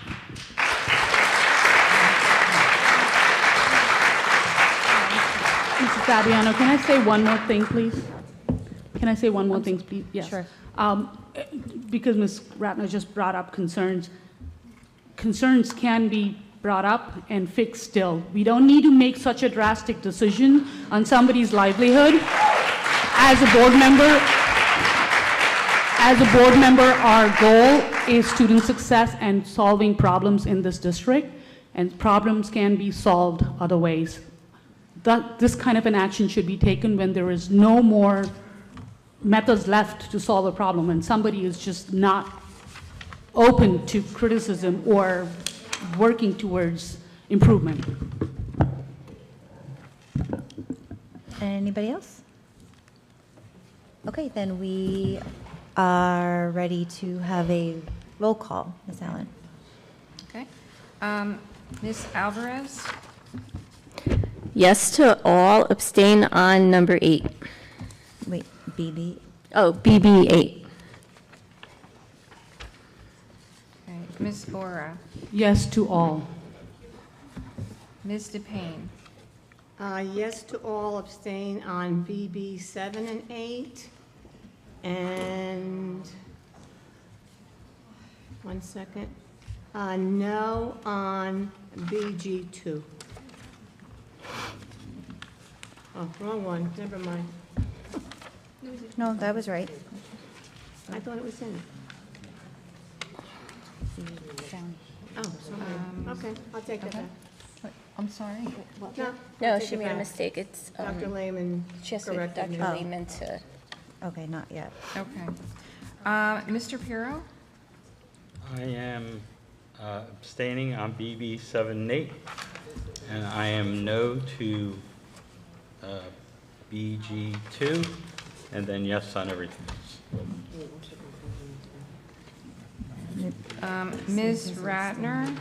We're not on BG2 yet, though. Excuse me one second. Okay, we're Yep, on BG2 is BG2 part of the is not next part of Yeah, it question. doesn't stand out on the agenda, so it's fine. Okay, well, I need to abstain due to conflict on letter AY, number 3 for Mr. Ratner, but otherwise, yes to all. Mr. Tufano? Yes to all. Mr. Zeichner? On BB 7 and 8, I abstain. And on BT 2, it's a no. Otherwise, it's yes. BG2 is not part of it. No, but it's hard to be understandable. delineated. It's hard to differentiate.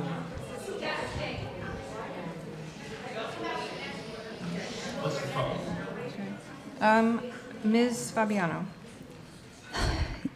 Yes to all, abstain on BB 8.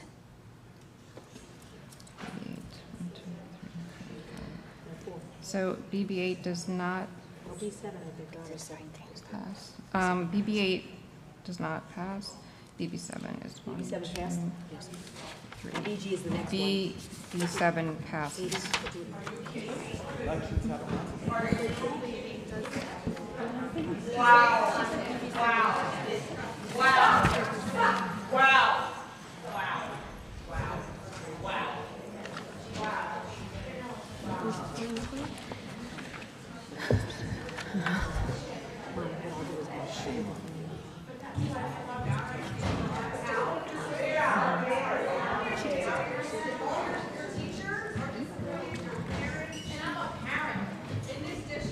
You ready? Would you like me to go? Can we finish? Point of order. So, Yep. BG, it is recommended by the Assistant Superintendent of Schools that the board approve the following administrators on the following salary guides for the 2025-2026 school year. Motion? Second? Motion by Ms. Alvarez, second by Ms. DePayne. Is there any questions or comments on the board? Okay, can we have a roll call, please? We're on BG. BG. BG. Okay. Okay, so are we, okay, ready? Ms. Alvarez? I'm a no on number 2, a yes to 1. I'm yes to all, no on number 2.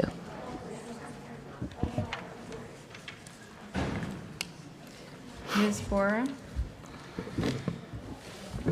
Just confirming, we are board action 10 member? No, 9-member BG. Yes. There's 4 employees there. I think we have to go to the next one. Yeah, it's too confusing. Ms. Bora? She said yes. Yes.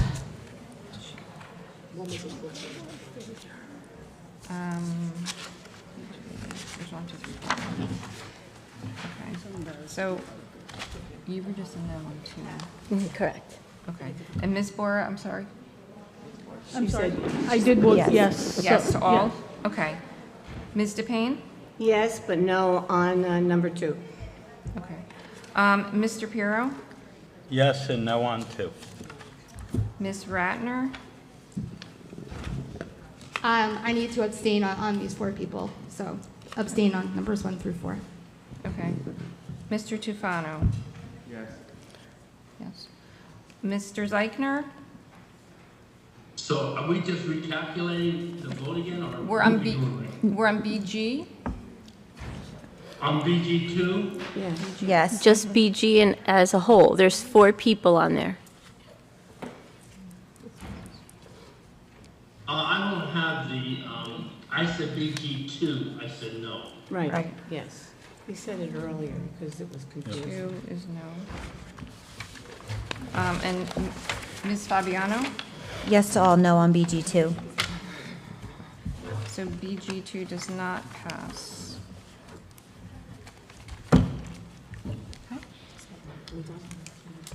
Yes, now we have to go to board action. Yeah.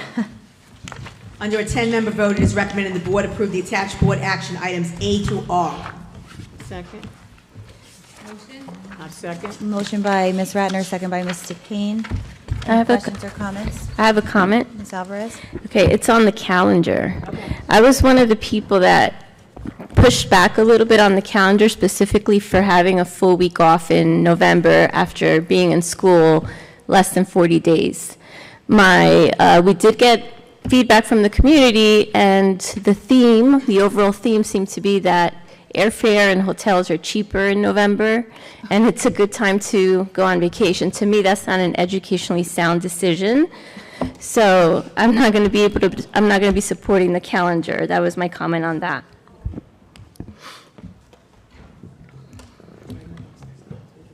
Ms. Ratner? I just wanted to clarify for that week. I think it's really important for us to continue speaking with the county regarding the final 2 polling places in those upper elementary schools. So that way we can be open without that concern, whether people have that concern or not. It is the fact that that is happening. So. And if I just may I, Madam President? Sure. I just want to let you know that the calendar was a very, very difficult attempt.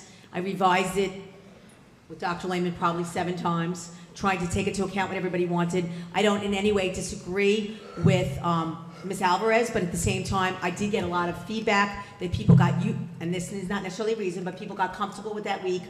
So I did reach out as per the directive, and I had a formal meeting, and she was lovely, with Ms. Christine Robbins, and she's gonna really try, but she only can do what she can do because it is above her. She delineated specific reasons why everything was, and shared it in my confidential to everybody.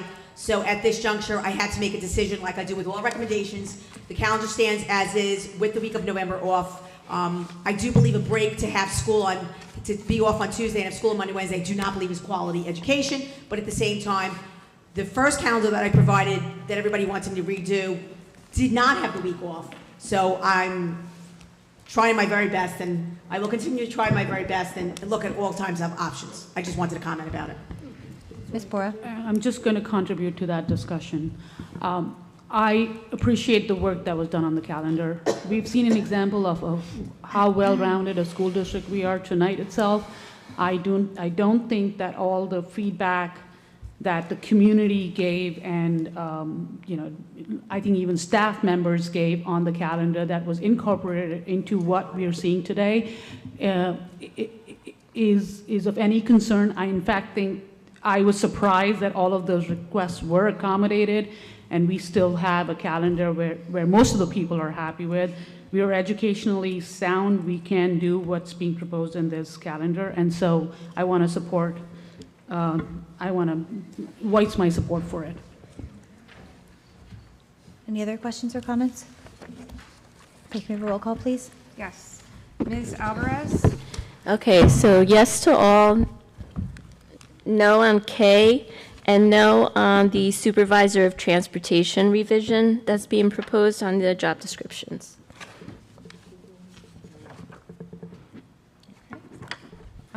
Ms. Bora?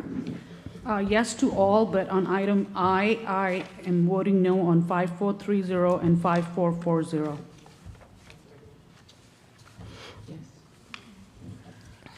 Ms. DePayne? Yes. Dr. Peck? Yes. Mr. Pirro? Yes. Ms. Ratner? Yes to all. I need to abstain on letter A for staff development for Mr. Snyder and Dr. Chanley. And then for the regulation, our 5440, I'm going to abstain on that until our second read comes. Mr. Tufano? Mr. Zeichner? Yes. Ms. Fabiano? Yes. Motion passes. Okay, last but not least, under a 9-member vote, it is recommended the board approve the attached board action items S through W. Motion. Second. Motion by Ms. Bora, second by Ms. DePayne. Any questions or comments from the board?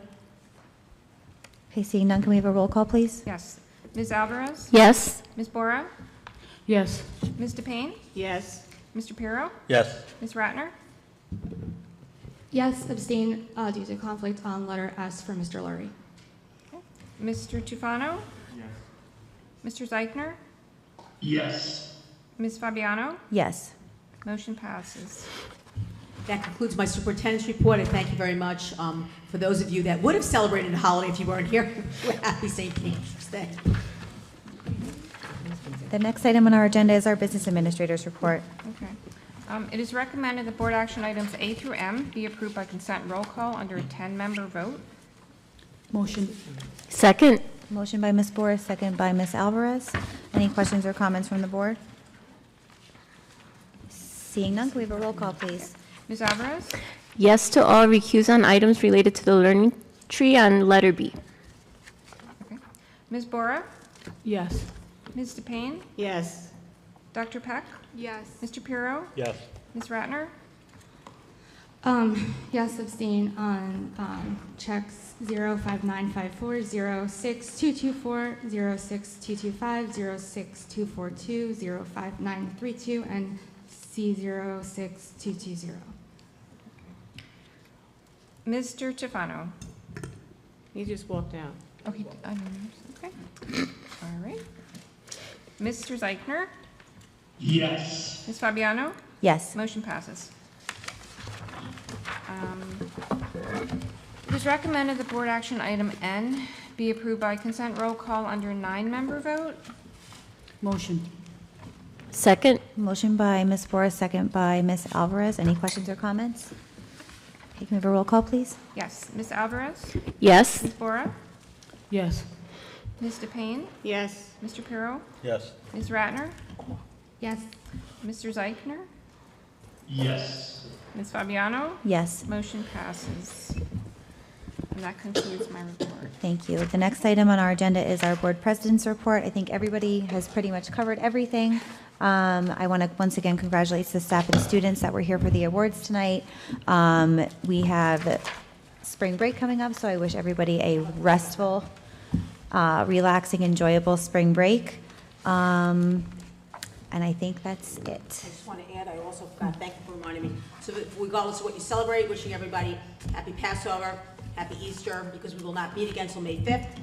And I will take into consideration everybody's comments, and we'll make the font 24. We did have a call today did. that I forgot about. Today with Senator Gopal. Yes, we had a call today with Senator Gopal this afternoon. We talked about the full-day kindergarten mandate. Senator Gopal once again expressed that he will not support an unfunded mandate, and he was very willing to listen to us and will try, hopefully, to help us in any way that he can. He was very supportive of our conversation and encourages us to obviously include Senator Greenstein and him going forward to hopefully help us in any way that he can. And I asked for at least $1 million, and I would You be did. happy. Yes. We only got $1 million. Good for you. And he didn't blink or No, he flinch. didn't. No. And he didn't He said we flinch. could do $1 million like one time, but not every year. I Yeah. said we need it every year, but I will not turn away $1 million. So if you give me $1 million, I will take it. That's Yes. right. Take whatever we can. Okay, next item on our agenda is other board business. Any board members? I just, I never really say a lot, but I read during Read Across America on Tuesday at Barclay Brook to the first graders, and I have a kindergartner that I'm going to read at his school next week as a, they call it, I can't think of the word, but they give clues out who the reader is, and the children in the class have to guess who it is. So it's a guest reader. Mystery reader. Mystery, thank you. Whew. Okay, it's late. So I'm going there, but I read, and there was a substitute in the class that day. The children were wonderful, and the book was great. I brought one of my own from home that I just read to my grandchildren, and she gave me another one. And she tells me her name, and she asks me if I have a son, Kevin, who taught in North Brunswick. Well, she taught with my son, Kevin, at Linwood Middle School. So she's retired, and she's a sub here. So I have to say that that was a wonderful experience to know her. And then on Thursday, I went to Brookside, and I read in Mr. Tortoriello's 5th grade class. And I was a little nervous, because I usually only read to like my little grandchildren, because the big ones are too much on their tablets and all that other stuff. What a wonderful teacher. It was so nice to see a male teacher in there, well respected by the children. The class was wonderful. He gave me the best book that I have ever read to a class. So I want to say what an experience, and it really made my days to get up and read to the children of Monroe and meet the wonderful teachers that we had in those 2 classes. And nobody's here to hear me, but there are a few people. But I wanted to say what a great experience and what a day it meant for me. Thank you. Anybody else? Ms. Ratner? Yeah, just one quick thing. So I know I briefly mentioned the budget hearings during my report, but if you have not registered to speak at one of them, please try to. The more people that we can get to speak, the louder our voices are, and hopefully the more change will occur. The links are on the district website. I believe we also discussed sending them out through Blackboard Connect. I don't know if my terminology is right, but please do try to go and speak to fight for whatever we can get. Ms. Bora? I honestly wanted to do what Mr. Tufano did, walk away, because I can't normalize what happened here tonight.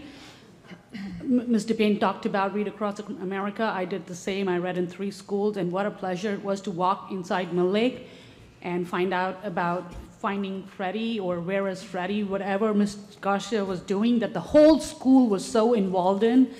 The culture in that school was palpable, and I read in 2nd grade classroom, and it was a pleasure. I want to give a shout out to Mrs. Mahoney in Berkeley Brook, who went through Genesis records to see which room my children had been, and she put me back in the kindergarten classroom that all 3 of my kids had gone into, and I walked back in that classroom after years and read there. But my highlight of that week of reading was in Oak Tree Elementary, where I read in 2 classrooms, and one of them was a self-contained classroom.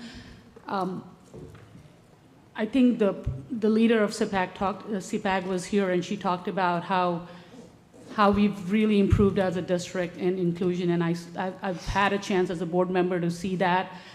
I have immense respect for the individuals, the paras and the teacher that were in that classroom. I read to 4 students in that self-contained classroom, and that 30 minutes helped me grow as a human being. And it helped me understand what these people go through day in and day out, and the amount of patience they have.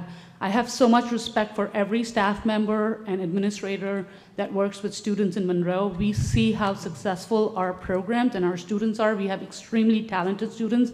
And today, as board members, we did a huge disservice to Monroe Township School District. And for arbitrary reasons, if you have a reason, you should have followed due process. Our job as board members is to solve problems, not create more problems. Today, we created more problems by not renewing 2 exceptional principals on one side of town.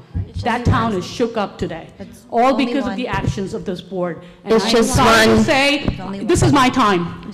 I am sorry to say that I am ashamed. I've never said this in 4 years. I am ashamed to be part of this board tonight. If I can I echo everything you're saying, but I did want to let you know that Ms. Ackerman Garcia did have the votes, and she was approved. Oh my God, thank you for letting me. No, we confirmed it. Yes. Yeah. There was 5 yeses on Ms. Ackerman. I think they walked out of here thinking that they were not approved. No, I think Ms. Ackerman Garcia was aware that she was approved, and I didn't want to interrupt you in any way. Or No, but that's fine, that's fine. My feelings still stand true. For Dr. Dr. Seta there was no reason for what happened tonight. And an abstain is a no. Anybody else wishing to speak? Any other board members wishing to speak? Okay, with seeing none, we have our second public forum. If there's any member wishing to speak, you have 4 minutes to do so. Please state your name and municipality for the record.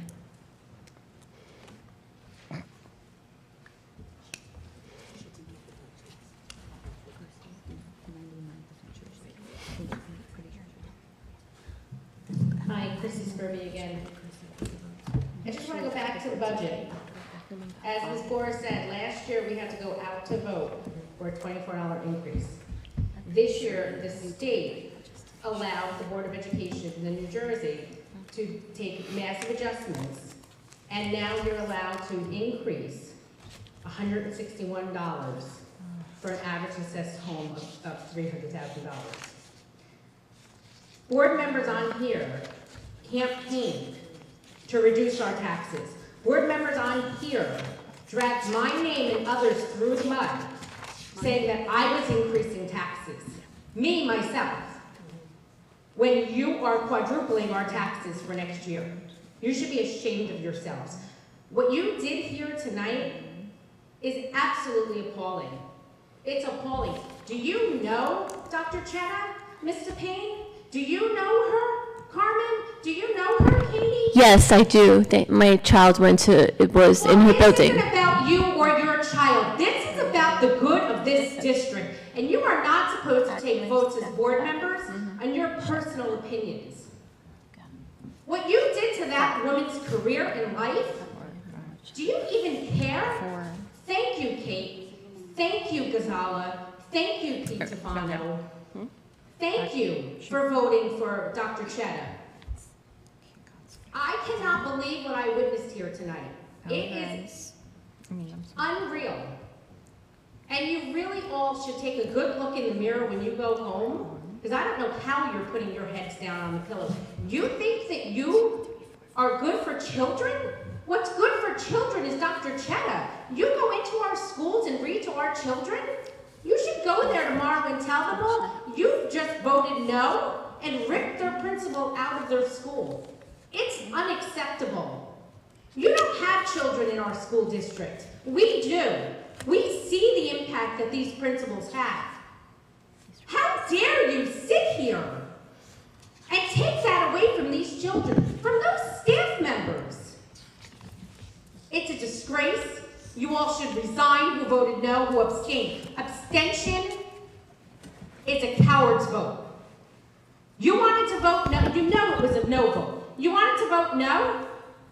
Be human enough to vote no and give a reason. What you did here tonight was a disgrace to our town. You're ruining our school district. Who in God's name would ever want to come work for Monroe? Who? We're going to lose staff. Our home values are going to drop. Our taxes are increasing. And you're getting rid of great staff members. I have never seen such chaos in the almost 15 years I've been coming to board meetings. Gonzalo, we've seen a lot of things, but we never, ever saw anything like we saw tonight. I am horrified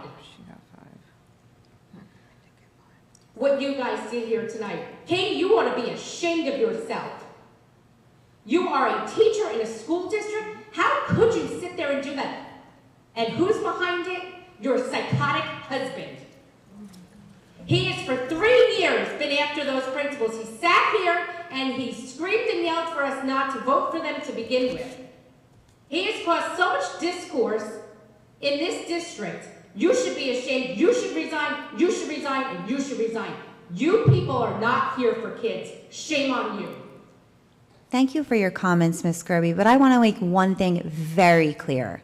I am sick and tired of you and your friends running on social media to say that I am not my own person. You're not. I am not. You're not. I am not you. I am not you, that's for sure. And I will sit here every day and I will defend my decisions and I will defend the actions that I take, and I will never, ever treat any member of the public like you have treated people.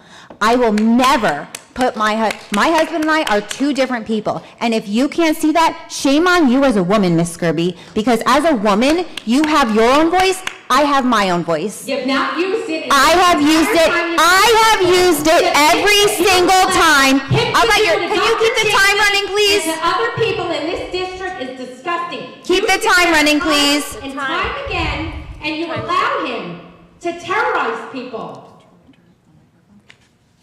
Your time is up. You are nothing like your time is up. Your time is up. Thank you. Your time is up. Shame on you. Yeah, shame on you. Shame on you, Ms. Scobie. Shame Your on time is you, up. Katie. Shame on you. Your time is up. You're a disgrace. Security. Security, please. Can you escort her? Escort her to the back. Her time is up. I have 7 seconds. You don't. You just used it. No, I did not. Yes, you did. You just used it. Your time is up. You're a disgrace. Have a good evening. Police here tonight, but not when you're on. Have a good evening, Ms. Scobie. Does anybody else wish to speak?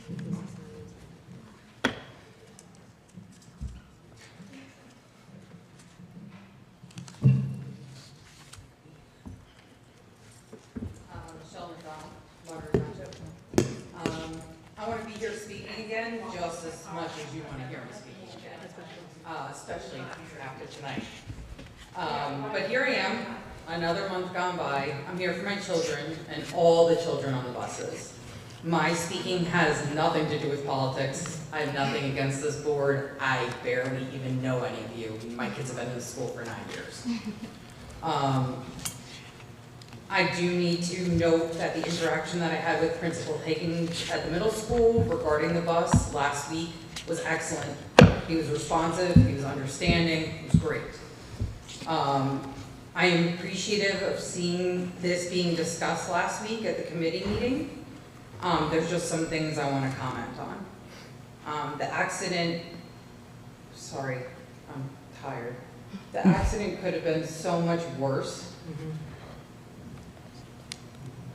And the feeling that I get from this board is that the concerned parents are nothing more than a nuisance. Based on the parent last meeting who detailed about this misbehavior being brought to the attention a month before the accident, this could have been prevented. But then something was mentioned at the meeting that in order for a child to be removed from the bus, it would have to be something heinous. And I kind of think that causing a bus to crash is pretty heinous. I don't expect the board to parent my children or any children of the district, but I do expect their rules and steps to be followed regarding behavior. And I expect a child to be removed from the bus following something as bad as an accident. Since you failed to remove 1 or 2 children, you put the other 40 kids in danger. Next time, we might not be that lucky. Thank you.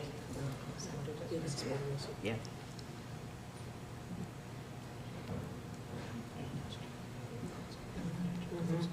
Jessica Izzo-Munner.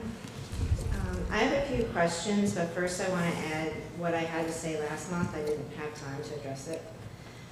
Administration at the middle school threatened one of my children with suspension if they didn't delete phone evidence of behavior on the bus when they were interviewed on November 21st as a result of my email.